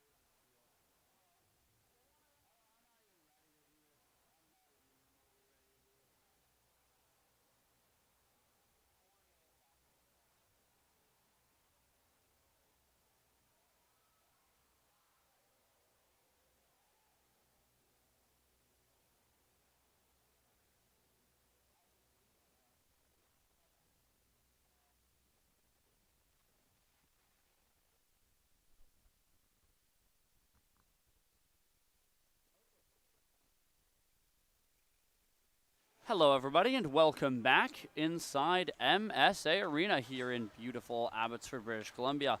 Some more 3-on-3 classic hockey for you here. Zach Clarke and Liam Higgs with you on the call, as we've got the Yeti versus the Blades of Steel. The Yeti are in the bright blue, pink, and black as an early goal here. The Blades of Steel, who are in the light blue and red.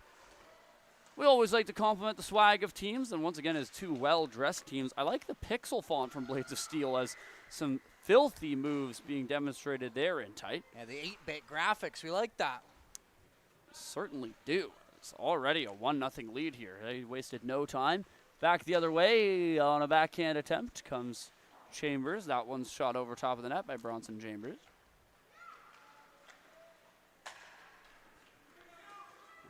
Back comes Regier. Carson Regier plays it out in front. Here's a look for Gale. Gale, sharp angle, hit the post, outside of the post, and it comes back out in front. Trying to tuck that one in. The goaltender's got it, and a little bit of a push from the goaltender saying, hey, get out of my blue paint.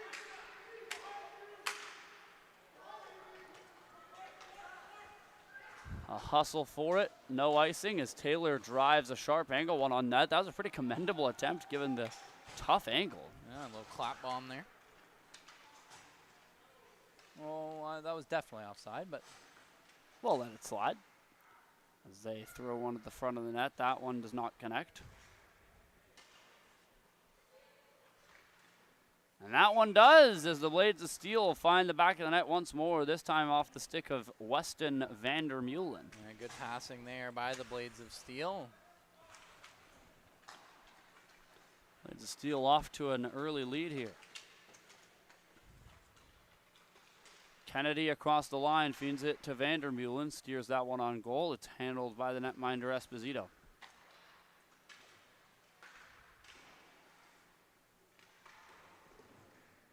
Here in the right side corner.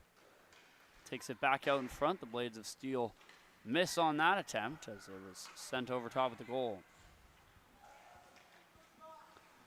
Lots of brothers in this matchup. A lot of last names that I recognize. A lot of new first names as the Blades of Steel try to dig one in. That one taken away, and now a break back the other direction. The Yeti looking to get on the board. Here they go. The Yeti on a break. They score as it's Theodore Chan who takes it through the 5-hole. That's a nice 5-hole shot there and good speed as the Blades of Steel get caught. 3 guys below the ringette line. Blades of Steel looking to answer. Here's Beckham Warwick. Makes a nice move. Warwick to the goal. Shoots. Stopped. Rebound. Held on to. Bit of jostling in front of the net there. Can't say I blame him. Esposito has already taken a couple of whacks. And here goes Lloyd on the outside. Lloyd drop pass to Paul. Morris winds up. Fires. And that one held on to after Noah Morris unleashed a clap bomb.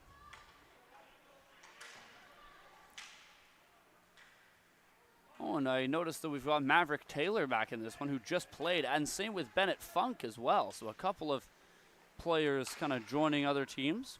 Thomas Lloyd, another player that just played. So this is a Yeti squad that has a lot of players that literally just stepped off the ice from the game before. That would make sense because Bennett Funk, even though he was playing for the Jet Skis, had different socks than all of his teammates, and now it all clicks as the socks match the Yetis. So lots of these players on multiple teams. Especially in the younger age groups. The close left corner, it comes out in front. Blades of Steel netminder not taking any risks. He's going to play that one on goal. 5 minutes gone in this hockey game. A 2-1 lead for the Blades as Poirier sends that across.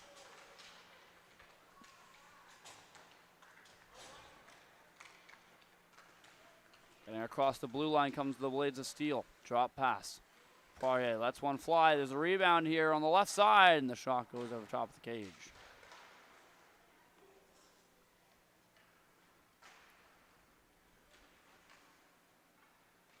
Blades of Steel looking to let one rip here on the right-hand side. Shoots. Couldn't find the 5-hole. Getting back up there. Locke Gale.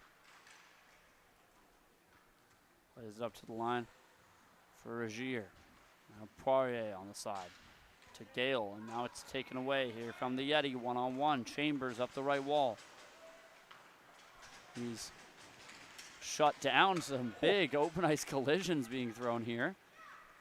Now stepping into it, Morrison. She'll let a shot go. That one takes a deflection into the netminder. I'll turn aside the shot from Abigail Morrison. That's a long shot there for Morrison, turned aside. As would have liked maybe to see her to take some more time, set up in the offensive zone. Chan starts out. That's a heck of a feed. Here comes Taylor on a breakaway, looking to tie the game. Taylor shoots. He scores. How about the feed out of the offensive zone or defensive zone there? It's unlucky for the netminders. He got a big, big piece of that puck, but it just wasn't enough to keep it out. I believe all 4 goals in this game so far. Or sorry, definitely. Oh, what a shot by Locke Gale. Bar down. The Blades are back in front. That was a heck of a snipe. And right as I was about to finish my sentence, I believe now there's been 5 goals. I think 4 of them, well, actually, sorry, 3 of them have come on breakaways. So there's been a lot of lackadaisical defending in terms of when getting back and being in the right position. Is rare for this division, much more like Division 1. Indeed.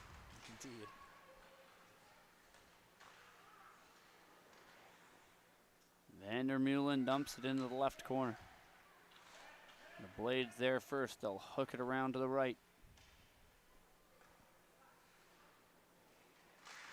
Comes out in front. Blades battling for it, but it's swept to safety there by Bennett Funk.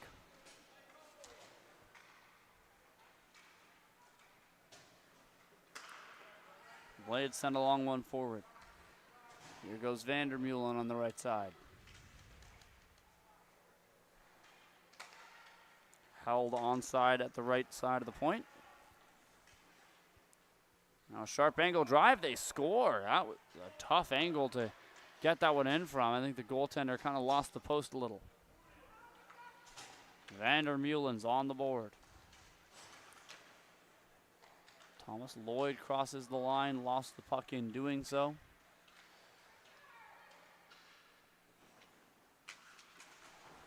Blades of Steel up the right side. Another big collision right below us here in the broadcast booth. Here comes the Blades of Steel. The quick look, bar down again. Man, the shooting from this Blades of Steel squad is impeccable. I mean, they really know how to pick it upstairs, and that's exactly how they've scored all 5 of their goals. That's a tough one, is the Yeti try and pinch at the red line, and it creates a 2-on-0 going back the other way. I was going to say a mile offside there. Referee, however, does spot it in time, and the whistle blows. Once again, you are watching 3-on-3 Classic Hockey here on the 3-on-3 Classic YouTube channel. Thanks to those tuning in. Please consider giving us a subscription to the channel. It's free and helps us out a ton, being able to put on events like this every year. Season 11 now of the 3-on-3 Classic.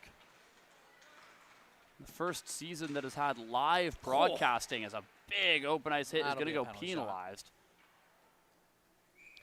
That'll be a penalty shot, as that was just a huge open ice hit.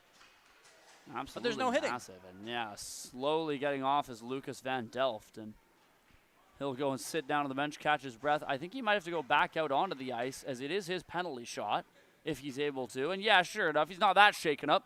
Not too shaken up to avoid a great scoring chance. Not too shaken up to give up this opportunity. Lucas Van Delft coming to us from the 2016 Bulldogs. Van Delft, a chance to widen this Blades lead. Van Delft, Deke forehand, and it stays out. Rang it off the iron. Good dangles, though. Yeah, Van Delft had a good look there. Of course, the Blades trying to get one more. If they can get one more, then the Yeti will get an extra skater. As the Blades dart down the middle, they're trying to play it up there. It's taken away, and Abigail Morrison's trying to start out.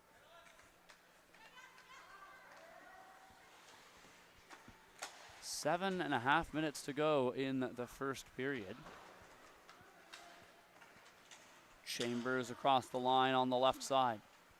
Puck is poked away there from Bronson Chambers as it comes back out to neutral ice. Here's Chambers over to the right.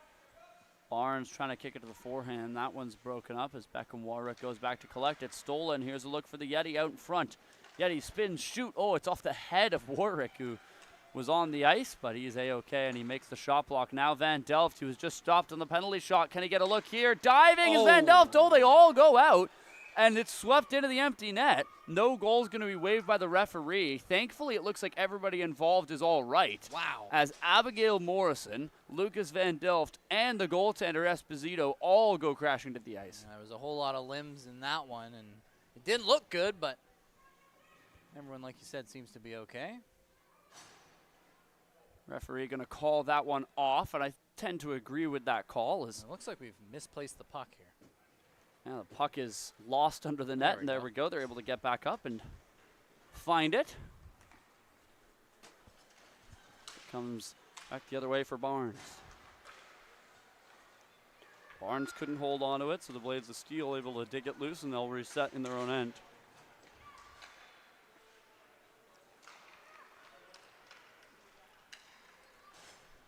Six minutes now left in the first period. Here's Gale on the right side. Already had one bar down. Beauty.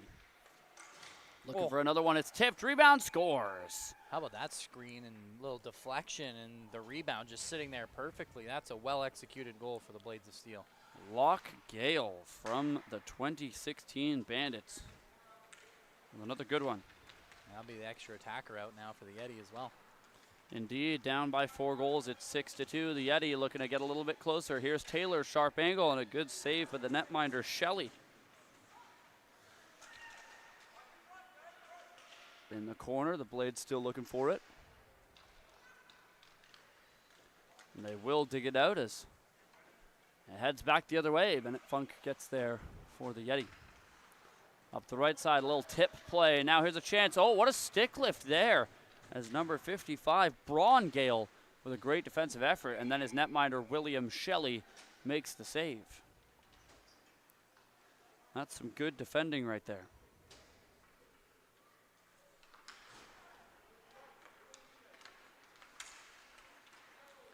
Here comes Braun Gale, toe drag, drop pass, shoots, stopped, and I see your oof, the big open ice hit on the player without the puck. No call being awarded. I think this one's getting pretty testy. Yeah, I think the referees try and let it go if it looks like it was accidental. Obviously, sometimes it's more accidental than others. Behind the play, players still caught up as the Yeti start out. Here's Thomas Lloyd. 3-on-1 developing. Lloyd dishes it off on the backhand, trying to get back in front, and it's broken up here by Gale.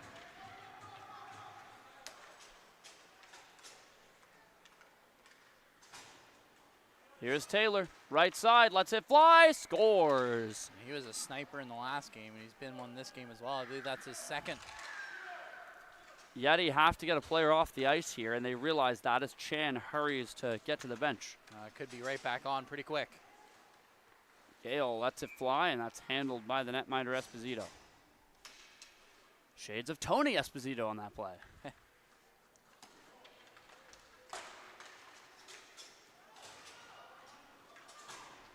Here comes Paul up the left side for the Yeti. Long drive, handled by William Shelley, who took it in the glove. Yeah, gloved that one down well.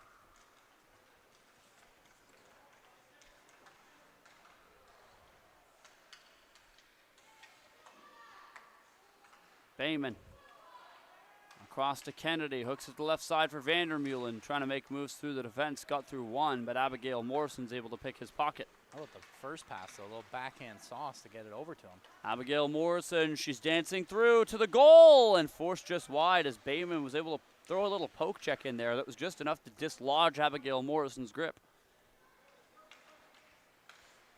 Now going the other way, Vandermeulen on a partial break, pursued by Chambers. Here's Vandermeulen. Great defending by Chambers. Caught up and was able to shut down Vandermeulen.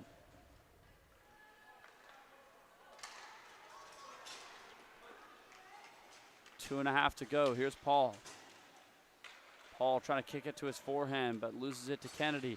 Now another breakaway chance. Here's Warwick. Abigail Morrison gets on her horse again. That's 2 consecutive breakaway chances. She's shut down with her speed. And she's continuing to cause a ruckus there defensively as she knocks the same forward off the puck. Can't quite tell who that is for the Blades of Steel. Couldn't quite see the number. Oh, a collision between the two Blades players. That could have been worse if one of them hadn't pulled up at the last second. Van Delft puts it forwards to Warwick. Now Van Delft. Oh, the pass is right between his legs and out the other side. Van Delft trying to center the puck. It's blocked up.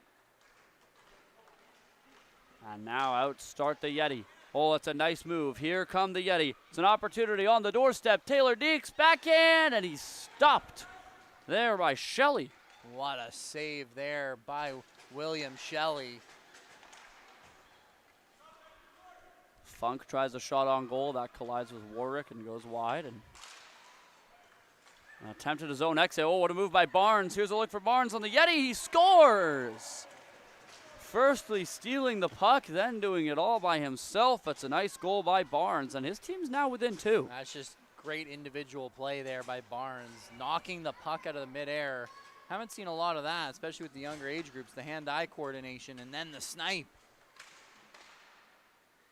Goes up in the air into the arm of Esposito.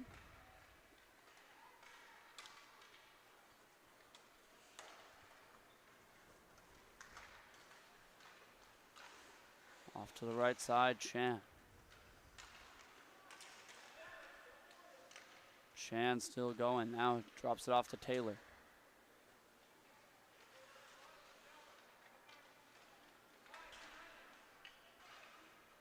Chan takes it back. Back to Taylor. Looking to go to Chan again, but he had left the zone, and now it's brought up to the blue line. Taylor taking it slow, looking upstairs, but that one doesn't go. Chan's onto it, the bottom right corner. But running out of time there are the Yeti. We'll head to a 30-second break here from MSA Arena. It's currently 6-4 Blades of Steel.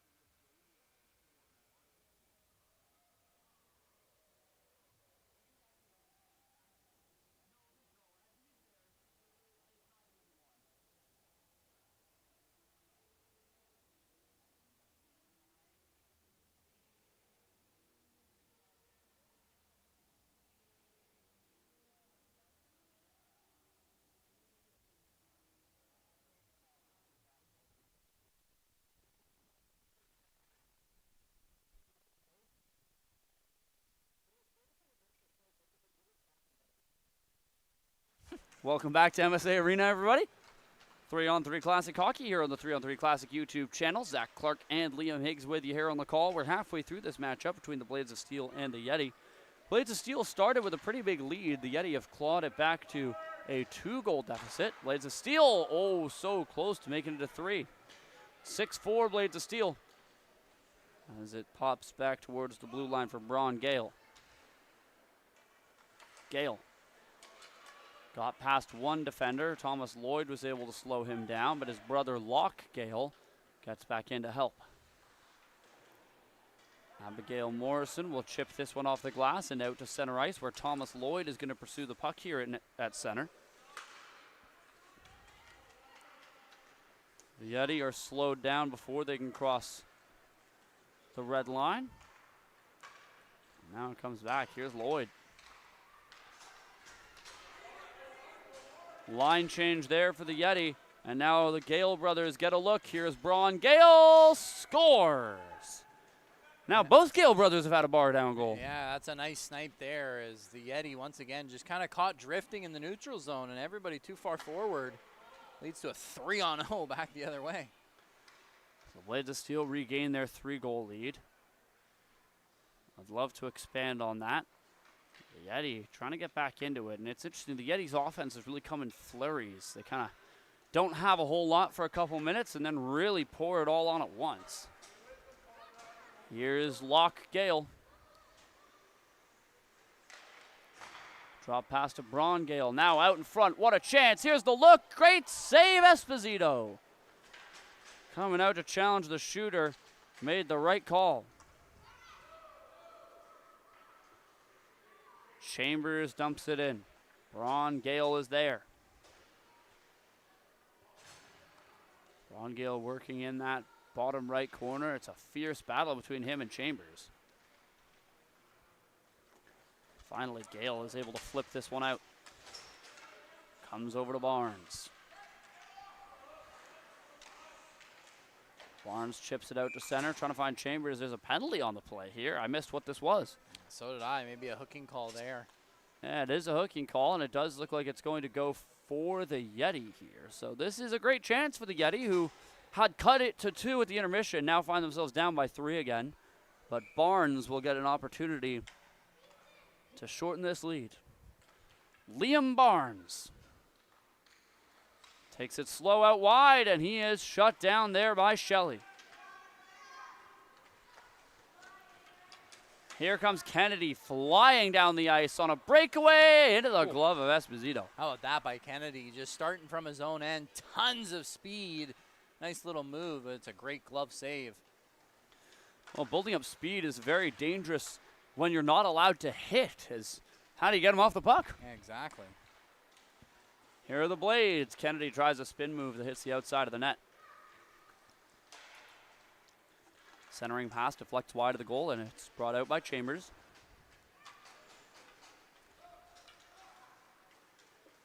Chambers takes a bump. Taylor. Walks it across to Morrison. Puts a long one towards the goal. That'll take a couple bounces before going out. Here's an attempt at a breakaway feed. It's on Vandermeulen. And Chan with a stick lift stops Vandermeulen. That's picture-perfect defense. Vandermeulen, however, able to get that puck back, launches one in. Esposito a kick save, and it comes out to the Yeti. Lots of time left in this hockey game, but the Yeti will need to find a way to score a few more here.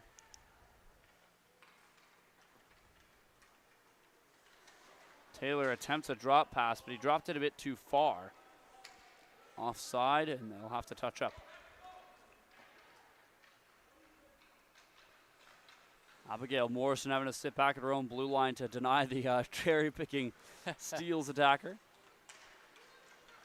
Here come the Blades of Steel. 1-on-3, and Abigail Morrison shuts that down. Back come the Yeti, 2-on-2. Chan on the outside. Decked off the puck there with a big hit. Bench is loving that, even though it's, technically against the rules, but the rest will let it slide. Yeah, well, like you said, I feel like they try and gauge whether it was accidental or not. Kennedy stops up, tries a centering pass to Warwick, but it's picked off by Taylor.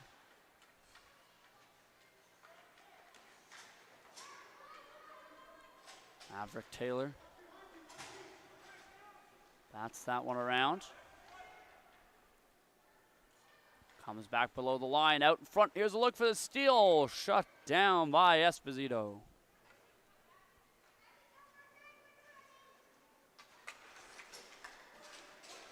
Chan marches up the right side of MSA Arena. Diving play by Vandermeulen's going to make him think twice. Pass out in front. Here's a chance. And Shelley coming way out to challenge the shooter.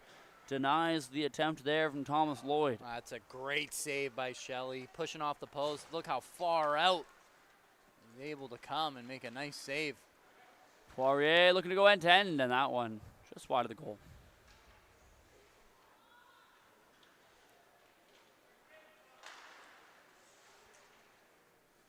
Eleven and a half to go here.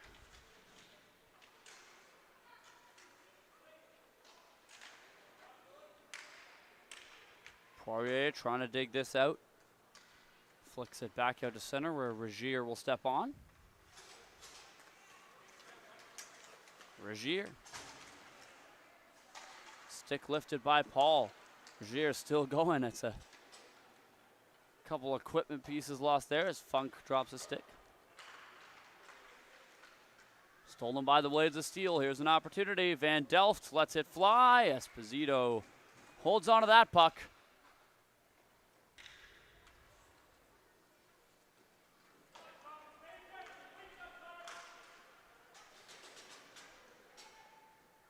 Ten and a half now to go. The Yeti, I mean, they're doing a good job holding the Blades of Steel off the score sheet, but they've got to find some of their own.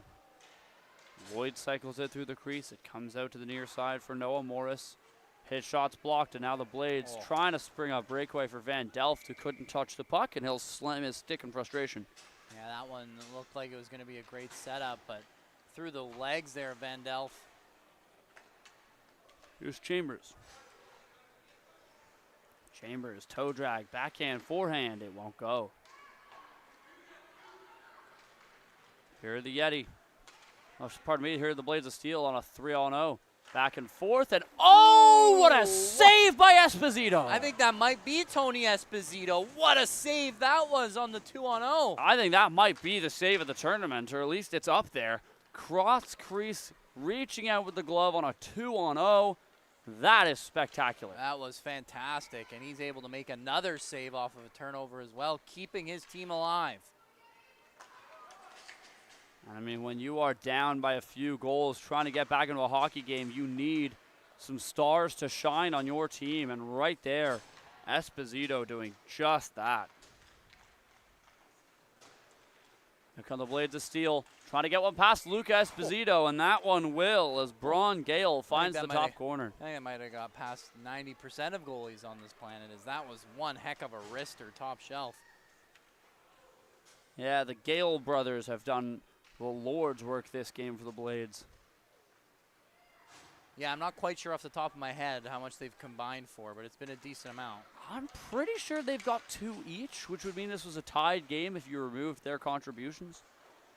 But they've also had a few good defensive plays, too. Can't take that away. Well, and we haven't been counting, but do they have any assists as well?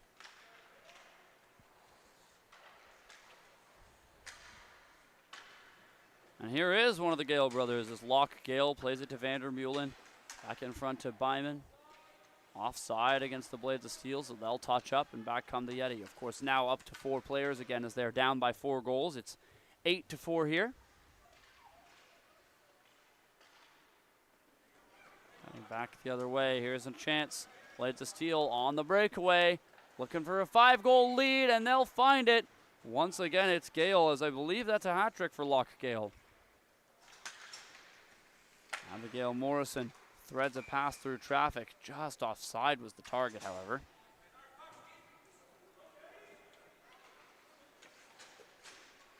The Yeti working on a line changes. Lyman plays it across the line. Here's Kennedy, backhand, forehand to the goal. Kennedy spins. Oh, what a goal! Kennedy, a spinning backhand, finds the bottom right corner, and the Blades of Steel are going for the highlight reel. What a spinorama as the Yeti get caught on a line change, and Kennedy does it all himself, looking to do it again. Well, and what a recovery, because that certainly wasn't supposed to be the initial move, which was going to be a classic kind of deke backhand, but he lost the handle, and then to get it back around and recover, he had to do a spin move. And I mean, get it on target. Yeah, that's really something special from Kennedy.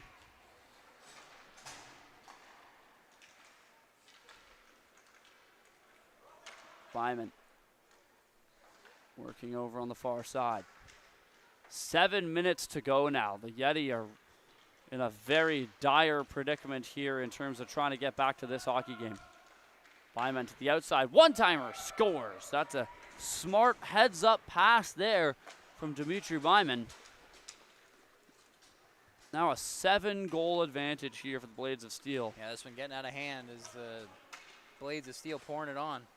Finally, the Yeti a chance of their own. It stopped. Rebound turned away as well. And I mean, since the second period started, the second half, if you will, scoring is 5-0 for the Blades of Steel.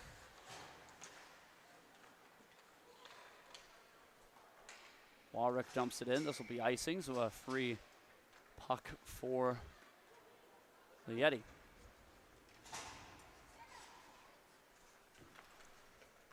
Chambers leads the rush down the right side. Plays it up the middle. Barnes, one-timer, did not miss by much. Yeti get it back, throws it towards the net. Barnes on the doorstep, turned away by Shelley. Man, not only are the Blades of Steel scoring at will, but William Shelley doing his part at the other end. Yeti trying to press the man advantage here. Comes over to Norris. Back right corner. Puts it out in front. Chambers throws one on goal. Barnes takes a bump. He'll go down.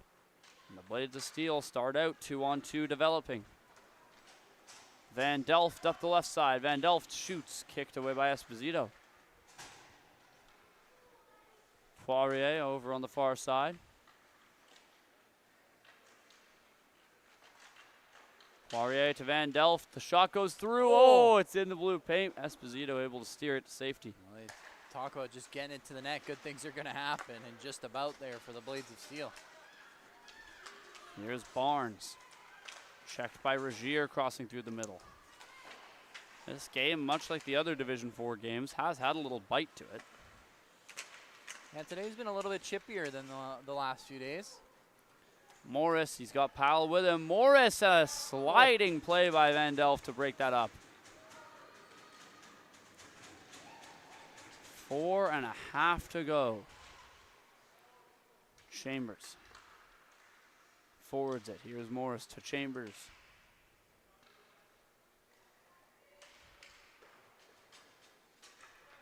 Back around to Paul.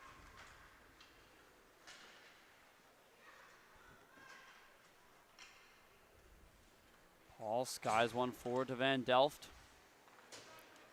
Abigail Morrison's able to break it up. Here comes Morrison. She's got a step. Launches one in. Oh, that was labeled just below the bar. Shelley only got a piece of the glove to it, but that piece is enough to keep the puck out.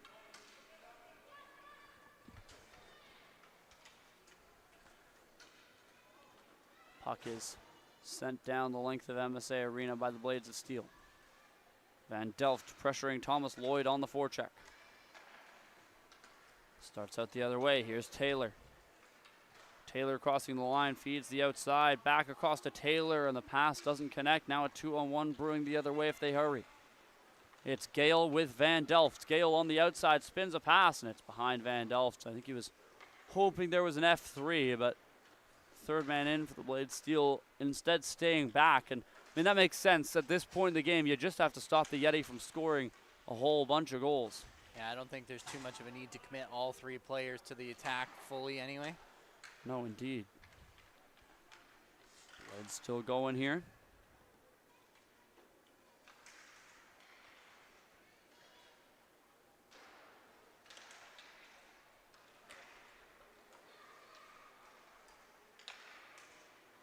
It's picked up by the Yeti. Here comes Lloyd, partial break. He's got Regier draped onto him. Lloyd, oh, he'll draw a penalty here. And as the Blades touch the puck, Thomas Lloyd will get a chance on the breakaway to get the Yetis' first goal of the second half. And that'll also stop the clock as well. 2:38 left to play, and I mean, I don't want to be a pessimist, but it's really tough to see a way the Yeti get back into this one down by 7, even if Lloyd does score here. How pessimistic of you. Here's Thomas Lloyd.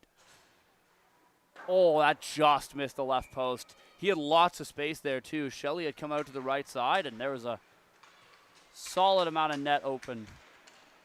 You could tell Thomas Lloyd saw it. Now, fresh off the bench, here's a chance for Paul. Stopped by Shelley. Rebounds there, but it is going to be picked up by the Blades of Steel who get it to Gale. Braun Gale and Locke Gale circling this puck at the blue line. The Yeti find it. Away goes Chan. Stopped by Shelley. And again, Shelley just coming up big time after big time for the Blades of Steel. Here goes Locke Gale. He's already got 3, looking for a 4th, but he's shut down there by Esposito. And it is a shame that this game wasn't closer when Esposito made that save, which might be save of the tournament, at least at MSA Arena. Obviously, lots going on across. Definitely up there in terms of top 5. Here goes Kennedy. He's got Vandermeulen with him. Vandermeulen to Kennedy, and I mean, that is a passing clinic as they score their 12th. And I believe that's Kennedy's 3rd or 4th. At this point, I am willing to call a game. It is going to be a Blades of Steel victory. 90 seconds to go and an 8-goal lead. How pessimistic of you. Well, you know, you never like to call it early, but sometimes the math is realistic. Just a matter of time.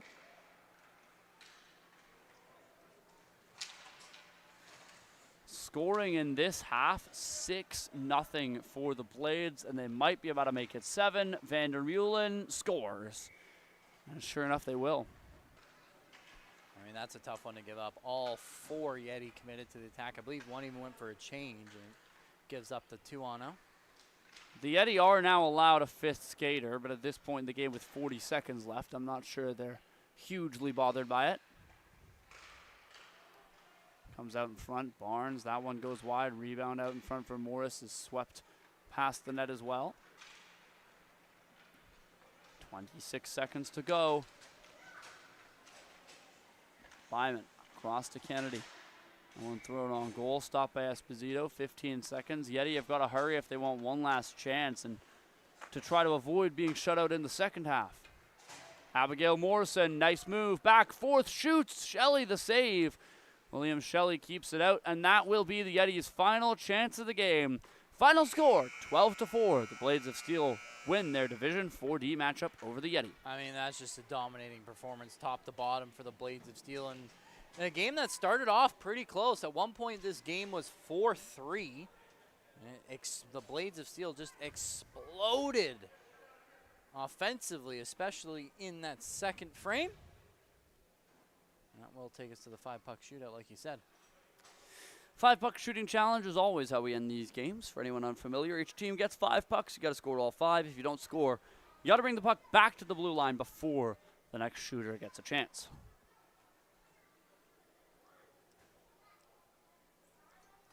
Now, usually, the team that wins the game also wins the shooting challenge. We'll see if that's true here. An early goal here for the Yeti gives them a 1-puck lead. And Taylor buries it for the Yeti as well, so now a 2-puck lead as both the Blades of Steel first chances are turned away by Esposito. Oh, losing the handle was Paul, so no opportunity registered there as Esposito flashes the glove to shut down Van Delft.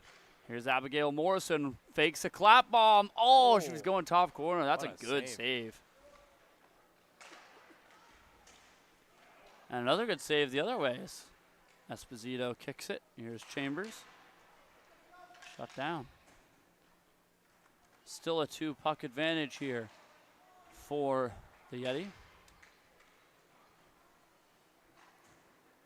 Barnes lost the handle.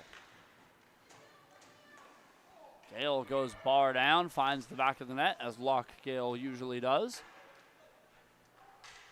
Lloyd's shot is blocked.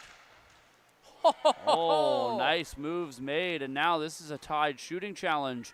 Well, as I say that, the Yeti answer one back, so they regain a 1-puck lead here. Looking to make it 2. Here's a chance for Funk. Takes it out wide, clap bomb, didn't find the 5-hole. Another bar down beauty there for the Blades of Steel coming from Byman. That one by Warwick hooked over top of the net. 2 pucks left for both of these teams. Here is Taylor. Maverick Taylor, oh, he hit the outside of the net. Poirier is also turned away. Still 2 pucks left. Van Delft taking it against Paul. Paul's shot goes wide, as does Van Delft's.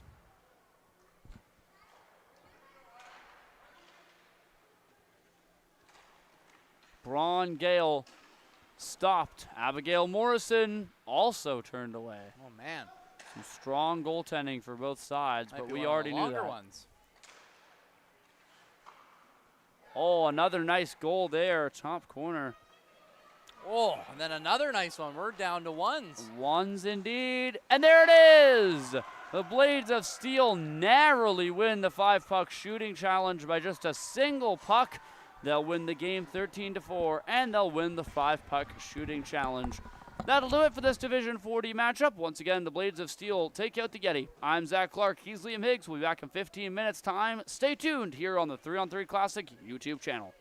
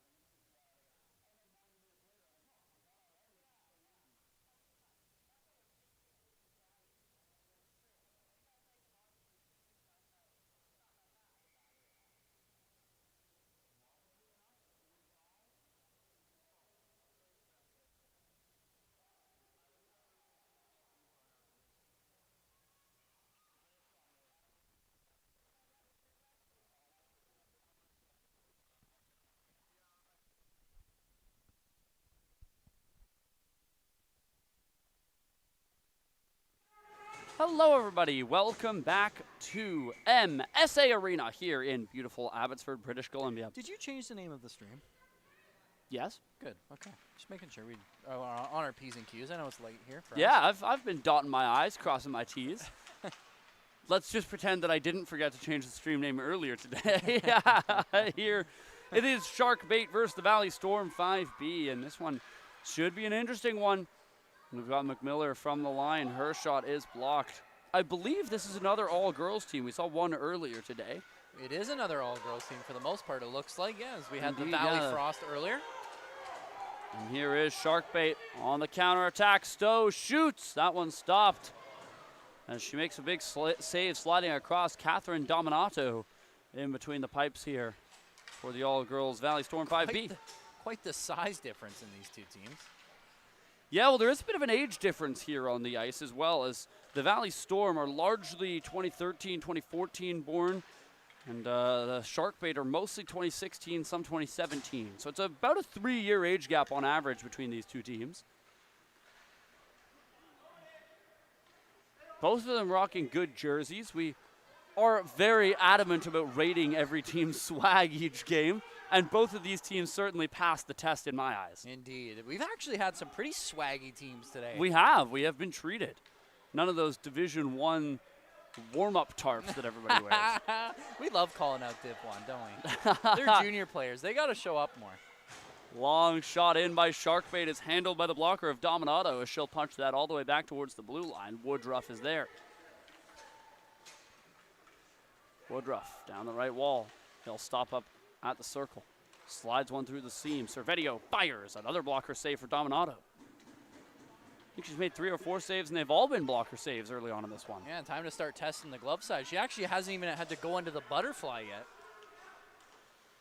Long shot lifted, and Sharkbait's goaltender will have to go into the butterfly to make that save, as he does. Here comes Servetio. Lost the handle, crossing the Storm's blue line. Now Woodruff. Plays that into the corner for Dorkson to chase. As Dorkson steps into it, he's tied up on the board battles. Size difference is really noticed when you get to the board battles there, as Smith easily wins her fight there. She'll throw a poke check onto Servetio. Now Smith trying to get off to the races. Servetio, a bit of a veteran move there. Got the stick wrapped around, but not enough to draw a penalty. But certainly enough to deny Smith on the breakaway attempt.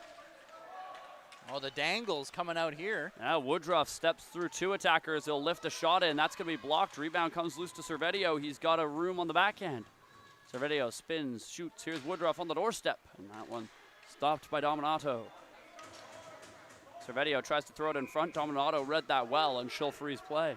I think Dominato might have some new pads she's breaking in as well. I think I've got to agree with you. They look shiny new. And as you pointed out yesterday, as a former goaltender yourself, breaking in new pads. Some of the worst games of your life you'll ever have. I'll tell you that much.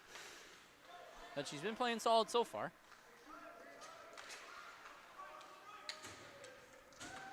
Well, perhaps she's hoping that this Sharkbait team can fire a lot of rubber her way then.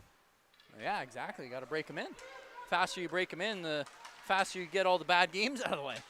Here comes Beyer trying to get onto a breakaway, but unfortunately for him, the Valley Frost defender is able to get back on her horse and shut things down. I believe that was Izzy Riley.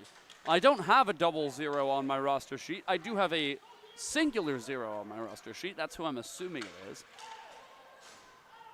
I think it's a safe assumption, as well, 0 plus 0 is 0, and 0 is 0, so there you go. Wow, I love your analysis. I am the color guy. That's what they pay me to do. Sarah plays it back to the line. She's going to get another chance here on the right side. Sarah to the back door, shoots and scores! The Valley Frost take an early 1-0 lead. Except they're not the Valley Frost. Valley Storm. Ah, shucks. It was the other girls team you're thinking of, the Valley Frost. They both start with Valley. Yeah, gosh, don't they ever think of the broadcasters? Absolutely. I'm afraid I missed who that was on the back door. I think it was Nova Carriere.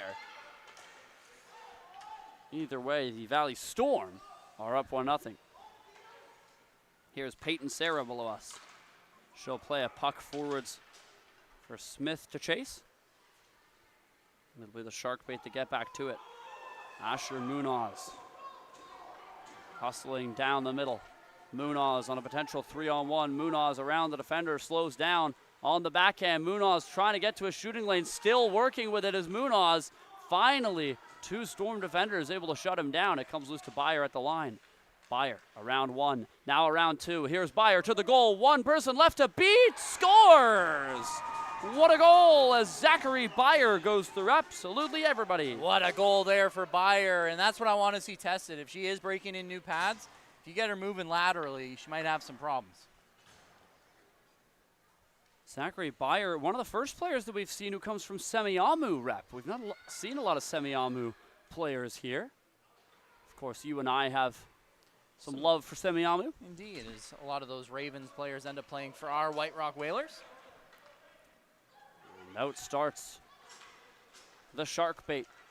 Here comes Smez over the left-hand side. Smets takes it behind the net, out the other side. He's got Bryant sitting in front. Smets goes all the way up top to the blue line. Servedio, slap shot. Oh, that caught the Storm player high. Thankfully, she's all right. We're in that full bubble. That's why they do it. Sanga making some moves across the blue line here. Mahi Sanga will drop a pass off to Smith. That one picked off here by Sharkbait, trying to go the other way. Some good defending, slows it down. Servedio picks it back up, trying to cut to the middle. Servedio, he shoots, stopped by Dominato, rebound there, and the Storm sweep it away. Another good save by Dominato.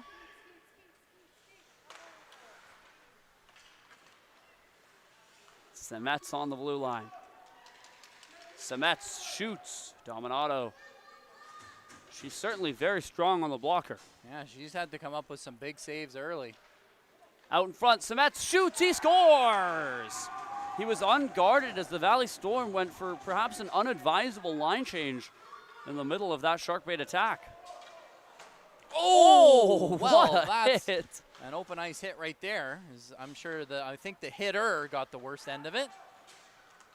What a crushing blow. And again, didn't seem intentional, hence why there's no penalty. Servedio shooting across the grain, and that was like a car crash right there. That was quite the collision. yeah, I mean, a huge hit thrown by who we believe is Izzy Riley. And again, didn't seem intentional. She's just going for the puck, but unfortunately the size difference. Yeah, more of a reverse hit. Just actually. bowling over. Here's Semets charging the goal to Woodruff on the doorstep. Now, Sharkbait have to hustle back. A chance here for the Storm. 2-on-1 for the Storm. On the left side, here's Graham Alitia, and her centering pass picked off. Now a chance the other way as the Sharkbait pulling up. Here they come, Woodruff, Sharkbait taking to the net. Deke forehand, what a move! Oh my, Maverick Woodruff, take a bow. What a goal there. He goes end to end, goes through 2 defenders, and undresses Dominato. What a goal. Servedio goes back to chase this dumped puck. Carriere, the opening goal scorer for the Storm, will give chase. As the Sharkbait, they're smelling blood in the water now. Woodruff thought better of the break. Lets one rip. Dominato, a stick save, and she'll glove it down. That was one of your better ones. I'm not very good at them. You're much better than I am. So when I do get a good one, it does tend to put a big smile on my face. Puck's dumped in by the Storm. Woodruff. Oh, this could be dangerous here. Steals. The Storm have one defender back, so it's a one-on-one here for Woodruff. Trying to bowl through the defense. That's well handled by McMillan. She shuts down Woodruff, who gets another opportunity. Made a nice toe drag around the first defender. Second player in, able to stop. And the Sharkbait play it all the way backwards, and I believe this one will be icing against the Storm, and it shall, so Sharkbait get a chance to catch their respective breaths. 7.5 minutes to go here in a Division 5B clash. Oh my currently, gosh, some of the dangles from some of these Sharkbait players. Sharkbait leading 3-1. Woodruff especially really has some crazy stick work.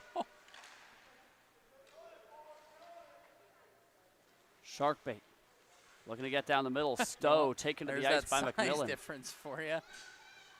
Well, and I like that the girls, they're not playing dirty. They're not trying to force these players to the ice. They're just playing a good, solid hockey game. Exactly. They're smart about their physicality. Here's Atilia from the line. She'll put it towards the goal. Ooh, she was looking for the backdoor tap in there from Jaya Lal. Just hopped over Lal's stick. It's brought back to the line where I'll be honest, some of the boys are just running into them. It isn't even necessarily the girls' fault. They're bouncing off of them. Yeah, they're just bouncing off of them. Here comes Bayer, rather. Up that left side. Bayer tries a sharp angle one. It pops right out in front, and Dominato with a good save there with the left pad.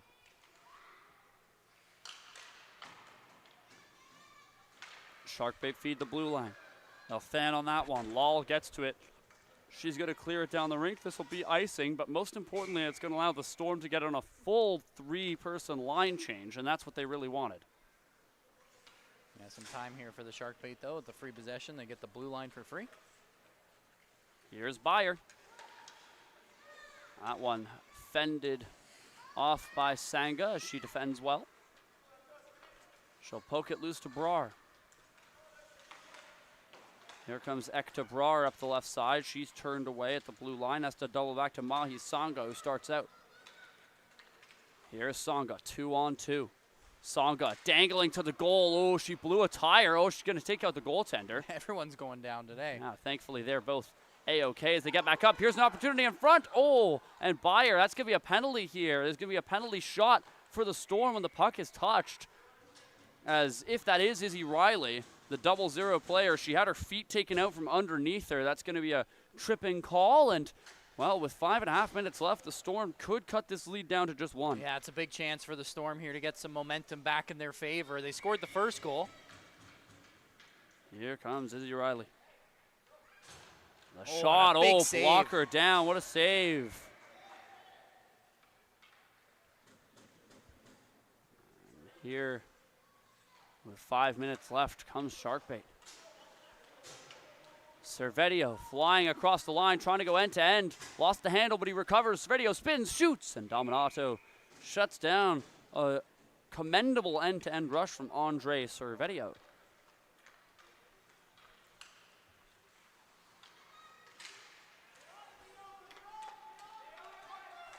Here comes McMillan. A drop pass. Just escapes her teammate. Now right below us here, Dirksen. Lost an edge as Sapphire Smith collided with him. Now a long pass forward connects with Sapphire Smith. Here she goes across the blue line. Has her line mates going for a change right now as Semets tries to clear the zone. It takes an awkward bounce off the shin pad of Smith and back towards the goal. Servetio, trying to spring a break. There's a chance here for Dirksen. Gotta hurry, and that's some good defending there, is getting back in time to shut that one down is the Valley Storm. 4 minutes to go, very much still anyone's game. Sharkbait with a 2-goal lead. Servetio looking to add to that. Deke, backhand, hit the outside of the post, rebound, scores. And Servetio managed to find his own rebound before the Storm could, and he'll tuck it home. Yeah, it's a great goal by Servetio. Again, going end-to-end. I think that's his second of the game as he goes all the way around the goaltender, and like you said, finding his own rebound. And here they go again. Here is the Sharkbait, 2-on-1. The pass across to Semets. Lifts a high shot well over top of the bar. Sapphire Smith to it for the Storm. She'll play it down the rink, and the Storm will head so we on a talked line about change. swag, something I just noticed. Don't know how I didn't notice it earlier, but I love the Storm socks. The lightning. Oh, absolutely. No, it's awesome. The Storm are certainly pass our swag test. Both of these teams do, as I also love the throwback Atlanta Thrashers jersey, which was, in my opinion, the best Atlanta Thrashers jersey as well. Indeed. I tend to agree with you on that one. Now, these two teams certainly not lacking in swag, and thankfully all the teams today have had great jerseys. We have been much more treated today than we have in previous days as a thievery by the Sharkbait. This is going to be an unbridled breakaway here. Sharkbait looking to add to their lead. Here they come. Woodruff dangles, scores! Oh my goodness, Madrick Woodruff and could the celebration. He could dangle an elephant in a phone booth. Yeah, what a celly too. As that one was beautiful, a little interception. He's going back the other way, and I mean, he just completely dipsy dangled, slides at 5-hole. Yeah, I mean, Maverick Woodruff has been the most impressive player here for this Sharkbait team. And here he goes again. And on top of that, he's tied for the youngest player on the ice. He is a 2017 born player, and you see why he's playing up in age group here, as Woodruff has all kinds of skill, and he's not afraid to use it either. No, I mean, especially for the youngest player on the ice, he's been playing fantastic. Yeah, Woodruff, one of just 2 2017 born players. Here's Sanga, right side, grade A chance, she shoots, and it's blocked by Woodruff. A little bit of defense for him as well. Sanga fighting for it on the side. Storm changing on the fly. That's going to allow the Sharkbait to have numbers in their own end. The Storm are now down by 4, so they are allowed an extra skater on the ice. Here's Woodruff. Well, bounces off the defender.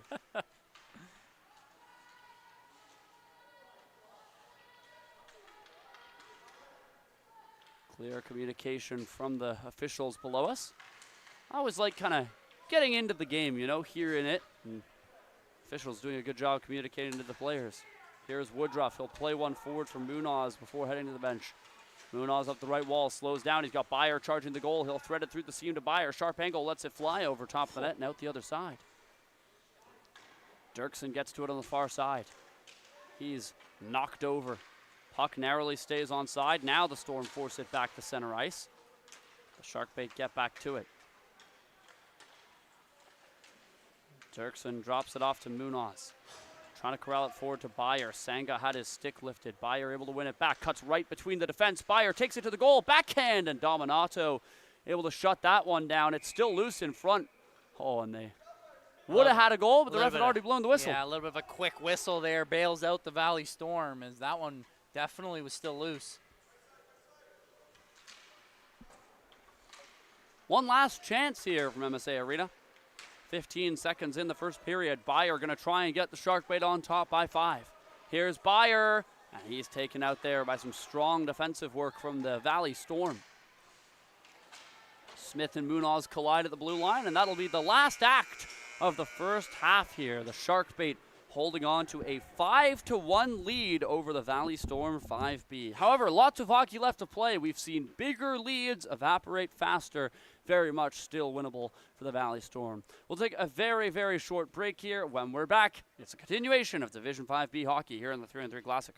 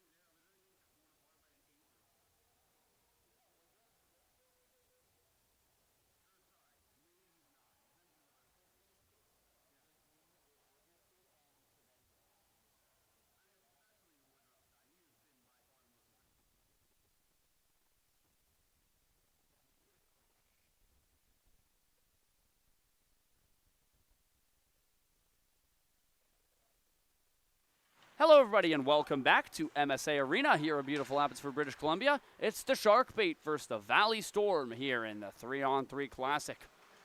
Servetio breaking loose from the Storm. He shoots, and that's right off the mask of Catherine Dominato, who That'll has put a been mark busy. on the fresh white mask. Valley Storm find themselves in a 4-goal hole here, but we've seen 5, 6, even 7 goal comebacks here in the 3-on-3 Classic. The Valley Storm looking to do just that. Servetio taken into the corner. Servetio trying to spin away from Sangha. You hear the Sharkbait coaches yelling, saying, hey, get open, give him an option. I mean, yeah, that's exactly what needed to happen there. Woodruff, he has been on the highlight reel all night long, and he's going to nearly do it again. He beat the netminder Dominato, but it just missed that far post. Servetio from distance lets one rip, and Dominato takes it in the glove. And this has just been the Maverick Woodruff show, really, this game.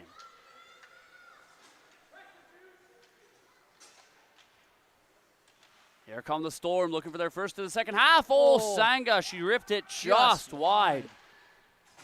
The Storm, they've got to look now. They're established in the O-zone, although that pass is picked off as Lal put it into the Sharkbait clutches. Here's Dorkson. Sangha steals from Dorkson. She'll head up the right wall. One-on-one with Dorkson. She's trying to buy time as the rest of her line is all changing. And look at the defense from Woodruff again as he breaks that pass up into the middle. Here comes Servetio. Servetio flies up the right side. He's around the defense. Servetio dangling, and he just ran out of runway. Trying to tuck it home. Yeah, I'm surprised he tried to go to the backhand there. Oh, that was a body Big check. Collision. That was just a straight-up body check going uncalled there. I think the Storm could have been a little bit more upset about that. I think the refs are struggling to give them a power play just because of the size difference. But you're right, a body check's still a body check. You're not allowed to do that here. Well, no, I mean, the Sharkbait hit the Valley Storm player. Yeah, that's what I'm saying, is I just think that it's going to have to take a heck of a hit from the Sharkbait to get a power play here. I see what you're saying. Because most of the time they just bounce off them. Oh, this could be dangerous. Here's Woodruff once again. Yeah, Woodruff lets one fly, and you can kind of tell the Valley Storm are another team that looks like they're more used to playing 5-on-5 hockey. As the teams that are used to 3-on-3, they hear the whistle, they keep playing. Teams that are used to 5-on-5, usually a whistle means a stoppage. Obviously not here, and that froze the Storm. Here's Smith taking it to the goal. It's loose in the blue paint. Lal gets a look. Lal, she shoots. It's saved by Sabine. He'll hang on. Lurking on the doorstep there with Lal. Yeah, it's a good save by Sabine in tight. Here come the Storm. The Storm advance. Here's Sapphire Smith. She's broken loose. Smith, she shoots. Oh, it stays out. Puck's still loose. And the Sharkbait are able to recover. Sapphire Smith coming that close to getting the Storm's second goal.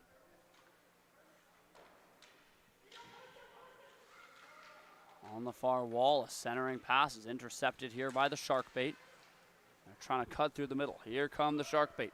Zachary Beyer on the outside, gets past two defenders, tries to go upstairs. That's a nice save. Catherine Dominato with another strong stop. Here's Sangha trying to beat Johansson on the outside. Sangha to the goal, she shoots. Stopped by Sabine. Another big save by Sabine as the Storm starting to come alive a little bit here. Trying to figure things out, although a blown tire there by Izzy Riley is going to give an unbridled breakaway. Here is Beyer, Deke, forehand, Dominato with a stop.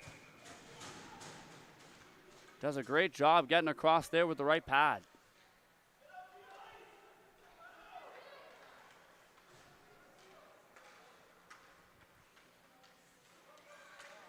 Here they go. McMillan through the middle, gets it to Sangha. She's going to dump it in. Munoz back to it, throws it up towards the middle of the rink. McMillan now.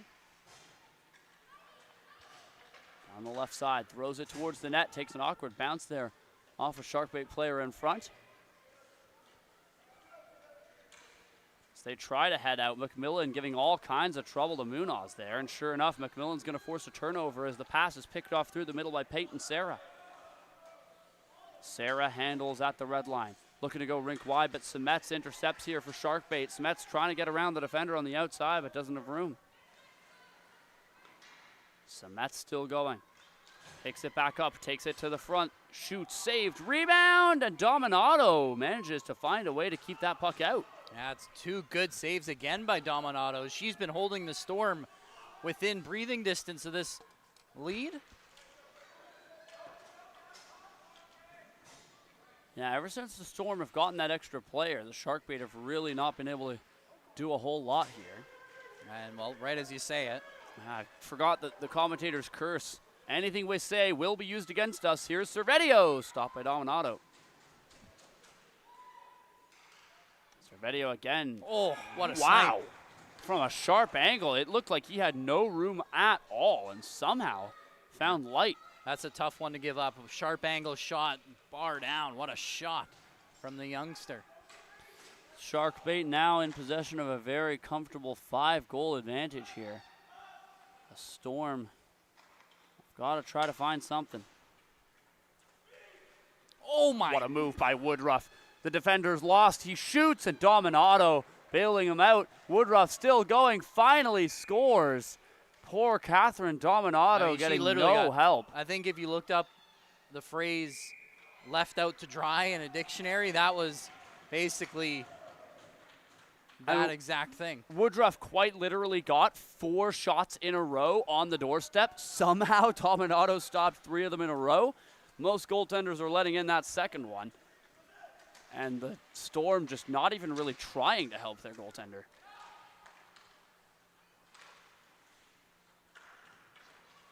Woodruff starting out, plays it forwards for Semets to chase. That'll be icing against the Sharkbait, so they'll have to hurry back.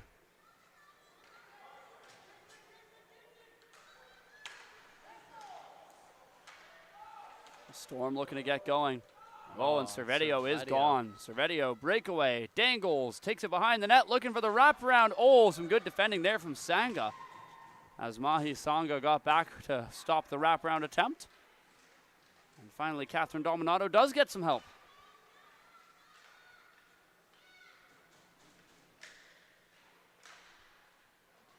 Servetio in the corner in a fierce battle with Peyton Sarah. Neither one allowing the other to go anywhere. Woodruff steps in, as does McMillan. We've not seen a really physical board battle like that in a while. It pops loose, and Servetio's onto it for Sharkbait. Servetio throws one in on Dominato. She'll take that standing up and drops it to her defense. 9 minutes remaining on this one. With the Valley Storm down by 6, they're really going to need to score soon. 2-on-1 developing. Sanga's got McMillan with her. Here comes Mahi. Sanga shoots. Just missed the far post. Yeah, just missed. Pressured by Johansson there. Woodruff fighting for it outside the Storm bench. It's turned away. Icing again against the Sharkbait, so Woodruff will have to go and retreat.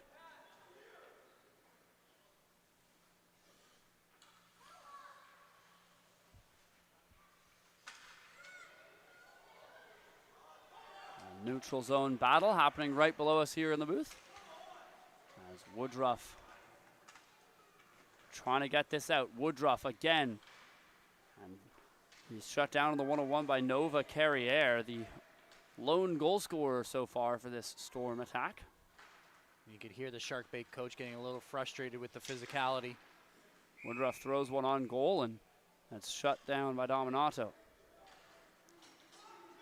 I don't think the Valley Storm have crossed any lines. But I suppose, you know, coaches all want to just protect their own players. It's a fair enough assessment. Sarah throws one on goal. Ooh, handled, but only just by Sabine. There's that chance from Peyton Sarah, one of the better opportunities for the Storm. Here's Zachary Byer, 1-on-3 into the attack, wow. Dances through the defense. Dominato, however, turns him away with the right shoulder. And man, she has been sharp from the very get-go. Byer finds his own rebound, puts it atop of the crossbar. The Storm play it back to the line. It just escaped the zone. Good eyes by the officials to spot that offside. Sharkbait will touch up, and now they give chase. 7 minutes left. Here's Byer, left side, shoots. Dominato saves. Unfortunately, we do not have shots on goal counter this game. I'd be very interested to know just how many saves Catherine Dominato from the AMHA program has made now. It's got to be quite a lot. Yeah, I mean, she's just been on fire. Breaking in those new pads the hard way. Well, that's the way to do it. Fresh off the bench is Izzy Riley. Oh, it pops out in front. And it's just stopped by Byer before it made its way through to Jaya Lal. Izzy Riley hits the outside of the net. Munoz picks it up and he'll play it around the glass to Lal. Byer has his pocket picked by Riley. The Storm have a chance here. Corralling it up top. Brar plays it into the corner. Munoz is going to get there, shadowed by Smith. Munoz goes around the wall to Dorkson.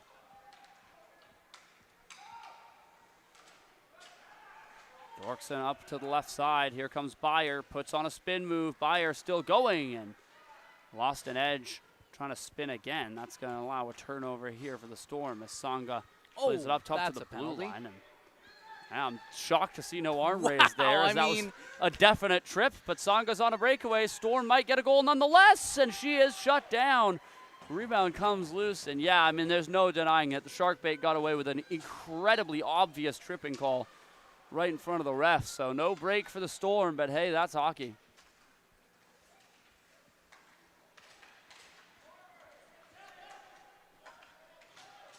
Here is Dorkson trying to take it to the net on the backhand, looking for the 5-hole. Dominato shuts him down. 5.5 minutes to go. It's starting to get to desperation time here for the Storm. Have to find a way to get some scoring. Yeah, they've been hemmed in their own end for most of this game. Here comes Semets. He's broken loose. Semets shoots. Dominato again with the blocker. I mean, you can't go blocker side on her. Start calling her the Dominator.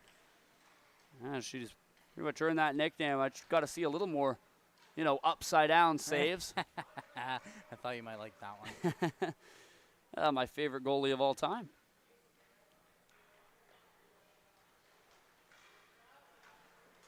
Semets wheeling and dealing there over on the left side. Semets still fighting for it. Finally dishes one off in front. That's blocked. It comes loose. Kicked out. I mean, another clear trip there by the Sharkbait. That one will get called, and as it should be, as Dirksen hauled the Valley Storm player to the ice. That was a frustration penalty there for Dirksen, as he felt like his stick was ripped out of his hands, and as soon as he got it back, well, tried to give the stick right back to, can't tell who that was in the back end. That's Brianne Graham Altilia who's going to be taking this penalty shot.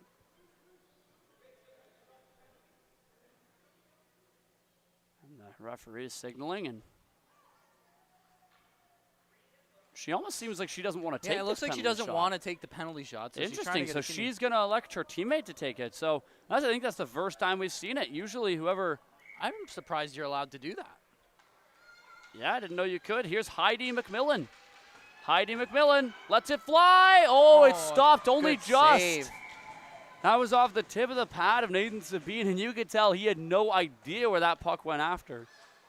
He makes the stop, and that's what matters.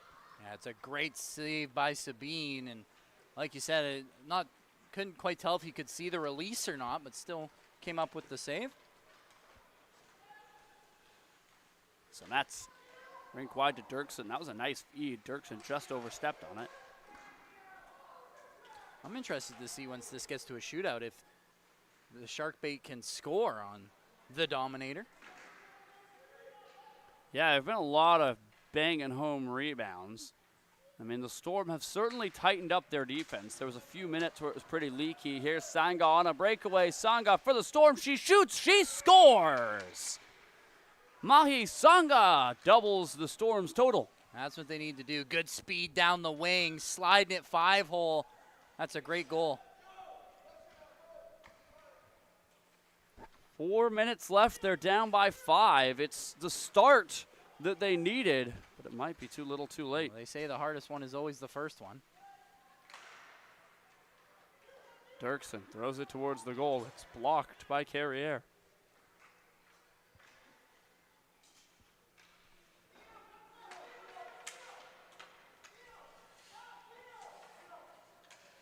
Smith coughed it up to Munoz. Munoz 1-on-4 here to the attack. Looking to try and play that one back.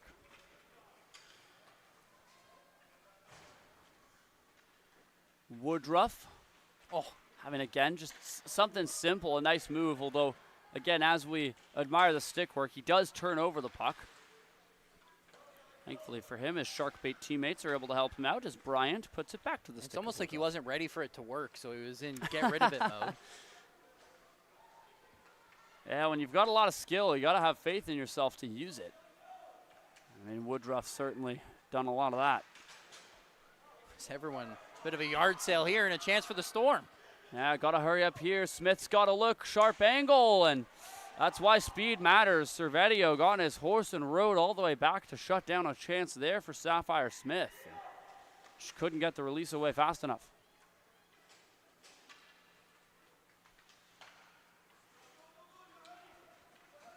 There goes Sarah. Yeah, offside was McMillan. She'll hang her head for that one, as that was one of the better chances developing for the Storm. Here goes Woodruff up the left side. Woodruff fanned on the pass attempt. That's going to allow a turnover to Nova Carriere, who plays it up the wall, and now off skates Izzy Riley. Riley's got a step on Servetio. Here goes Riley. She shoots, and Sabine holds on. That's a great save by Sabine. We got a little bit of, I think we had some friendly little trash talk there between these two teams. Does it look like Woodruff was not happy about something? Woodruff flings one across to Servetio. Lost it in his skates. Riley steals. She shoots. It's blocked. Rebound. Oh, she found it, but just couldn't get it on target.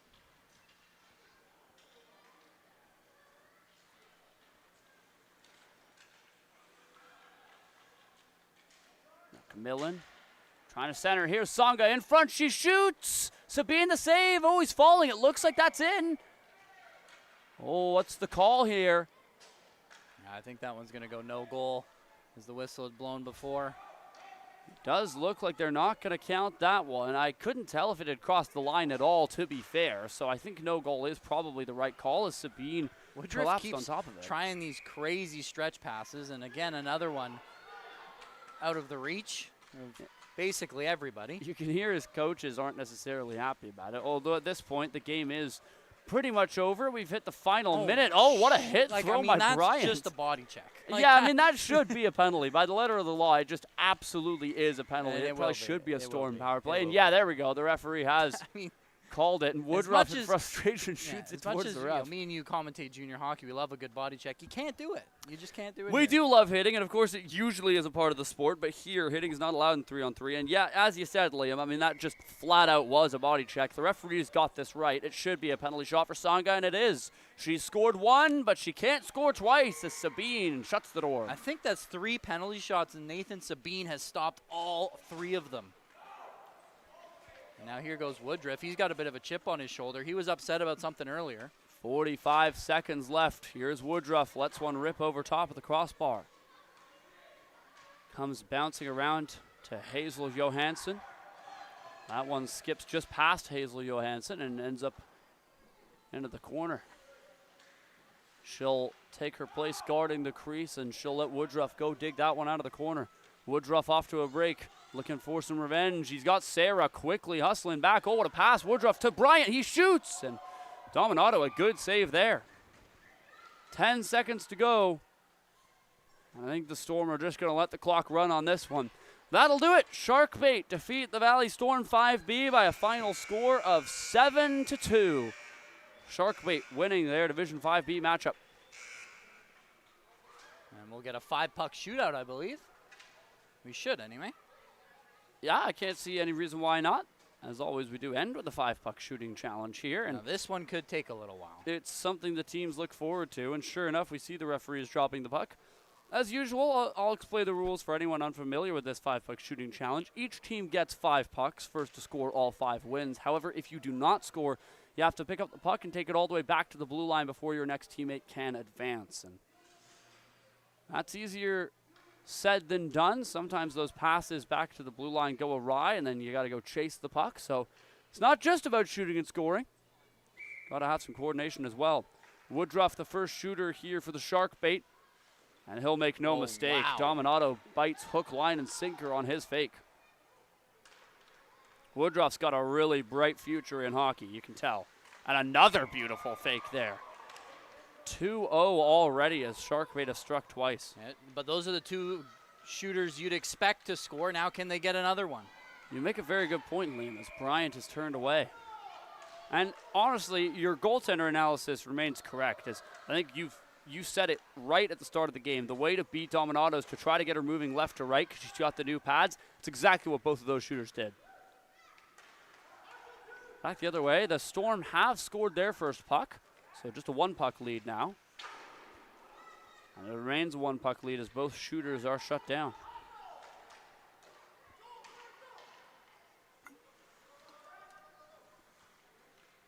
Stowe takes it, can't bury it. Another save at both ends. Semets has some room, shoots, blocker save Dominato. Here is Sarah. Peyton Sarah takes a slow approach, scores. Found some light in that bottom left corner. Tied up again. Munoz took a wide approach, Dominato denies him, and now the Storm are ahead. As Smith shoots and she scores. And this is what I'm talking about. Woodruff has to go all the way and chase this puck as the pass was missed. And now it's a slow way back the other way. Nova Carriere is going to get her shot off first. She shoots, she scores. Now just 1 puck left as Woodruff tries a slap shot. Slap shot. Here is McMillan. Her shot goes wide of the goal. A 3-puck-to-1 lead here. The Storm just need one more. Oh, what a stop save by Dominato. Now Songa, she can end it. She shoots. Turned away by Sabine. Dirksen. Stopped by Dominato. The Storm trying to end it. Sabine denies another one. Here is Izzy Riley for the win on the shooting challenge. She's shut down. Another goal scored back the other way. Oh, we're getting closer now. Just 2 pucks left here for the Sharkbait. Oh, he tripped on the puck. Oh, they There win. it There is. we go. The Valley Storm get the shootout winning goal there. And while they might have lost the game, they'll win the 5-puck shooting challenge. And so each team gets something to celebrate with the game-winning goal. The 5-puck shooting challenge goal, rather, belonging to Jaya Lal. We'll take a break here from MSA Arena. Sharkbait win their Division 5B matchup. We got more 3-on-3 classic hockey for you coming right up here with Puck Drop at 5:45 p.m. I'm Zach Clarke. He's Liam Higgs. We'll be back in 15 minutes' time. Stick around.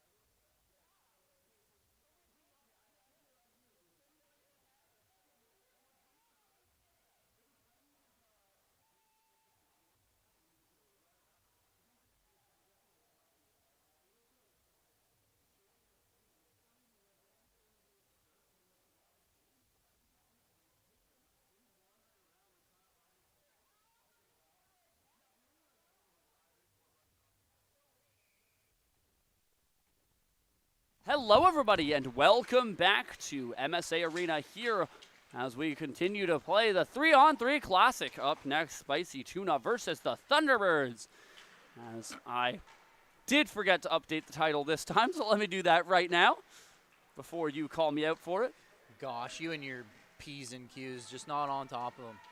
Look, man, the alphabet's hard as flying down the ice on a partial break, looking for the first goal of the game. Oh, and it just stays out. As the Spicy Tuna in navy blue versus the Thunderbirds in green. Goalie's lost the glove already. Yeah, Spicy Tuna glove is lost. And wow, late whistle for that one. Very late whistle, and I'm not sure the Spicy Tuna are particularly happy about it, as they would have had a rush the other way, even though it was their glove that was missing. I do not blame them at all, though. Division 5A here for the Spicy Tuna and the Thunderbirds, as we've had a lot of good Division 5 games today.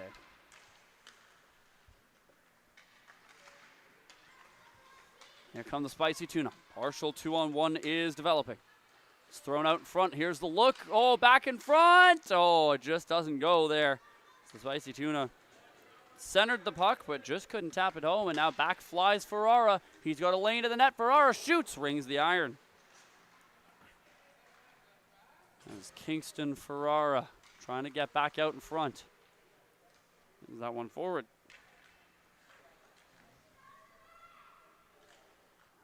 Spice steps onto it as Jack Spice throws that one on net. Oh, tipped just wide. A commendable attempt in front. We've been seeing a lot more nice little setups that would work in 5-on-5 hockey today. Spicy Tuna trying to get away. Here comes Sue on the right side, and Ferrara gets to work on the back check, forces a turnover. Spice up the left side. Spins at the hash marks. Spice still going, puts it on target. Blocker save from the Tuna netminder. Oh, rolls across and fought off there as Brady Parsons able to keep that one out. And Spicy Tuna will dump it out and start to reset. As usual, we were told by the organizer of the event, Jamie, to call out the teams that do not give us roster sheets, and Thunderbirds are one of the teams. Thankfully, most of them have name bars, but for the ones that don't, we have no idea who you are because we did not get your roster sheet. Well, we did get a roster sheet. We did get a roster, just no jersey numbers, so we've got a bunch of names with no correlation. Here's Leach. Lost an edge. Getting back up, it comes over to Gill. Example, number 97 below us. I'm afraid I have no idea who that is. Maybe it's Connor McDavid. It could be. Number 97. You never know. Could be a few players. Does Lachlan Irvin wear number 97? He might. I think he does. It's weird. you who wears 72, right? I wear 72, yes. Because that's an actual goalie number. But Borowski, yeah, oh yeah. 72, I'm sure. I mean, it's better than 97. At least as a goalie number. Okay, I only wore 72 because of Bobrovsky, and I also wore 29, which is undebatably a goalie number. I've got no issue with 29. Here comes Spicy Tuna. Rocked 35 in minor hockey. That's a very good goalie number. Well, because in minor hockey you were only allowed 1 or 35, and I refused to wear number 1. Interesting. I think 1's the best goalie number. I'm not Roberto Luongo. Very few people are. That's true. Only one guy is named Roberto Luongo. Maybe that's why he's number 1. Just thought of that. He's the only Roberto Luongo. He was the first goalie ever to wear 1. Just kidding. Just telling lies on the broadcast here from the 3-on-3 Classic. Just spreading some misinformation. Yeah, who doesn't love a bit of misinformation? Few minutes gone in this one. Still searching for the first goal between the Spicy Tuna and the Thunderbirds in a pretty even matchup so far. Stepping through the middle. A good stick thrown by Lena Mufford as she slows down the attack here from the Thunderbirds. Some good stick work. Here comes Mufford trying to break away. Mufford drop pass. Oh, here's a look for the Spicy Tuna. Shoots, scores! Michaela Caucus, she goes top corner, and the Spicy Tuna get on the board. What a shot there. Just a little delay, waits out everybody as everyone's kind of going to the net expecting a pass, and she just fires it top corner from a far ways out as well. That's a lovely shot from Michaela Caucus of the RMHA U11 team. A1 for a reason. So Spicy Tuna on top, although the Thunderbirds have had a lot of chances of their own. This is already shaping up to be a very close hockey game. Caucus looking for a second goal, throws it on target. That one's going to be fought off by the netminder.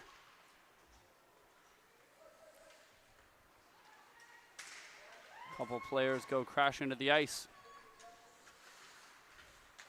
Spice drop past Bedford. They'll collide with each other. And here comes Siegel. Wes Siegel through the middle, lets one rip. That one's wide of the goal. Rebound comes loose to Killorn. Or pardon me, Ace Kilborn. As Kilborn trying to play it back to the line. This one's going to be picked off by Ferrara. Here comes Ferrara. Pass across. Here's Nelson with a look. And the wrist shot flutters over top of the bar. 11 minutes to go. Still Caucus the lone difference maker in this contest. Sue throws one towards the goal. That's handled by the netminder for the T-Birds. Oh, Nelson takes a big hit through the middle by Sue. Offside. Should have been called there. They'll ring the iron. We're letting a lot go today. I don't know if anybody who's tuned in right now was watching our last game, but yeah, a lot has been gotten away with today. Nelson takes it in deep. Blew a tire trying to get behind the net. And now Spicy Tuna are going to have numbers the other way if they hurry. A 2-on-1, potentially 3-on-1 developing. Siegel with Sue. Siegel makes a nice move, taking it to the net. He shoots. Oh, getting a piece of that, I believe, was the goaltender. How about the little inside-outside move, though? Thunderbirds trying to take it back. Leach lost an edge. He's lying down, still trying to score his Leach. Very commendable effort. That would have been goal of the tournament. Oh, if he had been able to somehow find a way to score that, I would have called him a direct descendant of Reddy Leach.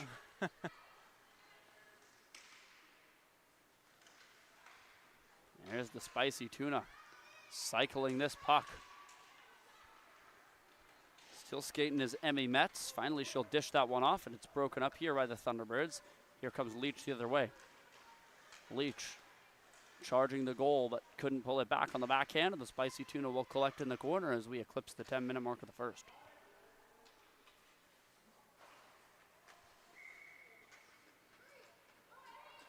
A whistle freezes the Thunderbirds in place, and now heading the other way is Wes Segal on the right side.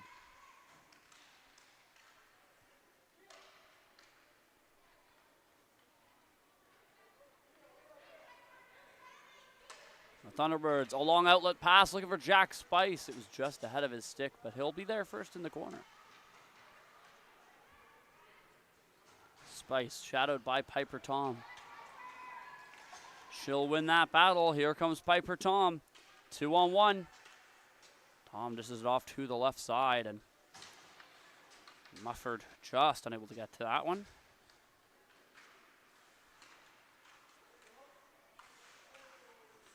Some pucks trading possession here. Now a chance out in front, looking for the 5-hole. Great save. Rebounds there.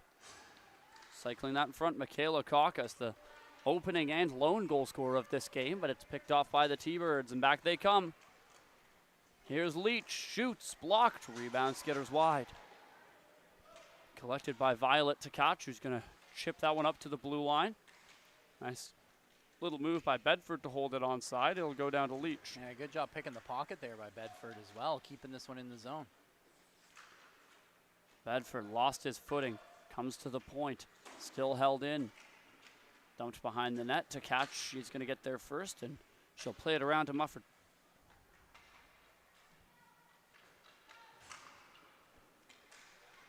A long pass down the rink is past everybody, and we'll have an icing and a chance for the T-Birds to advance. Yeah, the T-Birds have had a decent amount of offensive zone possession, but haven't really been able to get any shots on goal with it. A nice job by the Spicy Tuna keeping them to the outside and in the corners. Matthew So sends it back to the line. Here's a chance in front. What a blocker save as Siegel slams his stick in frustration on a grade A scoring chance. That's just a great save and a good setup by the Spicy Tuna once more. Spicy Tuna continuing to try to make things happen in front here.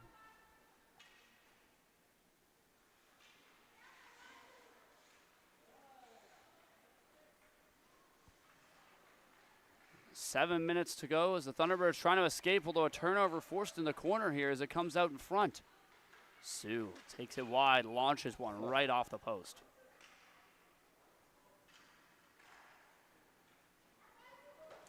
Long pass up the boards. Here's Bedford. Bedford over on the right side. Back down the middle, dangling. Bedford shoots. Oh, and a flash of the leather as Brady Parsons stymies Bedford.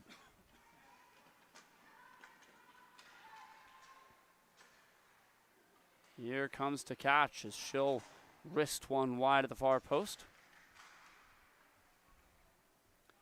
Mears can't catch that one. The Spicy Tuna have possession here at neutral ice, just outside this bench of the Thunderbirds. And away goes Bedford across the line. Pardon me, that's Mears who lifts a long one in on Parsons. As Mears tries it from distance.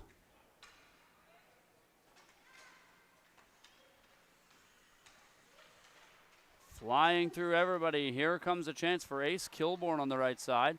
Kilborn still going. Lets it rip. Hit the post. What an individual effort from Ace Kilborn, who beat two defenders and the goaltender, but rang it off the iron. Yeah, second post of the game as well for Spicy Tuna.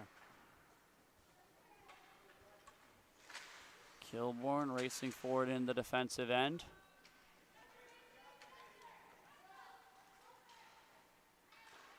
Over to Gill. That shot ends up wide of the net. Emmy Metz chasing that puck as it comes the other way. Here goes Ferrara, left side. Lets one rip wide of the near post. It's going to come around to Spicy Tuna. If they hurry, they could get a chance. And you could tell they were looking to try to spring Emmy Metz on a breakaway, but that one was well too far down the ice. It'll be icing, but it allows the whole Spicy Tuna team to change. Yeah, that was a long shift there for the Tuna. The lone goal scorer, Michaela Kaukas, is back onto the ice here. Ferrara looking to tie this hockey game. It's been one of the lowest scoring games we've seen so far. Indeed. So with 4.5 minutes left in the first, it is still just the one goal. Mufford is looking to try to change that fate. Mufford working at the line. Chips that one down low for Mears, as Luke Mears will play it forwards to his defensive unit. Trying to head back the other way. A nice little poke check there from Piper Tom. Takes care of business. Now Mufford stops Mears through the middle. Michaela Kaukas gets to work trying to free this puck on the near boards. It's the Thunderbirds, however, who are able to bring it out as here comes Spice. One-on-one. Spice takes it outside. Spice lets it fly and kicked away there by Parsons.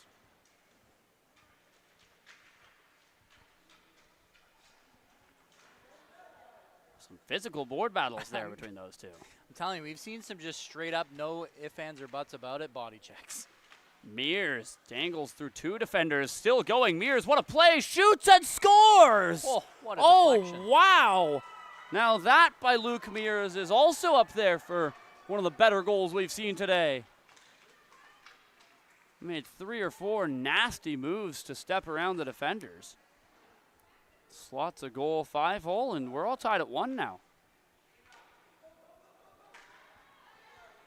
Icing's going to be waved off here. Oh, no, pardon me, I forgot. That's right, icing's automatic, irregardless of the player's advancements. You'd think by day 3 I would know the rule book by now. Here comes Michaela Kaukas looking for a second, drops it off to Siegel. Oh, what a selfless play by Kaukas. Put Siegel into a good scoring position, and unfortunately for her, just couldn't get a finish there. Leach looking to go low on Parsons. It's brought away. Siegel looking for revenge after missing on that play. Now it comes out. Oh, just over the bar. I mean, lots of power behind it, but yeah, accuracy a little bit left to behold. Sue puts one towards the goal. That's going to miss. Siegel finds it in the right side and plays it around. Leach breaks up that play. He'll start out from behind his own net. 2 minutes to go in the first period. You're watching some pretty electric 3-on-3 classic hockey here. For more details, check out 3on3classic.com, and for videos, including interviews, behind-the-scenes content, photos, and more, check out at 3on3classic on Facebook, TikTok, and Instagram. This has been a pretty back-and-forth game. 1-1 is the score, but the defensive play is what I've loved to see. You see the back check doing a really nice job covering the slot. Sue tries to tuck in a tight one. That one's going to go wide of the net and deflects back out to center. And smart plays like that. I mean, sometimes you say it a lot in 5-on-5 hockey, but if you can, just go off the glass and out. Always trying to make the safest play possible as we approach the final minute of the first half here. Still all tied up at 1. Here's an opportunity to change that. Leach, one of the most threatening shooters this T-Bird squad has. Carries it down low. That's some nice defending one-on-one there by Violet T-Catch. She shuts down Leach. It comes to Bedford, trying to put on the spin cycle. Was successful, but eventually turned over the puck.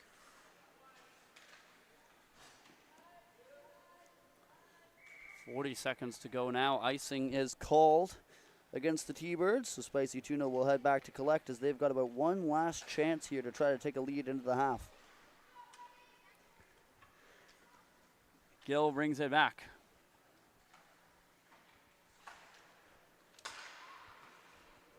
Ace Kilborn's pass is picked off through the middle by the mystery number 98 for the Thunderbirds, who plays it towards the goal. That just missed the far post. Comes out to the side as Spicy Tuna get there. 10 seconds. They have got to hurry. Emmy Metz plays it back across. Time for one last chance on the outside, and that's swept away from Gill. That's going to do it here. The first half has come and gone. Division 5A action as close as can be from MSA Arena. We'll take a 30-second break.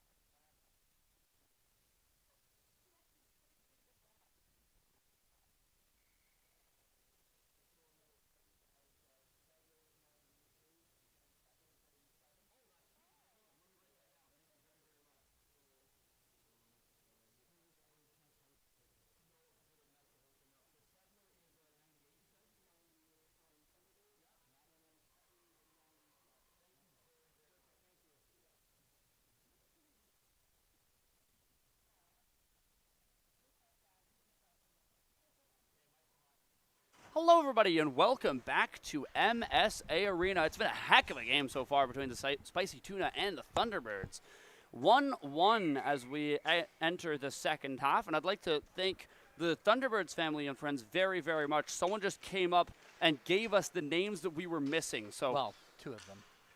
Yes, but, you know, the two that we'd kind of missed a lot as the game went on. Caucus throws that one on goal, so we now know that Sedler is 98 and Kettner is 97, the two without name bars. That might be the only two without name bars. By process of elimination, we now know that the goaltender as well as Isaac Ochitwa, as everyone else is accounted for. Nice.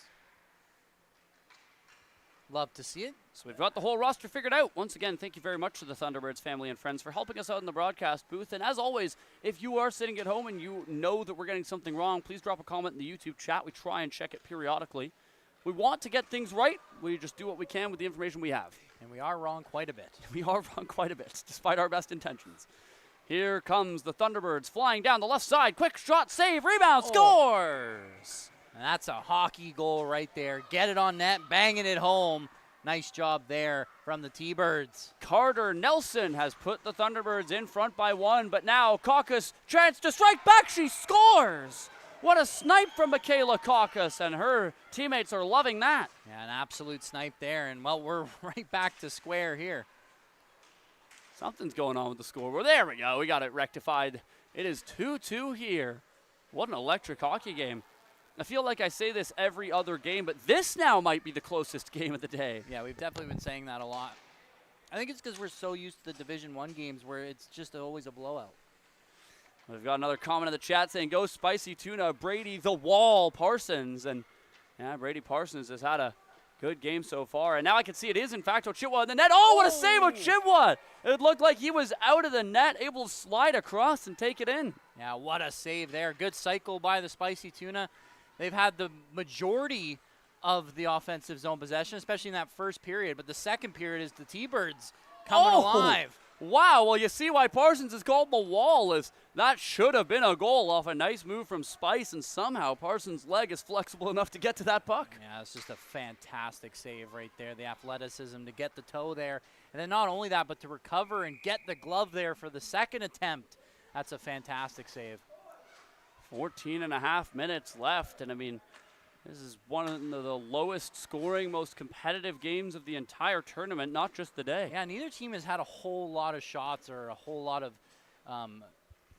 consecutive offensive zone possession. There's been a lot of back and forth, which you love to see. One thrown on net by Kettner.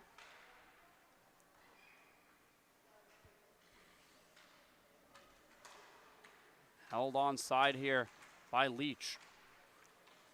Digging away at it. It does come out as Seagulls forced it forwards. Bedford takes a bump. Able to stay upright. Here's Bedford. Waits for his teammates to catch up to the play. Bedford still going. Lost an edge. Now the Spicy Tuna might have a look the other way. It's a race for the puck, and Sedler does a good job to get there as James Sedler pokes it away. Now an opportunity for Bedford, jamming away on the doorstep. Parsons has the save. Puck still loose, and it's recovered here by Mason Gill. He's able to play it up the glass, not out as Sedler keeps it in. Another Sedler, big save. Nice move, shoots, and Parsons holds on. Yeah, that's a great sequence there for Parsons after his team kind of left the zone early, and it creates a good chance in the offensive zone for the T-Birds, but Parsons able to bail him out. Emmy Metz plays it across to Gill. Her pass right to the tape of Gill, although James Sedler immediately knocks that puck away from the forward. Leach, dangling, takes it to the right side, shoots. Parsons got just enough of it. And also put the rebound in a great spot. Sedler has it in the corner for the Thunderbirds. I'll throw it around. Comes out to the near wall. Leach trying to get loose in front, goes for a wraparound attempt. That's shut down. Rebound there, they score! James Sedler finds the back of the net. And the Thunderbirds have a lead. That's how you score goals. I think actually the T-Birds have had some of the more hockey goals in this tournament. There hasn't been a whole lot of breakaways or tic-tac-toes. It's just been greasy, get it to the net and bang home a rebound, which is, well, that is how you're supposed to play the game. Now, well, Brady Parsons, he stopped the initial shot on just about everything, and so you kind of have to go for those hockey goals. It's a tripping call. We're going to get a chance to see if Parsons really can stop an unguarded breakaway. And this is a huge turning point in the game. With the way that the scoring has gone, the Thunderbirds right now in a 1-goal lead could make it a 2 here on this penalty shot. And the way this game's been going, like you said, a 2-goal lead is a huge one. Jacob Bedford on the penalty shot from the Chilliwack U9 squad. 1-on-1 against Brady Parsons. Bedford, forehand, scores! Oh, it's clean. Oh. Fakes a hard shot and then just slides it right through the 5-hole. Man, was that calm, cool, and collected from Bedford. It's not often you see a goal that looks like a veteran goal from an 8-year-old. Back the other way, the most dangerous Spicy Tuna of all, Michaela Kakos, got another good chance. She, of course, is already on hat-trick watch with both of the Tuna's goals. Here comes Ferrara, left wing, fires. Parson knocks it away. Now the T-Birds really starting to mount the pressure here in the offensive zone. It's still going on the left side. 11 minutes left. Lots of time for the Spicy Tuna. Everybody's going down.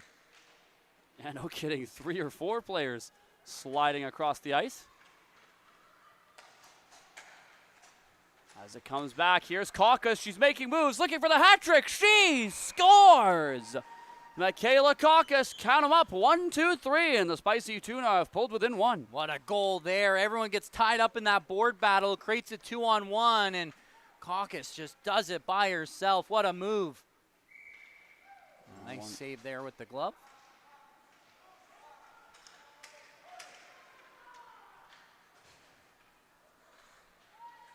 Caucus back on the right side. Can she go for 4? The coaches aren't going to let her leave the ice until they get this lead back. As I say, that she does go for a change. Just a joke, of course. They're not selfish out here. Not yet, anyway. Here on the left side, Sue charging to the front, has a look, scores! A 5-hole goal for Sue has gotten them tied up at 4. Yeah, and there you go.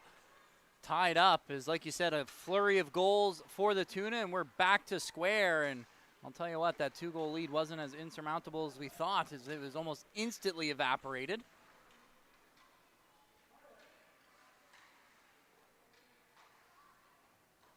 Nine and a half as the Spicy Tuna trying to get out. Oh, selfishly, as a broadcaster, I would love to see another shootout game where the shootout really matters. Here is Spice. Making moves, trying to cut to the left side. Sue lifts his stick. Spice stays with it. Trying to play one up top. It's knocked away, and now outstart the Spicy Tuna. Was Siegel to the right side. Siegel's around the defender, taking it to the net. He scores! And the Spicy Tuna are back in front. Back in front indeed. Nice move by Siegel to the outside, and he fires one. Low glove. Oh, Spice makes a nice move. Can he tie it right back up? He cannot. Sugar and Spice and everything nice, except just couldn't tuck it in. There they go up the wall. Spicy Tuna. They've gotten a few. They're looking for more. This game's definitely starting to open up offensively for both of these teams.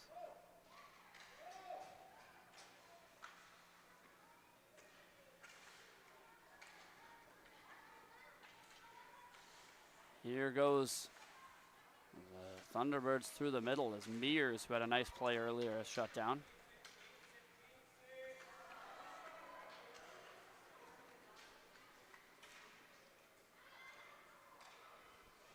Continuing to trade possession here is the Spicy Tuna looking to reset. 8 minutes is a bit too much to just run the clock, especially with a flimsy 1-goal lead.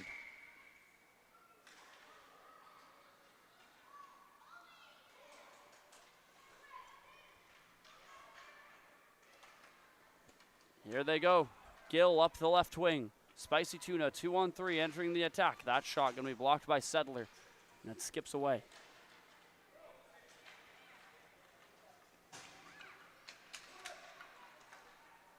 Sedler across to Leach. Here's Leach, slows it down, lets it fly. Parsons save, rebound, shoots. Parsons again, Leach scores. How about the hand-eye to bat it out of midair, and yet again, it's another third chance buried as tons of rebounds coming off Parsons and no one there for the Spicy Tuna to help him out.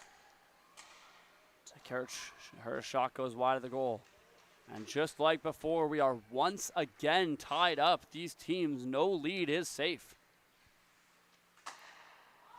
Back at the line, a long drive is gloved down by Leach. That's an athletic move. Comes out to the side. Kayla Caucus with a hat trick to her name, trying to add an assist to Mufford in front, but the pass is blocked up in front. Here's a look on the backhand chip from Caucus, and that one's well over top of the cage.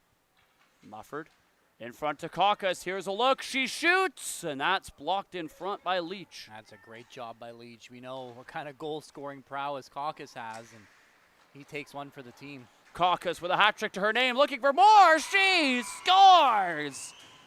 How about a 4-piece with nuggets for Michaela Caucus as she puts the Spicy Tuna back in front. It's right there. Just a turnover, and Caucus in the right place at the right time. Ferrara trying to answer back, shoots, rebound in front, and the Spicy Tuna able to clear. And Parsons with a huge save in a big moment. Oh, and now a chance developing for the Thunderbirds, but offside as it's a line change. They got caught out. Yeah, that's a tough one right there for the T-Birds. A beautiful forced turnover, but You got to get off. Here's the Clarke offside. looking for a 5th goal still. She shoots. She scores.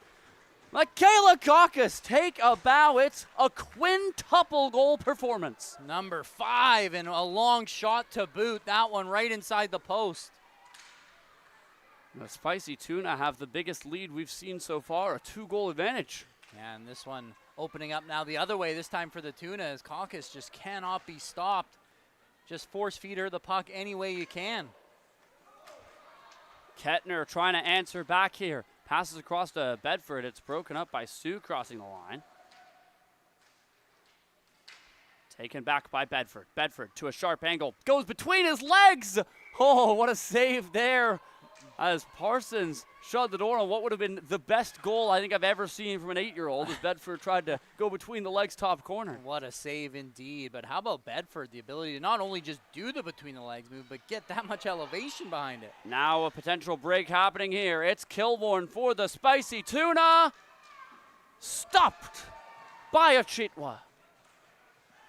Great save with that left pad. Number 11 for a goaltender is definitely a strange number. I've never seen that before, and it makes me think, just been watching Achitwa, if he's used to playing forward or defense, just out of the net. Yeah, I don't think I've ever seen a goaltender wear 11 either. Well, not only that, but just some of the things that I've seen from him just makes me think that maybe he's more comfortable outside of the net. Icing the puck is the Spicy But Tuna. to be fair, he's got some sick equipment. I don't know any part-time goalies that would have gear like that. 4 minutes left for the Thunderbirds. As it's put in on Parsons, that one stays out. Wow. Just barely. It looked like it was gone 5-hole. Parsons able to collapse on top of it. I mean, Parsons has made save after save, keeping his team in it. Well, not in it, keeping them ahead, I should say. Mears in his own end tries a long pass that's blocked here by the Spicy Tuna, but a good recovery there by Mears as he'll feed it to the right side for Spice. Spice pirouettes at the right point. I mean, 2-goal comeback is certainly not insurmountable, but they've got to try and hurry. We've seen one in this game. Seen a couple in this game. Settler's shot goes wide of the far post. Couple players going down in the corner. If you're the Spicy Tuna, at this point you just have to do everything you can to not concede a penalty shot. As that one bounces wide of the far post. James Sedler gets there before Gill can. Gill shuts down Sedler's attempt to move. The puck kind of losing the blue paint. There's a chance that's in. Sedler's just going to push everyone into the net. Yeah, I mean, it was on the stick of the defender, Gill. Sedler just kind of pushed him into the net. And there you go. That's hey, one you'll way take to them score. however they go. That's one way to score. If you can't put the puck in the net, just put the guy with the puck in the net. Yeah, hey, all's well that ends well, and now the Thunderbirds are just within one single goal here. It is 7-6 for the Tuna. Lots of time here for this 3-on-3 game. You wonder if you'll see the goaltender getting pulled at some point. That's going to be a penalty. Oh, you said you can't see that happen. Mufford lays a body check. You can't do that. She is penalized, and this is the chance the Thunderbirds have been looking for. This is what they need to get back into this hockey game. Yeah, it's not necessarily a must score, but it's close. It's about as close as you can get. It's Jack Spice with a chance to tie this game at 7. Spice, Deke, forehand. Oh, he couldn't tuck it in. That one, he got the goaltender to bite on the fake, but couldn't jam it within the post. 90 seconds remain in this one. Michaela Clarke looking to get a second hat trick in this hockey game. She's around the left side, fires! Oh, off the mask and up into the mesh. That's a good save, and that'll get a free touch now here for the T-Birds with a minute to go, just over a minute to go. Leach. 60 seconds left. They need a goal. Here's Leach trying to be the hero. It's off the skate of T-Catch and wide. Leach plays it back up top towards Ferrara, but it's picked off by Caucus, and she's off to the races. Ferrara's got to be careful. One-on-one defense with the most lethal shooter on the ice. Caucus lets it rip, but Chitwa makes the stop, pokes it forwards. Taken out there Here's Caucus again from a sharp angle. That one skitters wide of the goal. 40 seconds to go. You've got to get to the attacking end here if you're the Thunderbirds. Caucus throws it across. Quick shot, they score! Siegel puts it in, and that might do it. I mean, that would pretty much do it, I would think. 20 seconds left with a 2-goal lead. Here's Leach. Leach lets it rip, and Parsons makes the save. And especially with the way Parsons has been playing. I was going to say, I think that will do it here. As if that had gone in, there's maybe a glimmer of hope, but that will do it. In one of the best games of the tournament so far, the Spicy Tuna defeat the Thunderbirds by a final score of 8-6, largely thanks to Michaela Caucus having a 5-goal performance. I think player of the game, not a particularly difficult choice this time. No, definitely not. Just fantastic as she was scoring from absolutely everywhere.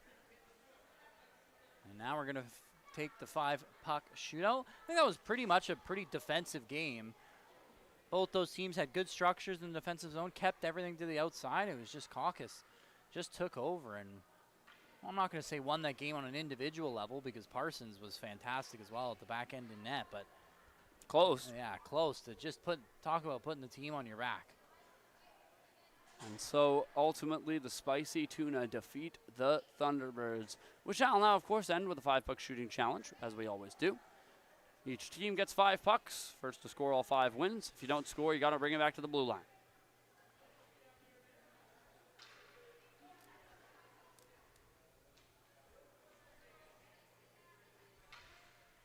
As we await that starting.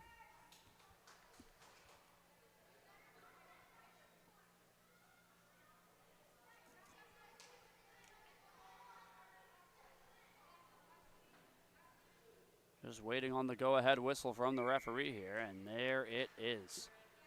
Both teams are up and at 'em. First shot is a goal for the Spicy Tuna.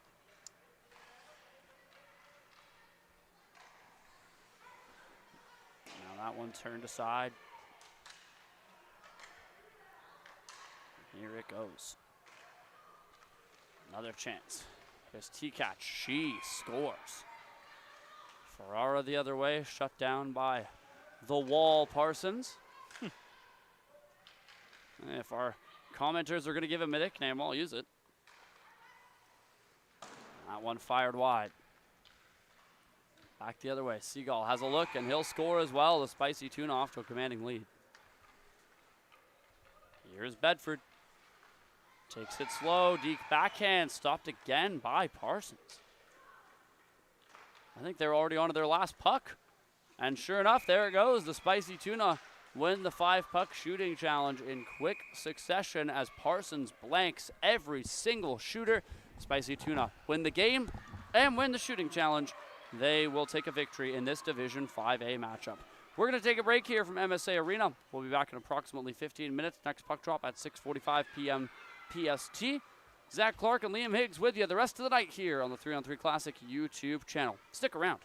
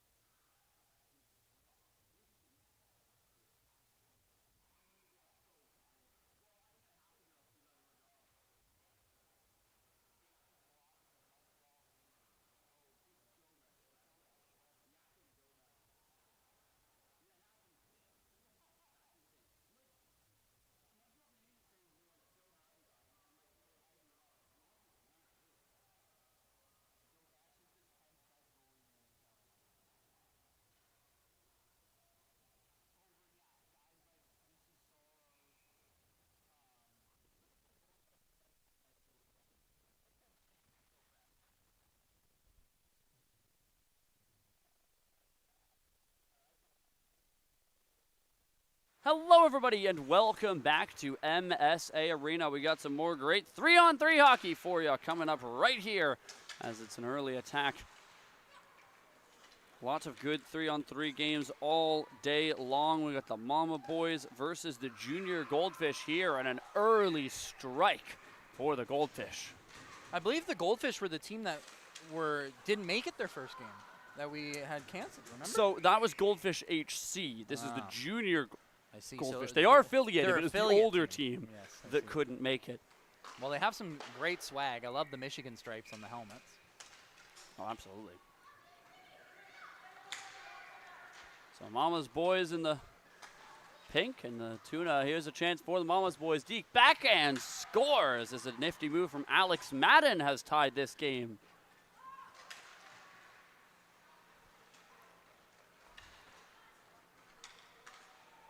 Back the other way. Attempting to come the Goldfish, taking it into the corner. Well, I know the Mama's Boys have a reputation of being able to put the biscuit in the basket, so we'll see if the Goldfish can keep up with it. So far they have, and they scored the first goal, obviously. And another chance in on the netminder is turned aside here. As the Junior Goldfish looking to get back onto the board here in Division 4A. Interestingly enough, this is an interdivisional game as it's a Division 4A team versus a Division 4D team. So, I mean, you know, overall, all Division 4. I will say the Junior Goldfish, lots of HBL players. Flying down the ice. Here's a look for the Goldfish. All kinds of room, and they score. Madden already has a pair. I told you, the Mama's Boys, I've seen them play a couple of times, and every single time they have no trouble scoring goals, and they might have another one here. Indeed, struggling to get out of their own end here are the Goldfish as the Mama's Boys throw another one in front. A chance out. There they go. It's another goal for the Mama's Boys. And off to a quick 3-1 lead. In continuing our theme of rating everybody's drip, I'm afraid Goldfish falling a bit flat here with lots of mismatched jerseys, but Mama's Boys keeping up the high standard set today. Some nice tarps. I like the pink and blue. Off the inside of the cross section there at the top left corner. Yeah, lots of HBL players in this game, so might be some teammates playing against each other here. Yeah, lots of HPL Flyers, Beavers, Bandits, and Bulldogs. As he's spinning around, here's a chance on the doorstep, trying to force his way down the middle is Nathan Wong. And that second opportunity ends up in the back of the net, and I mean, already a 4-1 lead. And again, Mama's Boys, they are a few kind of divisions up, so it wouldn't be a shocker to see them coming away with a big lead. Charging the goal are the Goldfish. Bryce Denton trying to cut through the middle. That one fended off. Here comes Fuller on the left-hand side for the Mama's Boys. Toe drag, backhand, forehand. Oh, he stopped. And you can tell he's a little shaken up going into the boards there as he clutches at his face. Hopefully Fuller is all right as the Goldfish head back the other way. What a move, though, by Fuller. Yeah, no kidding. Fortunately, there is a Goldfish player out on the ice right now who does not have a jersey number at all. I've got no idea who that is. That's a shame because it was a nice rush. Now back the other way comes Odin Shorter. He's going to spring a look here for Kotloski. Kotloski, Deke scores. Oh, man, I mean, I did say the Mama's Boys know how to score goals, but I didn't quite think it'd be at a pace like this. Yet another breakaway one, and how about a move like that? Jackson Kotlowski with a nice move. There come the Goldfish trying to strike back. One of their several mystery players carries this into the corner. 5 goals on 7 shots for the Mama's Boys so far. I mean, that's a shooting percentage you can ride home about. Yeah, if I was good enough at math to tell you what percentage 5 is of 7, I would tell you. There goes the Mama's Boys flying down that right side. It's Kotlowski looking for another one. Kotlowski spins, looking for the third man in. It's broken up, and the Junior Goldfish will march back the other way. Goldfish trying to take it to the front of the net. It's broken up here by the Mama's Boys. Well, this whole line for the Goldfish doesn't have numbers, so good luck with that, my friend. Brock Erickson steers it to the front of the net, and another goal ripped home by the Mama's Boys, this time finished by Connor Madden. Both of the Madden brothers now having goals in this contest. We just had a rash of really close games. I'm thinking this one certainly not looking like it's going to shape up to be the same.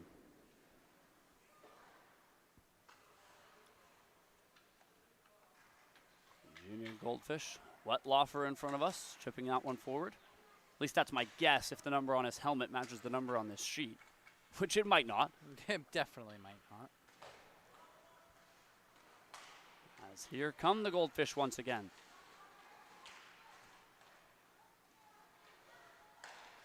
Out in front on the backhand, trying to spin one across. It's blocked by the Mama's boys.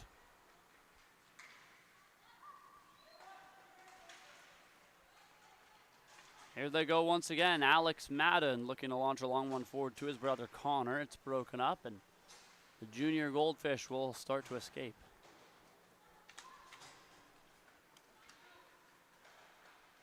Here they come across to the left-hand side. That one's going to be broken up. I like that the Mama's boys have what looks like two mothers behind the bench in semi-matching tracksuits. I believe there's 3 of them on the bench. There's good theme. Oh, yes, well spotted. As another one rattles its way into the back of the net. I'm certain the Mamas will be proud of their boys on that play. Back come the Goldfish. This one I do know. It's Bryce Denton.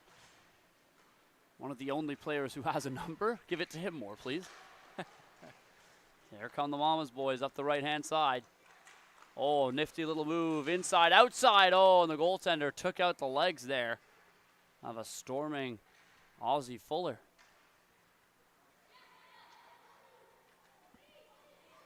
It's brought back out to center ice by Sahil Shergill from the 2015 Bandits. He'll play it across to Santagio Carcamo. There's a delayed penalty called here against the Junior Goldfish. Mama's boys working along the boards. Net is now empty for the extra attacker on the delayed call. We've not seen strategy like that utilized. Definitely Mama's boys really going all out in this matchup. Yeah, well coached. Yeah, no kidding. And they can't quite score on that play. Still unable to touch the puck of the Junior Goldfish to get this penalty shot going. Sahil Shergill from the right side blue line. Snaps one across. Quick look, back door. Oh, a great save there from the Goldfish netminder, who I believe is Levi Hodge. Like 99% sure on that one. And a crossbar dinked by the Mama's boys. I mean, look at this puck movement and the work and being able to dangle through, going on good rushes, getting open for each other. This is a clinic right now by the Mama's boys. The referee's arms got to be getting exhausted. And finally the Goldfish touch, and he'll get a reprieve as the Mama's boys get a penalty shot.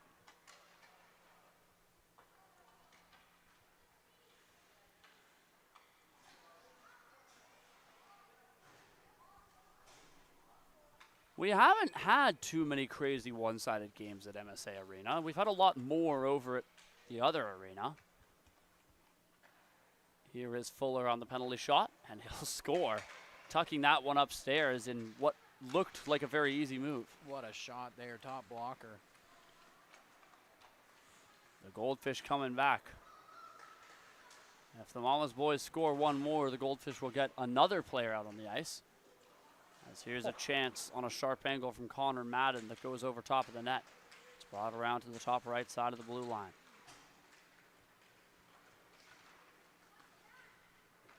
Here it goes, the Goldfish. Theodore Song. Slowed down as he crosses the line. It's going to be a 2-on-0 back the other way here for the Mama's boys. On the right side, looking for it. Backdoor play, and that one kept out. That's a nice save there from Levi Hodge. Theodore forwards. Here's the Junior Goldfish trying to get away. Oh, that should be a hook, surely. The Goldfish, a chance there, and stunningly no penalty.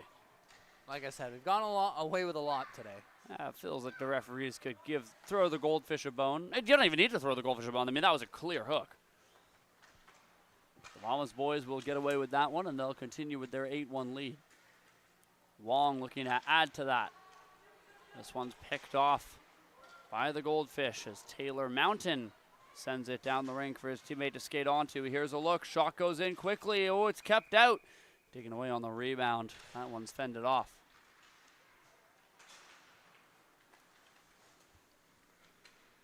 Erickson. Slowly down the left wall. Throws one on goal. Ooh, a good reactionary save there by Hodge as that changed direction on the shot. 6.5 minutes left in this first period. A flyby check from the Mama's boys will allow this puck to get knocked loose, and here comes Alex Madden down the left wall. Madden, a sharp angle drive is handled by Hodge.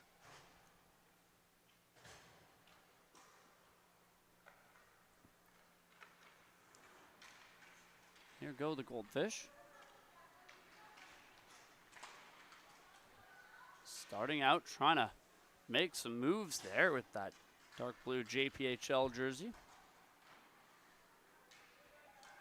Plays it over to Taylor Mountain behind the net. Mountain, centering pass is blocked. 3-on-1 back the other way here for the Mama's boys. With speed they come. Ozzie Fuller on the outside, backdoor. Oh, and it just goes wide. I'm not sure if Hodge got a piece of it or not. I mean, the puck movement by the Mama's boys is just second to none. Goldfish trying to answer here as Taylor Mountain attacks.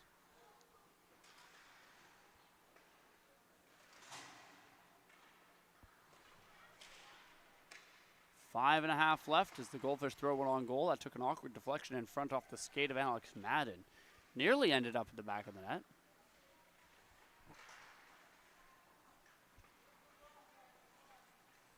Goldfish starting back as the Mama's boys attack here. There they go. Mama's boys on the doorstep trying to kick that one forwards. Lost the handle at the last second, and now the Goldfish might be able to capitalize. They've got Ozzie Fuller going back, but here's a chance on a break for the Goldfish. Theodore Song shoots, and that one held onto by the mitten of Amare Dube. Nice save there by the goaltender coming out to challenge.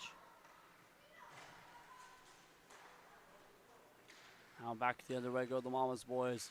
Sharp angle drive, can't find the 5-hole of Hodge. They'll hang on to the puck. Shots on goal listed as 15-8 in favor of the Mama's boys. Goldfish have speed down this left side. Backdoor play hit the outside of the post as Bryce Denton let it go. That was a big save by Dube, actually. He made a huge blocker save on that one coming across. He's been stellar. There's Fuller. That one's punched away.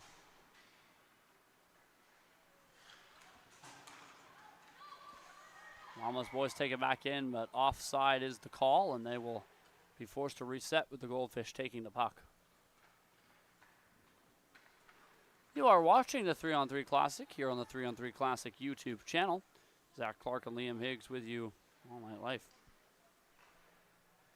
All night long, I meant to say. I said all my life. I was like, wow. I've always been here. Since I was born, MSA Arena has been my home. I think that's where I'm at. Yeah, it's been a long day. It has been a long couple days. Fun couple days, mind you. Here come the Goldfish on the backhand. Oh, what a save what a by save. Dube. I mean, that glove hand is active for Dube.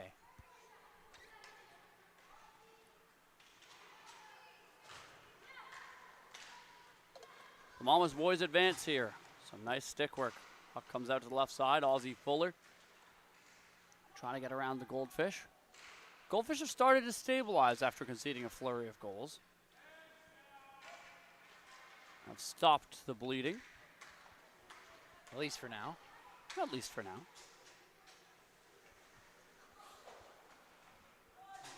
Mama's boys getting to work on a line change.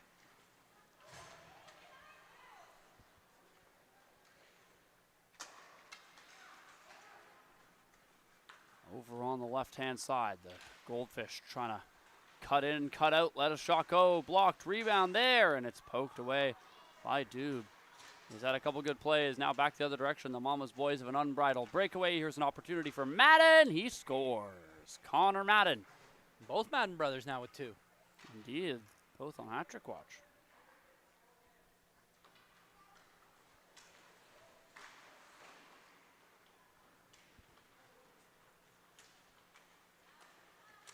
Snap shot off the stick, then off the post, and then the Mama's boy player, thankfully all right as he took a stumble on the puck and went awkwardly on the boards. Oh, long outlet pass. That's nice. Here's a chance for the Goldfish coming in. Deke backhand goes wide. Taylor Mountain with a chance there. Mountain back around. Not sure the Goldfish realize it, but after that goal, they are now allowed to have an extra player out on the ice. That's what you get when you have no coaches on the bench.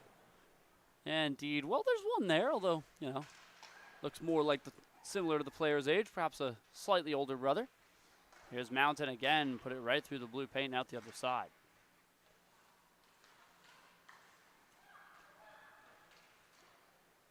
Here's a chance for the Goldfish with 70 seconds left in the first half here.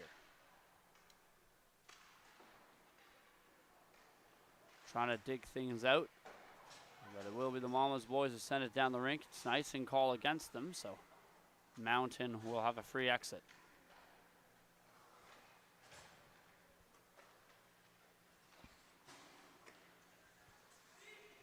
Kick to the forehand for Taylor Mountain. Overskated the puck, but luckily for him, so did Kudlowski of the Mama's boys.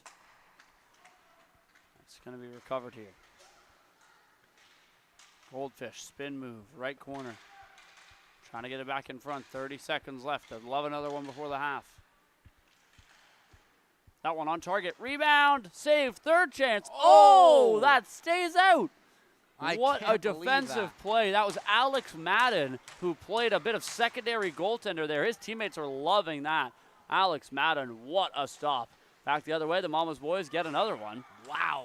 I mean, the defense just collapsing on the net, perfect positioning, like you mentioned, Madden with the huge block, and then one of the better outlet passes we've seen from any division in any age group right afterwards. I mean, this Mama's Boys team is a well-oiled machine. They're coming for the championship for sure in this division. We're going to take a 30-second break from MSA. We'll have the rest of the game when we're back.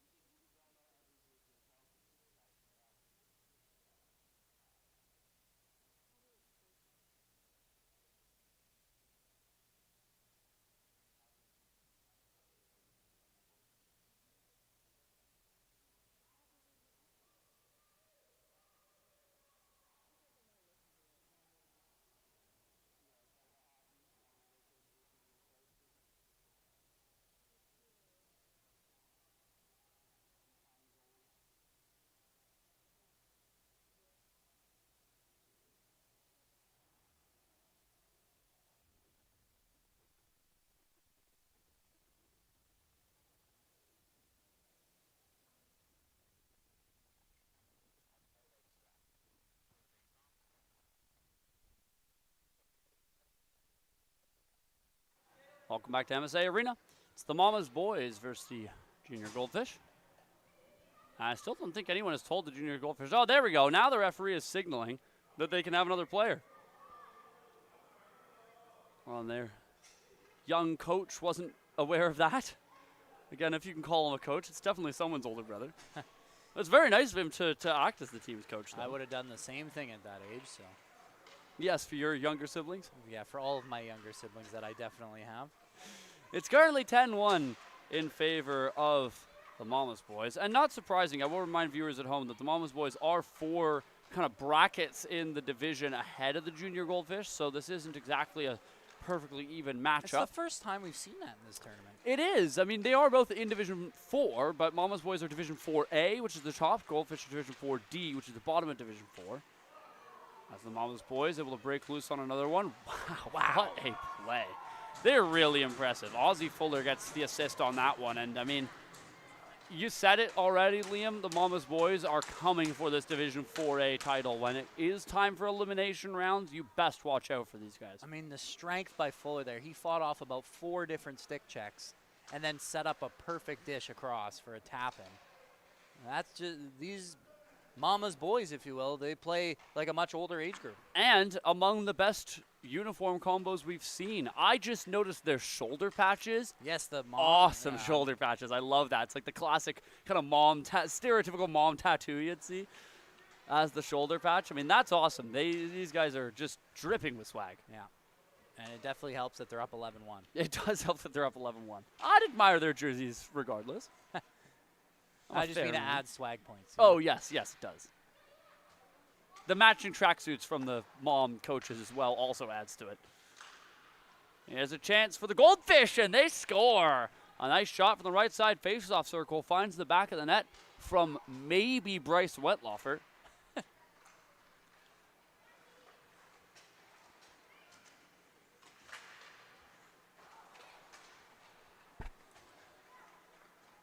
As they start to head back here. Goldfish, another chance as that one goes over the top.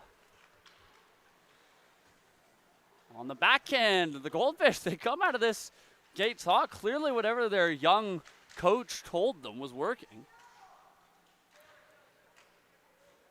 They've scored the opening goal, and now they've got another grade A chance on the doorstep. Here's a look, they shoot, and it stays out. Holding on to that one, Zamare Dube.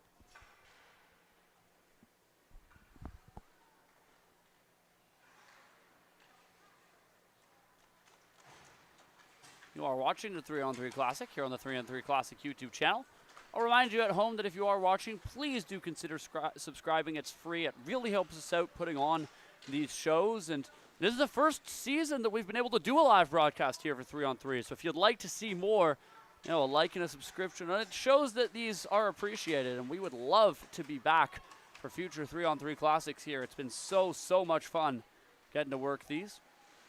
There's another long drive in towards the Goldfish netminder is handled by probably Levi Hodge. And again, just great strength to the front of the net, but that's a great glove save by the young goaltender.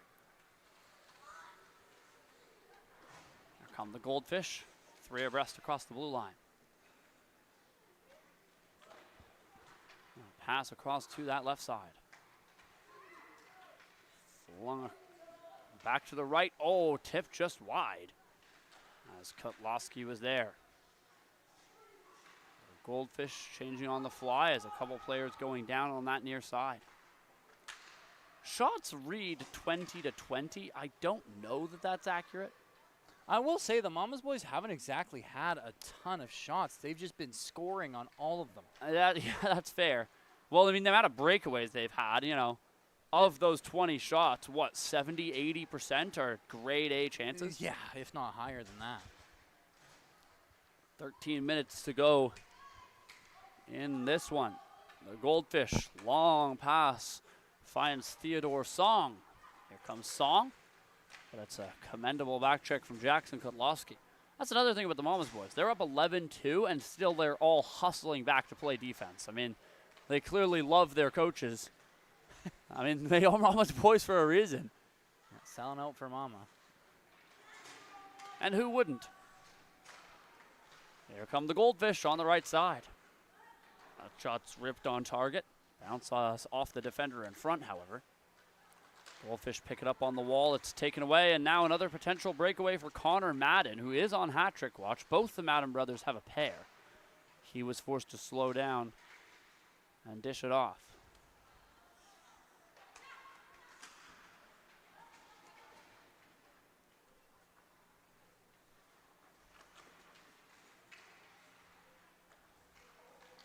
Aussie Fuller going for a skate in his own end. Plenty of Goldfish forecheckers draped on him. 3-on-5 does present some unique challenges. Effectively on the penalty kill at all times. Well, even with the 5-on-3, the Goldfish haven't exactly been able to set up in the offensive zone yet. I might eat my words right here, though. Here come the Goldfish. Nice move. Can they get out the other side? Oh, a good shot, but a better save by Dube.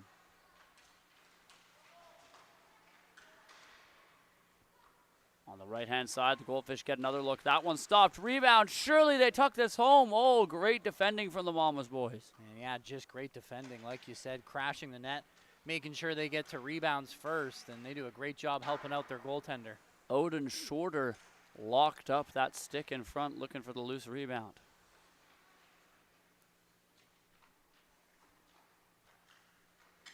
The Goldfish continuing to try to put on a little bit of a spin cycle here, establishing the kind of power play formation. 2 players at the point. Nice move made by that Goldfish. He'll take it in, looking for the backdoor play, and again, it's blocked by the Mama's boys.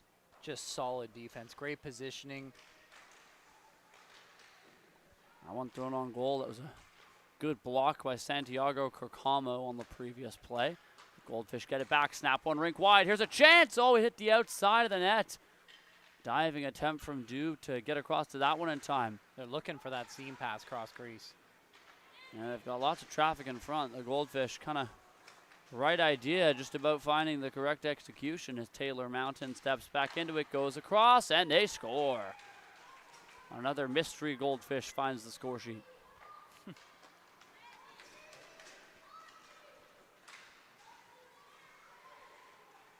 Mama's boys drop a pass off to the right-hand side. Here's a chance in front for Fuller. Fuller will spin one back. The Goldfish still down by 8. If they can score another one, they'll have to lose one of their extra attackers. Here they come, down the left side. Lets it rip, hits the post, rebound. Oh, and another great shot block. Stepping into that was Nathan Wong, preventing a guaranteed goal there for the Goldfish.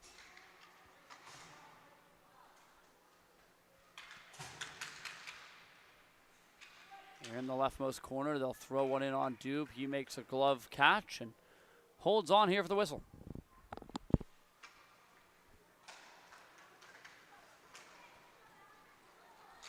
Here the Mama's boys cutting in. It's Madden. Oh, he put it over top, looking for the hat trick.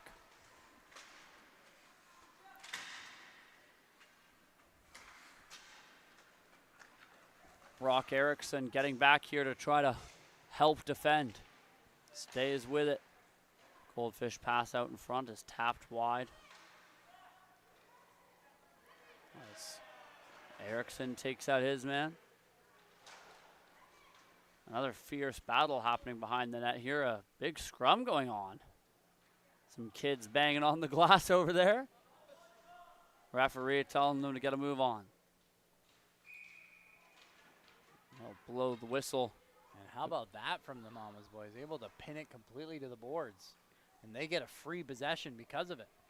I think it is the most impressive thing that I've seen is just how hard this is a team that's committing to defense. I think that with an 8 minutes left and an 8-goal lead, you could forgive them for not trying as hard on their own end.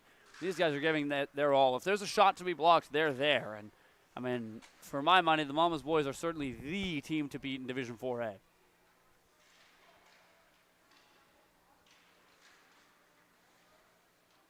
Mama's boys just working in the corner 1-on-3 is Connor Madden, but apparently Madden had the advantage.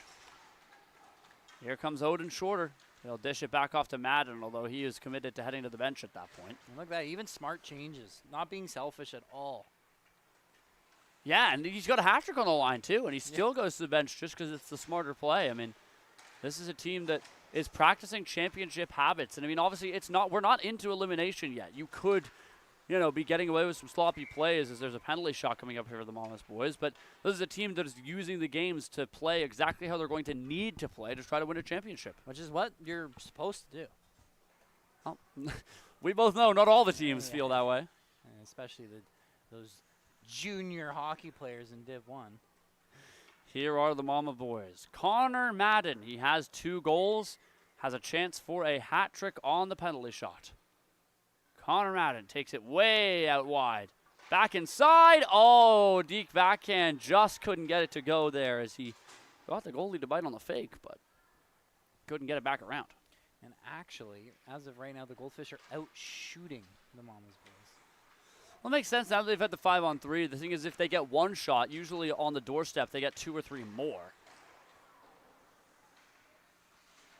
But it's very much been a quantity over quality approach, which isn't necessarily a bad thing, but that does inflate the shot clock.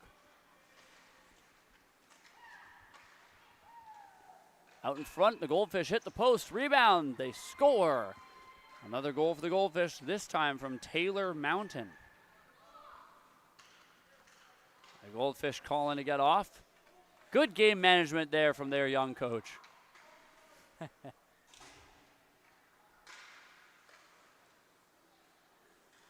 Out in front, a quick snapshot off the blade of Madden ends up wide of the goal. 6 minutes to go. This one's lifted in on net. Backdoor tap in. Oh, what a save. What a save indeed. Getting across, and he gets both of them. Incredible net minding on that play. And now the Goldfish springing the other direction. That shot goes wide of the far post. It's going to come around to Mountain.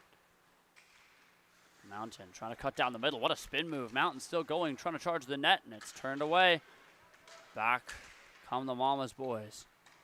Trying to break loose. Ends up losing an edge there. That was a good pressure by the defender to avoid taking a penalty. There go the Goldfish, but they are offside. That's unlucky. You came back on side, just a step ahead of the play on the far side. Here they go. To the goal is Fuller, and he scores. Ozzie Fuller putting home another one as it's business as usual for the Mama's boys.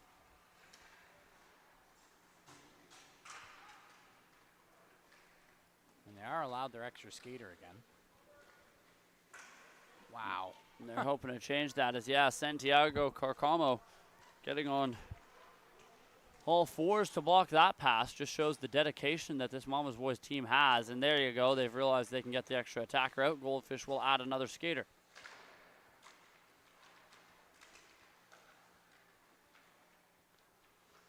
Should, of course, remind folks, this is the junior Goldfish, as Goldfish HC, one of the Division II teams. Drop pass here, a long shot in on goal, rebound there, and it's covered before they can get anything.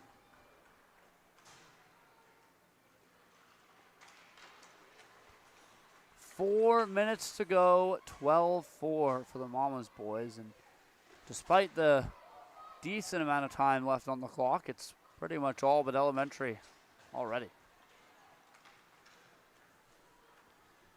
Here go the Goldfish, looking to make me eat my words as Mountain lifts one over top of the crossbar. The Goldfish will chase it into the right corner, poke it out in front. Here's an opportunity on the backhand, shoveled just wide of the left post. Comes out into the corner where Carmano will give chase to the Goldfish. Several blue jerseys getting to work down in that left corner.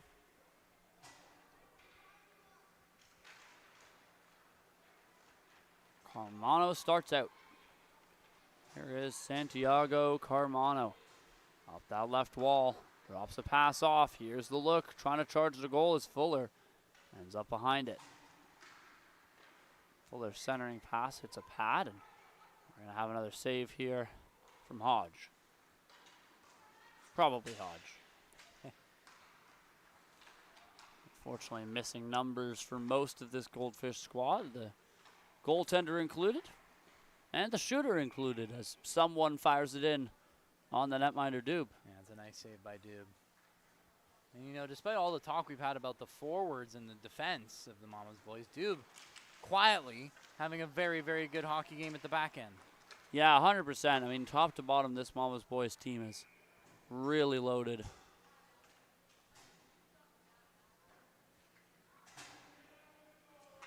For more 3-on-3 Classic content, check out our social media pages at 3-on-3 Classic on Facebook, TikTok, and Instagram. Lots of great pictures from David Stevens, videos from Silly Entertainment, interviews from our reporter Anna, and even some behind-the-scenes content of us up here in the booth. 2 minutes to go. Zach Clarke and Liam Higgs with you here on the call. Goldfish looking for another, trying to stuff that home, but Doob flashes the leather. Yeah, I mean, just making those saves look easy.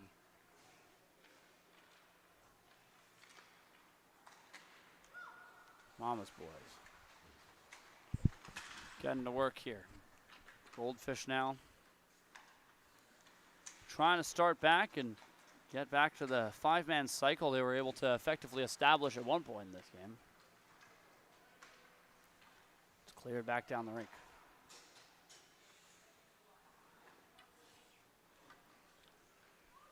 Goldfish are now leading by almost 10 on the shot clock, 34-26. But here's another partial break for Madden, taking it to the net, and another great save. Oh, what a glove save indeed, able to keep it up just long enough to flash the leather on Madden, who, like you said, still on hat trick watch. You got to feel bad for the netminder here, because 12 goals and 27 shots doesn't look good, but when you factor in the quality of shots, I think Levi Hodges had a pretty good game in between the pipes.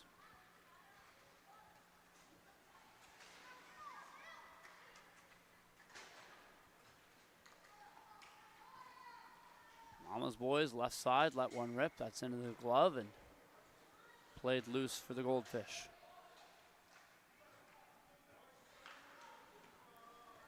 Stretch pass intended for Mountain is going to be intercepted here by the Mama's boys, dancing through the defense. Oh, a hard collision. That's going to be a penalty shot.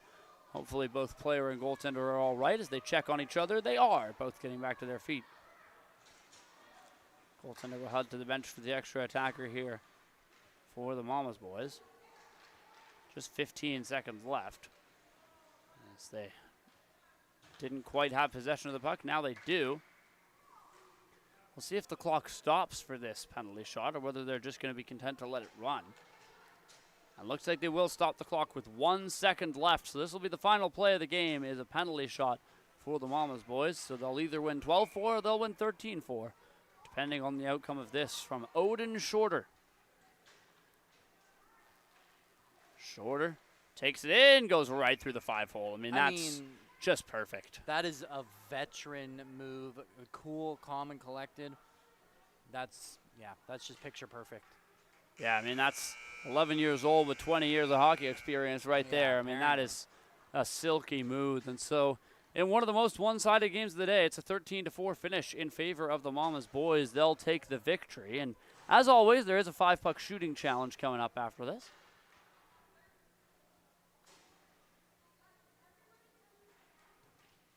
As the referees get ready for that one, we'll see how the shooting challenge goes.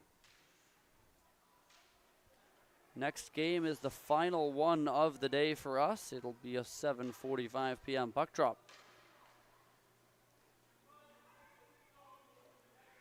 Five-puck shooting challenge. For anyone unfamiliar, each team gets 5 pucks. First team to score all 5 wins. If you don't score, you got to take it all the way back to the blue line before you get another shot. And despite the heroics of Hodge, I don't expect this to take particularly long. There's already 1 goal there for Wong. And to be fair, a goal the other way for the Goldfish as the second attempt is stopped. Here's Ozzie Fuller. All kinds of moves. What a recovery by Hodge, though. Yeah, what a save. And a goal back the other way for the Goldfish. So a pretty close shooting challenge now. It's all tied up. Another stop made by each netminder. Continuing 3-3. Mountain can't take it past. Oh, I like the move from Hodge to play that one into the corner. Just waste a little bit of extra time. Referee telling him not to do that again, but hey, only need to do it once. Another goal scored. I think every goalie in a drill like this has done that before. Oh, I'm certain you would have. I'm 100% guilty as charged. 1 more goal for the Mama's boys will be a victory in this drill. That was another great save by Hodge. Full splits there. I mean, he is so athletic. You would be picking me up by the pieces if I tried to do what Hodge is doing. You might have to use a dustpan and broom to get me back together. I played goal. I've never been able to do the full splits. Still 2-1 here. Hodge is keeping his team in it, and quietly the Goldfish have scored thrice. Santiago Carcamo looking to win this for the Mama's boys. Great poke check by Hodge. I mean, that is classic. Goldfish have another look. Deke backhand. Oh, this is all tied up with 1 puck left. Could the Goldfish surmount an impossible comeback? Hodge makes another save. Oh, there's an opportunity to win the game for the Goldfish. It's turned away. The game, of course, being this shooting challenge. And the Mama's boys take it. It was awfully close. 1 puck difference, but the Mama's boys will win the game 13-4, and they'll win the 5-puck shooting challenge.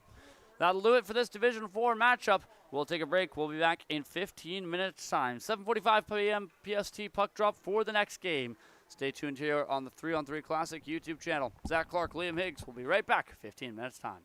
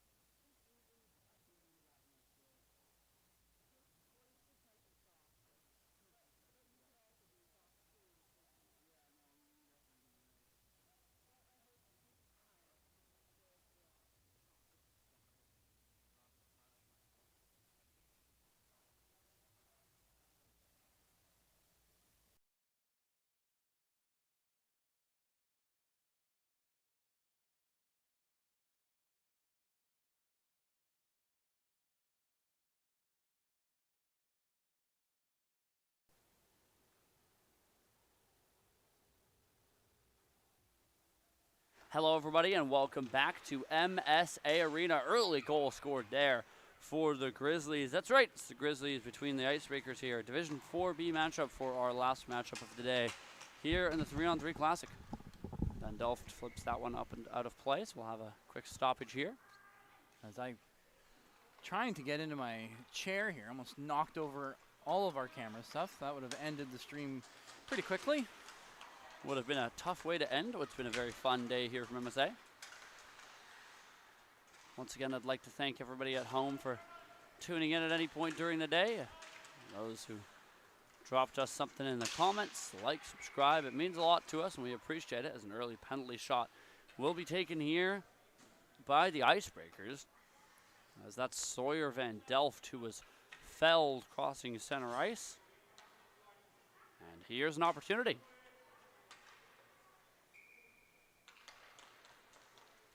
Van Delft looking to tie this game at 1. Is shut down. Penalty shot's no good, and the Icebreakers will have to look elsewhere for the equalizing goal.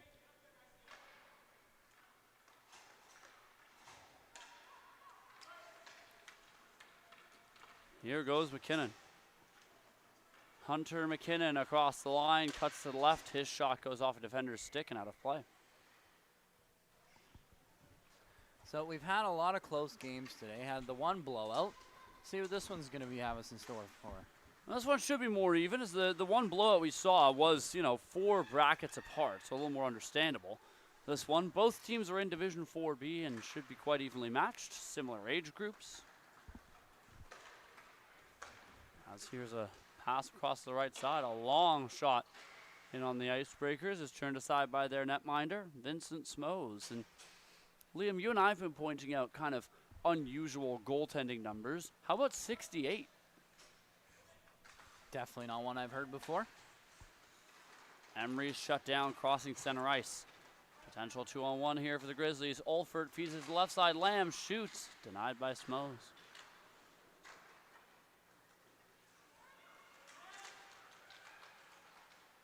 Grizzlies hook it up high. That one comes out of the zone. That's going to be offside there. It's just wrong side of the blue line.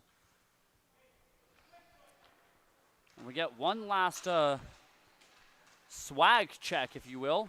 And they're pretty swaggy. Yep, both teams pass.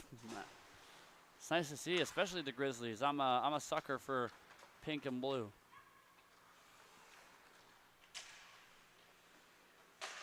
Love the Icebreakers kind of Titanic logo, though, so I've got to give them points for that. Yeah, it's a really nice logo. I believe it's the Admirals logo from the AHL. Oh, you're right, the Milwaukee Admirals. I think you're totally right. They've since changed it, but I know the logo you're talking about. They now have a ship captain kind of thing. That's a good pull. I've played NHL, be a pro before. I honestly solely know them because the Milwaukee Admirals have great social media. One of the best AHL. Here comes Wilcox, looking to tie this game. Wilcox, lost the handle, couldn't get the shot away.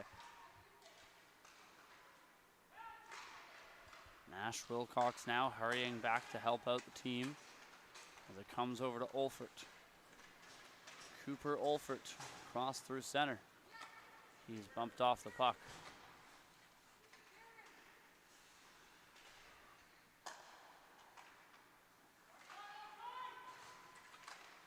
Olfert heading back. And now it comes over to Dielman. Dielman with a look off the post. Oh, and it scores. I think that one might have gone in anyways, but just to make sure we're on the doorstep there, I believe that was Peter Rocktus. There we go. Yeah, that one rang off the iron, and like you said, just making sure it ends up in the back of the net. So far, both goals from the Grizzlies. Good old net crashes. Here comes Owens. Good old hockey goals, if you will. Ari Kostelik in the corner, plays it around to the left, to the right-hand side. Centering pass comes through. It's going to be broken up and outstart the Grizzlies. They've got a potential up-man rush brewing. On the left side, cuts to the middle. Couldn't jam it in. Has a strong rush end-to-end from Harjan Sidhu. Yeah, that's a nice save as well. Able to get the pad back there. He almost bit on it, but ended up making the save regardless. Nice save. Already 6 minutes gone. Grizzlies up by 2. Here's Sidhu across to Dylan. Now at the blue line, his long shot knocked down. Attempting a wraparound there. Oh, they're going to call that a penalty. I didn't necessarily think that warranted a penalty. Well, especially with the way the games have been going today, if that's a penalty, then I think we should have seen a lot more penalty shots today. Seemed a lot more like incidental contact. And, I mean, not that this matters, immediately apologizing was the infractor, Arya Kostelic. Here's Hunter McKinnon. He was shut down on a chance earlier. He wants another one here, and he's going to score. And off to an early 3-0 lead here for the Grizzlies. In between the benches, our wonderful photographer, David Stevens, snapping some shots of these two teams. You can find his work at David Stevens Photos or by following the 3-on-3 Classic online on social media at 3-on-3 Classic, Facebook, TikTok, and Instagram. Yeah, David, one of, if not the best in the business. Lots of good works across lots of different junior hockey leagues. I guarantee you've seen his work before if you're remotely involved in the hockey space. He's not the only person that contributes to content. Our rinkside reporter, Anna, has also had some great sideline reporting. Some interviews with the players. If you'd like to hear straight from the Lion's mouth, you can check that out online. Some very hard-hitting questions, including the one she asked us earlier. How many squirrels would have to be in your yard for you to become suspicious? I want to see some... I want to see some of the players' answers. Yeah, I think that's a great question. It's a great question. I'd like to see some of the YouTube comments. Yeah, if you're listening at home, drop a comment in the chat about how many squirrels it would take for you to become suspicious. Apparently some of the players were saying thousands, and I have to say the number for me is way lower, like 10. Back to the hockey game here. Van Delft handles on the left-hand side. Look, it's been a long day. Sawyer Van Delft working in that right-hand corner. Tips it out in front. Here's a chance for the Icebreakers to get on the sheet, and it's fought off. Back come the Grizzlies. Here's a lengthy breakaway. Shoots over top of the net there. Frustration shown after the chance from Zach Lange. And now here comes August Emery. Emery across to the left-hand side. Shot. Ooh, fended off. Fanned on the shot. That's unlucky for Emery.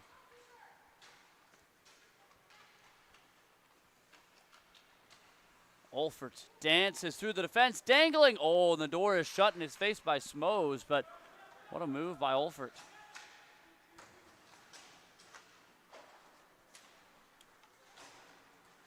Now Dielman. Dielman through the middle. Slowed down by the Icebreakers defense. Comes over to Gill. Gill up the right wall for Wilcox. Grizzlies are able to recover here. Now Rocktus takes it to the goal, and a quick poke check thrown there by Vincent Smoes. They'll send it away, and the Grizzlies have to go chase it back to their own end. Shots are 9-1 in favor of the Grizzlies early on here. It's been a good start. The Grizzlies do have a 1-year age advantage, but that hasn't proved too prevalent in previous games. 1 year isn't a whole lot necessarily. Especially when the difference is, you know. Yeah, 12 to 13. Yeah, between 12 and 13 years old. Icebreakers battling for it. Play it forward to Gill. Oh, that's a nice move by Gill. He's off to the races. Easton Gill, partial break. Stopped by the Grizzlies netminder. As Easton Gill puts that one in on Romancic, and Carter Romancic is able to shut the door. That's a good save by Romancic. Here's Zhang. A step on the defense. Zhang shakes it, shoots, and Romancic kicks it away. It comes loose to McKinnon. Zhang finds the rebound again. Oh, a bit of a fumble by the defense allows Zhang a second chance at that. But Carter Romancic from the Langley House squad has been strong. Oh, how about that from Romancic? 2 or 3 back-to-back-to-back saves. Yeah, the Icebreakers went from just 1 shot on goal to 6 now. As Ari Kostelic handles on the right side, he'll dump it across the ice.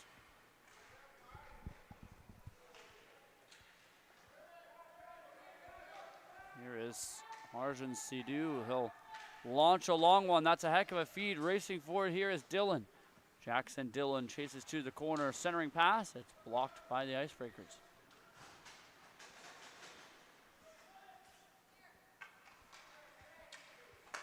Here comes Zhang and Kostalik to Zhang. Oh, whistle blows. I'm not entirely sure what the whistle's for. I think it might have been offside, maybe. Well, it's a very late offside whistle in that case. But either way, Grizzlies got a chance to take the puck back the other way. 6 minutes remaining in the first. You are watching 3-on-3 Classic Hockey here on the 3-on-3 Classic YouTube channel. We're going to have a penalty shot coming up. Indeed it will be, and now here's an opportunity to further the scoring here if you're the Grizzlies, as it looks like that's going to be a penalty shot for Olfert. And if they do convert, it's a chance for the Icebreakers to get that extra man out on the ice. Cooper Olfert looking to hang four. And he'll do just that. Puts it tough save. Right into the top corner, and a very tough save for Smoes to try and make. Cooper has given a 4-0 lead, and we'll see if the Icebreakers do elect to use the extra attacker. I mean, just nice job by Cooper. Comes in, slowing things down. It's hard to track that as a goaltender because you have to back up at the same speed as the player, and he just slows it right down after speeding up at the beginning, and he just shelves it. That's a perfect shot from Cooper. Some confusion from the Icebreakers. I'm not sure the players were aware of that extra rule, as a couple of them went back to the bench to make sure it was 3-on-3, and you see the coach saying, no, you're good, stay out there. Here comes Isaac Bales down the right side. Bales, sharp angle, off the crossbar. Went off a defender's stick, off the bar, and out. Can't buy a goal.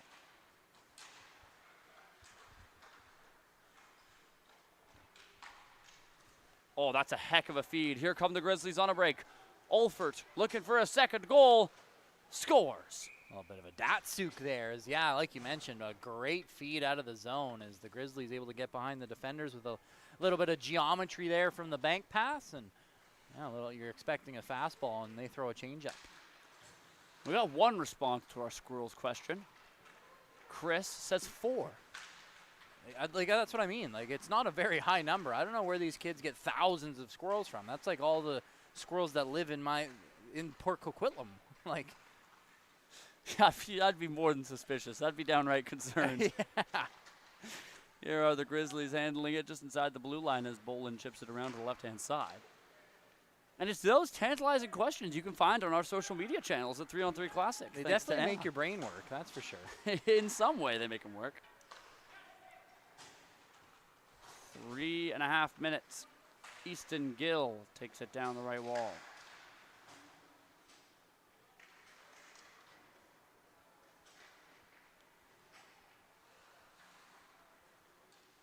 Elijah Bolin trying to spring a break here for the Grizzlies up on that left wall. It's fought off. Zhang across to Van Delft.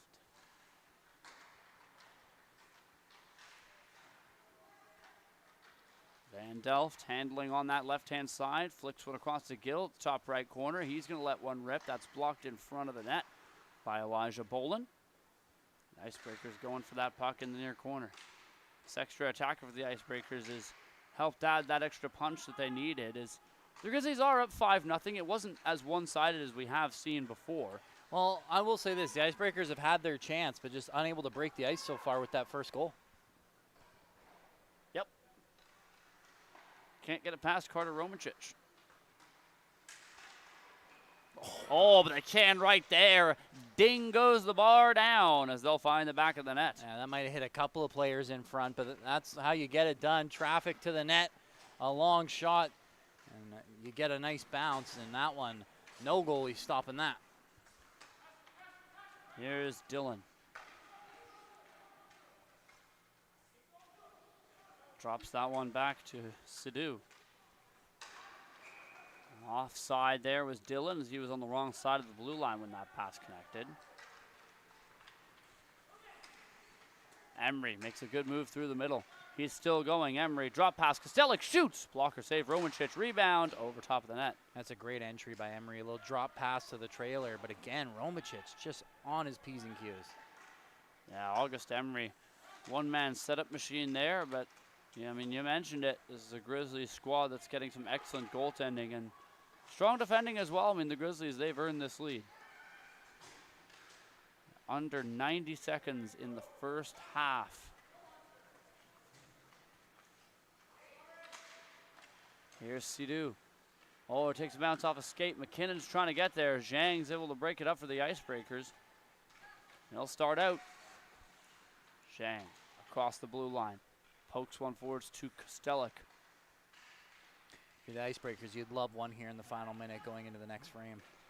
Yeah, if you cut the lead down to 2, I mean, that's a manageable comeback for a whole period as they hit the post and then the Grizzlies sweep it out. Post, and again, just good traffic to the net. It would cut their lead to 3, though, not 2. Yeah, you're right, it would. We're really at that point in the day where I can't do very simple equations. 5 minus 2 should not be difficult. I believe that's just 24/7 for the both of us. Here comes Lange for the Grizzlies. He'll fire that one wide.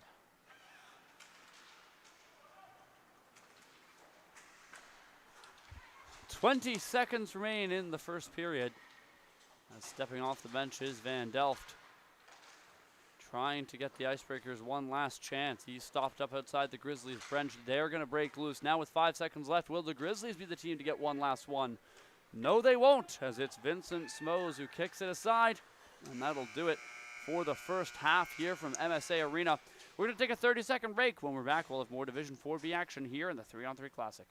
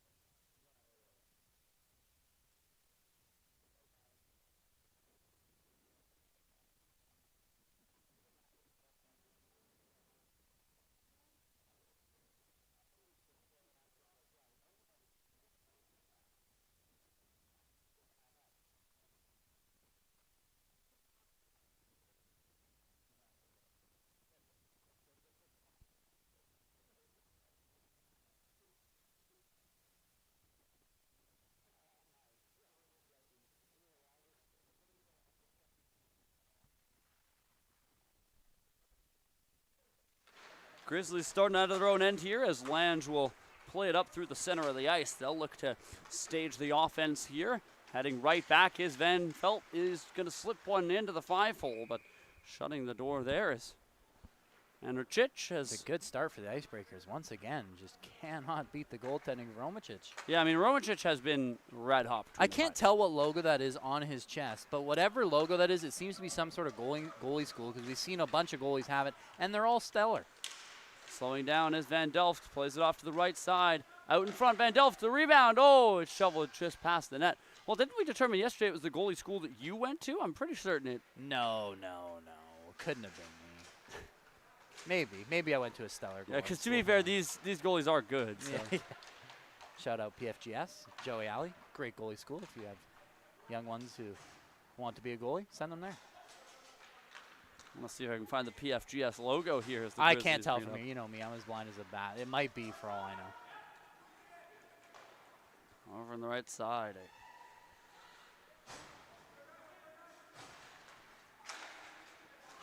That's tough to tell. It is, right? Yeah. I don't think that is PFGS's logo. I don't think so either. Here comes Rocktus on a break. And saving that one is Sones as he'll get that across. So Smoes turning his one aside. Now Wilcox, a partial break, sharp angle. Oh, he's tripped going to the net. That's got to be a penalty, and it is. Sure enough, going to be a penalty as Emery takes a whack at it in front, and that's held on to. And there's a logo on the back as well of the goaltender. But it's definitely not PFGS. Clock is stopped for some reason. Now when you look up PFGS on images, the second image is your Surrey Eagles. Don't know why. I'm sure it's one of their goaltenders went Maybe. there. I'm sure a bunch of their goaltenders have been to the Surrey Eagles. Penalty shot here for the Icebreakers. With 15 minutes left, they're only down by 4. This is a comebackable game. Wilcox looking for it, and he'll find it. Wilcox, a forehand goal, finds the back of the net. That's a nice job there. A little backhand, forehand move, and Romicic finally bites on something. There's Rocktus. Up on that right side. Drops the pass off. Launches one forwards. Here's the Grizzlies. Rocktus trying to swing one out in front. Comes over to Sidhu.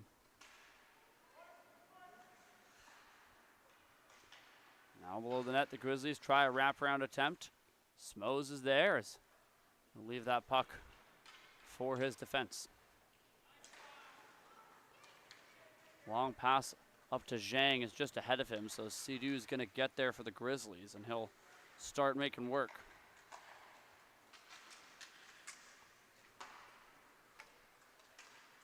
Tipped in by the Grizzlies. We're currently protecting a 3-goal lead. Of course, the dynamic of this game does shift after that Wilcox goal. Now the Icebreakers are back to 3-on-3, so they've really got to be on top of things if they want to surmount this comeback. Here comes Zhang. Tries a toe drag maneuver, but he falls victim to a poke check from Harjan Sidhu. It's dumped down the ice to be an icing call against the Grizzlies.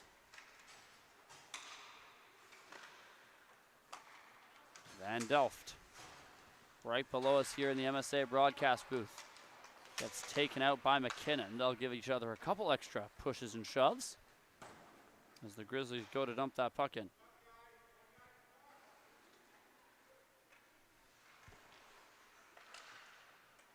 This one going to pop out in front. Gill is there. Spins and starts out through the middle. 2-on-1 developing for the Icebreakers. Gill around on the outside, trying to get the pass in front. There it is. What a save. And not the strongest attempt, as they were a little bit ran out of real estate there, as couldn't get the shot on goal with any kind of real mustard on it. Easy save for Romicic coming across. I think with the saves we've seen Romancic making that one not one of the tougher ones. 13 minutes left and counting here from MSA Arena. Kostelic across the line, right wing. Oh. Dillon throws a poke check. Bales, he's got lots of room here. Bales lets one go. That one blocked in front. Rebound, it's underneath. Romancic, they're fighting. Oh, and somehow that stays out. What a defensive effort there in front by the Grizzlies to keep that one out of a yawning cage. Yeah, that was Dillon right there who locked up that stick on the near side. And I mean, as you said, preventing, pretty much a sure goal there. Here's Bales with another great chance. Fires it over top of the crossbar. And the Grizzlies player's stick got jammed up into the board. That's going to allow Kostelic to steal. He shoots. Romancic makes the save. He hasn't had a chance to go get his goal stick yet. Finally, the Grizzlies will fire this one down, but fresh off the bench, Emery steals. Bales, Deeks, shoots. Blocked in front by Dillon. Rebound. Held on to. Pardon me, that block was courtesy of Bolin with a great defensive move.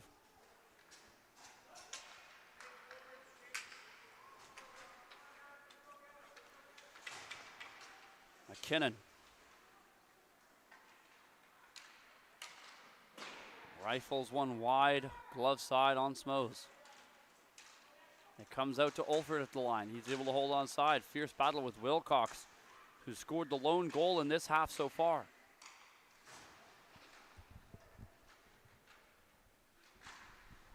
Centering pass from the Grizzlies is picked off by Wilcox. He'll blow a tire in the corner. Gets back up, steers it across to Bales. The Grizzlies.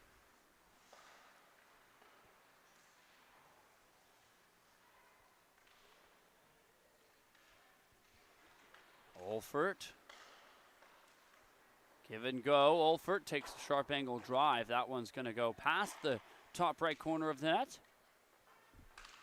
The Grizzlies, of course, you know, they'd love to score more, but they don't have to. Just hanging on to a 3-goal lead here. Well, they haven't had a whole lot of offense here in the second frame, the Grizzlies, that is. Yeah, the intermission seemingly helping out the Icebreakers as both teams have a pair of coaches that I'm sure imparted some wise words. Some spin moves here as the puck's flicked over top of the net. Fulmer gets back to his own rebound. Chance out in front. Olfert one-timed it wide of that far post as the rangefinder just a little bit off here for these Grizzlies now in the second half. Charging the front of the goal, and I'll eat my words as they tuck one home to make it 6-2. Yeah, good offensive zone pressure, forcing some turnovers, and finally able to find that puck in a dangerous area. And number 12, Weber able to put that in. Weber had a great shot in front. Here's Wilcox now. Dances to the backhand, shields the puck, drop pass. Ooh, right idea as Emery was there, but it's off a defender's skate. Icebreakers now going to get that extra attacker once again. Foot race beginning. Here are the Grizzlies, 2-on-1. Passing over across to the right-hand side. And running out of room to shoot there as Smoes cut him right down. Yeah, exactly what happened. Just ran out of real estate. Easy save for Smoes coming across, cutting off the angle. Rocktus charging the front of the goal. Puck escapes him. He has to go back to collect. It takes a couple of awkward bounces on its way back, and now the Icebreakers have a great chance to get another one.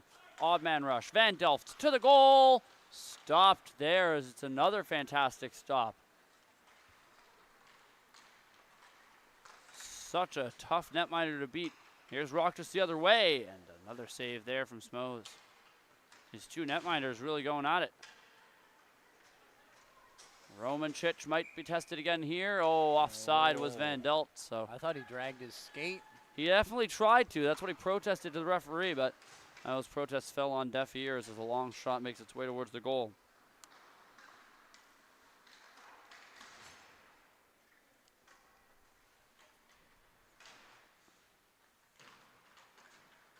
Here it comes back the other way. Well, big collision there at center, but it's incidental. No arms raised. Here's a breakaway. Owens. Oh, he fanned on the shot. Good recovery, though, by Owens. He's picked the puck back up and gives it straight back. Here's Dylan. A breakaway of his own. Clap bomb goes well wide.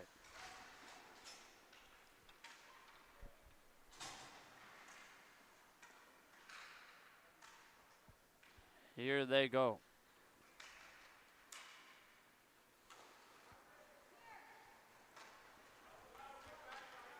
Down that right wall is Bales, protecting on the backhand. Oh, he's taken out from behind by Bolin.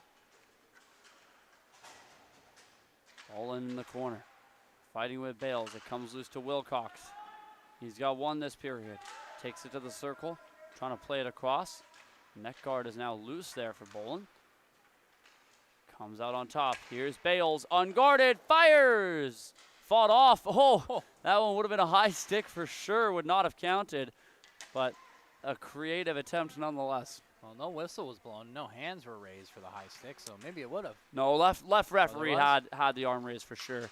Here's a chance. Grizzlies left side. Oh, great save by Smoes. And then he goes hard into the post. And the player's going to go check on him right away. And he is laying on the ice. He's gotten up to his knees at least. I mean, he went head first into the post. Does seem like he is going to be okay for the most part. But yeah, you can tell he's shaken up, but you can tell he is, as you said, mostly okay. Definitely didn't feel good, I'll tell you. No. As the players respectfully giving space. Love to see that he got up. Yeah. I'm wondering if he, looks like he might have put a dent in his bubble or something like that. Oh, wow. Yeah, you're right. I think there is. The amount of force heading into the posts there, and he is going to slowly head off. And, you know, thankfully got up and skated his way off. So he is, again, as you kind of artfully put it, mostly okay. Yeah. That's what matters at the end of the day. He'll go sit down on the bench and catch a breath. Good to see that he doesn't have to leave the game entirely, though. Olfert makes a nice move. Angles across to Lange, cutting through the middle. Nice respect as well from the Icebreakers. The whistle hadn't blown yet they all forgave the puck and went to check on the stricken player. It's good to see some respect here at this level. 6.5 minutes to go here with the Grizzlies protecting a 4-goal lead. You're watching the 3-on-3 Classic on the 3-on-3 Classic YouTube channel. Here's Kostelic, chance in tight, backhand, wide of the goal. As I mentioned before, please do consider subscribing to the channel. It is free. Wilcox shoots. Oh, Romancic diving across makes the save. What a save there by Romancic. Olfert up that right side on the backhand. Oh, he dragged it just wide. Olfert takes a tumble behind the goal. This one's brought back the other way as Wilcox tries a drop pass, but it's going to be taken away. And, oh, it probably should have been a breakaway for the Grizzlies, but that breakaway attempt doesn't connect. He's going to go on net, though, so they do still get possession. Oh, that was a weird deflection. Smos had to be sharp on that one. Gill looking for a break. Here are the Icebreakers. Gill realized he wasn't going to be able to build up enough speed there, so he'll slow down and wait for reinforcements. The puck is iced here by the Grizzlies. 5 minutes to go.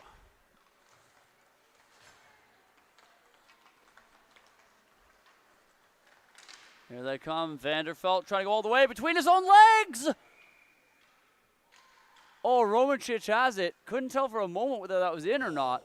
Would have been one of the best goals we've seen today, and that was really, really close from Van Delft. How about the awareness from Romancic to drag that back leg in the 5-hole there?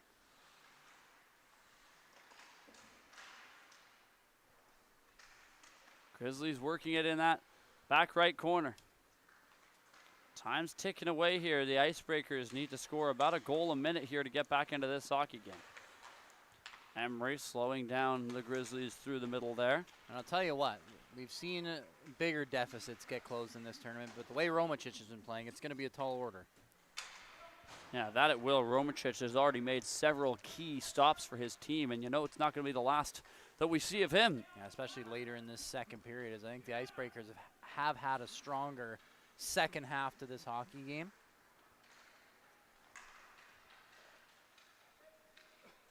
Icebreakers throwing a couple checks in that near side corner. Pops loose there. Owens is stopped up. Now Sidhu makes a nice move through the middle. Arjun Sidhu. He's got 2 defenders left to beat. He'll hook it across to the near corner.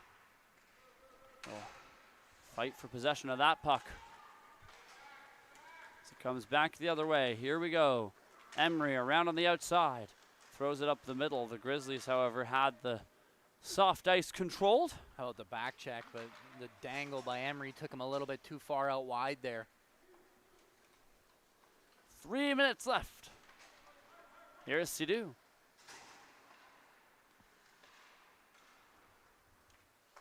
Arjun Sidhu back to the line.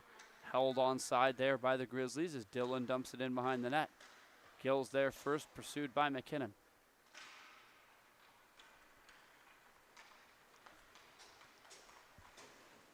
Here they go. Icebreakers. Oh, Gill checked to the ice there. Got a backhander in on Romancic, but it didn't have a whole lot of power, and he is able to stop the puck. Here flies Olfert. He's got a teammate with him. He'll leave the puck, and a shot is blocked in front of the net there. Second chance. Again stopped. Olfert puts it up the middle. Instead, it's going to be picked off by Wilcox. That ends up being a fortuitous bounce here for the Icebreakers. Wilcox around the defense. He's still going. Wilcox can't slide it home. Romancic stayed right with him, and the puck bounces off the outside of the net.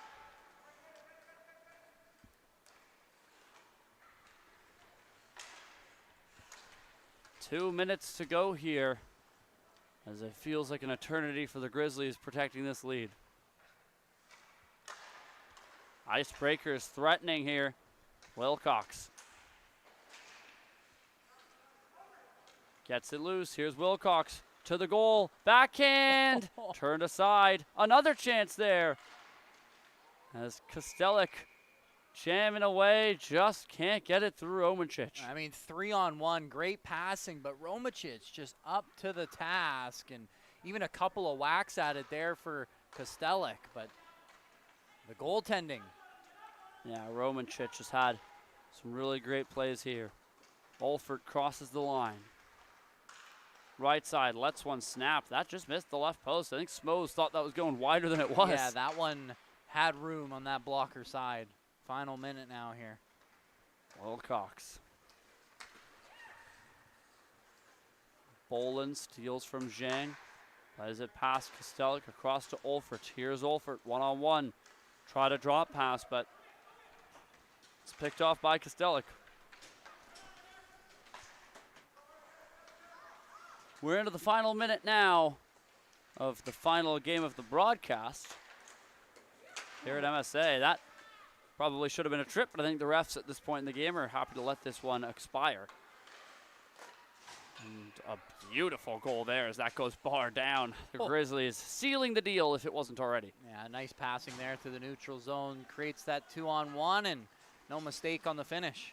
And that will do it. With 20 seconds left, the Grizzlies will beat the Icebreakers in this Division 4B matchup. They will take a victory. Thank you all so much for tuning in to our broadcast here from MSA Arena. Last couple seconds of the day for us here. I've been Zach Clarke. He's been Liam Higgs. Huge thanks to Jamie and the team here at the 3-on-3 for having us along for the ride. We'll be back possibly on Wednesday, definitely next weekend for more live stream broadcasting. Would love to see as many familiar faces as we can for the elimination rounds when they pop up. For now, signing off, I've been Zach Clarke. He's been Liam Higgs. You've been watching 3-on-3 Classic on the 3-on-3 Classic YouTube channel. Have a good night, everybody.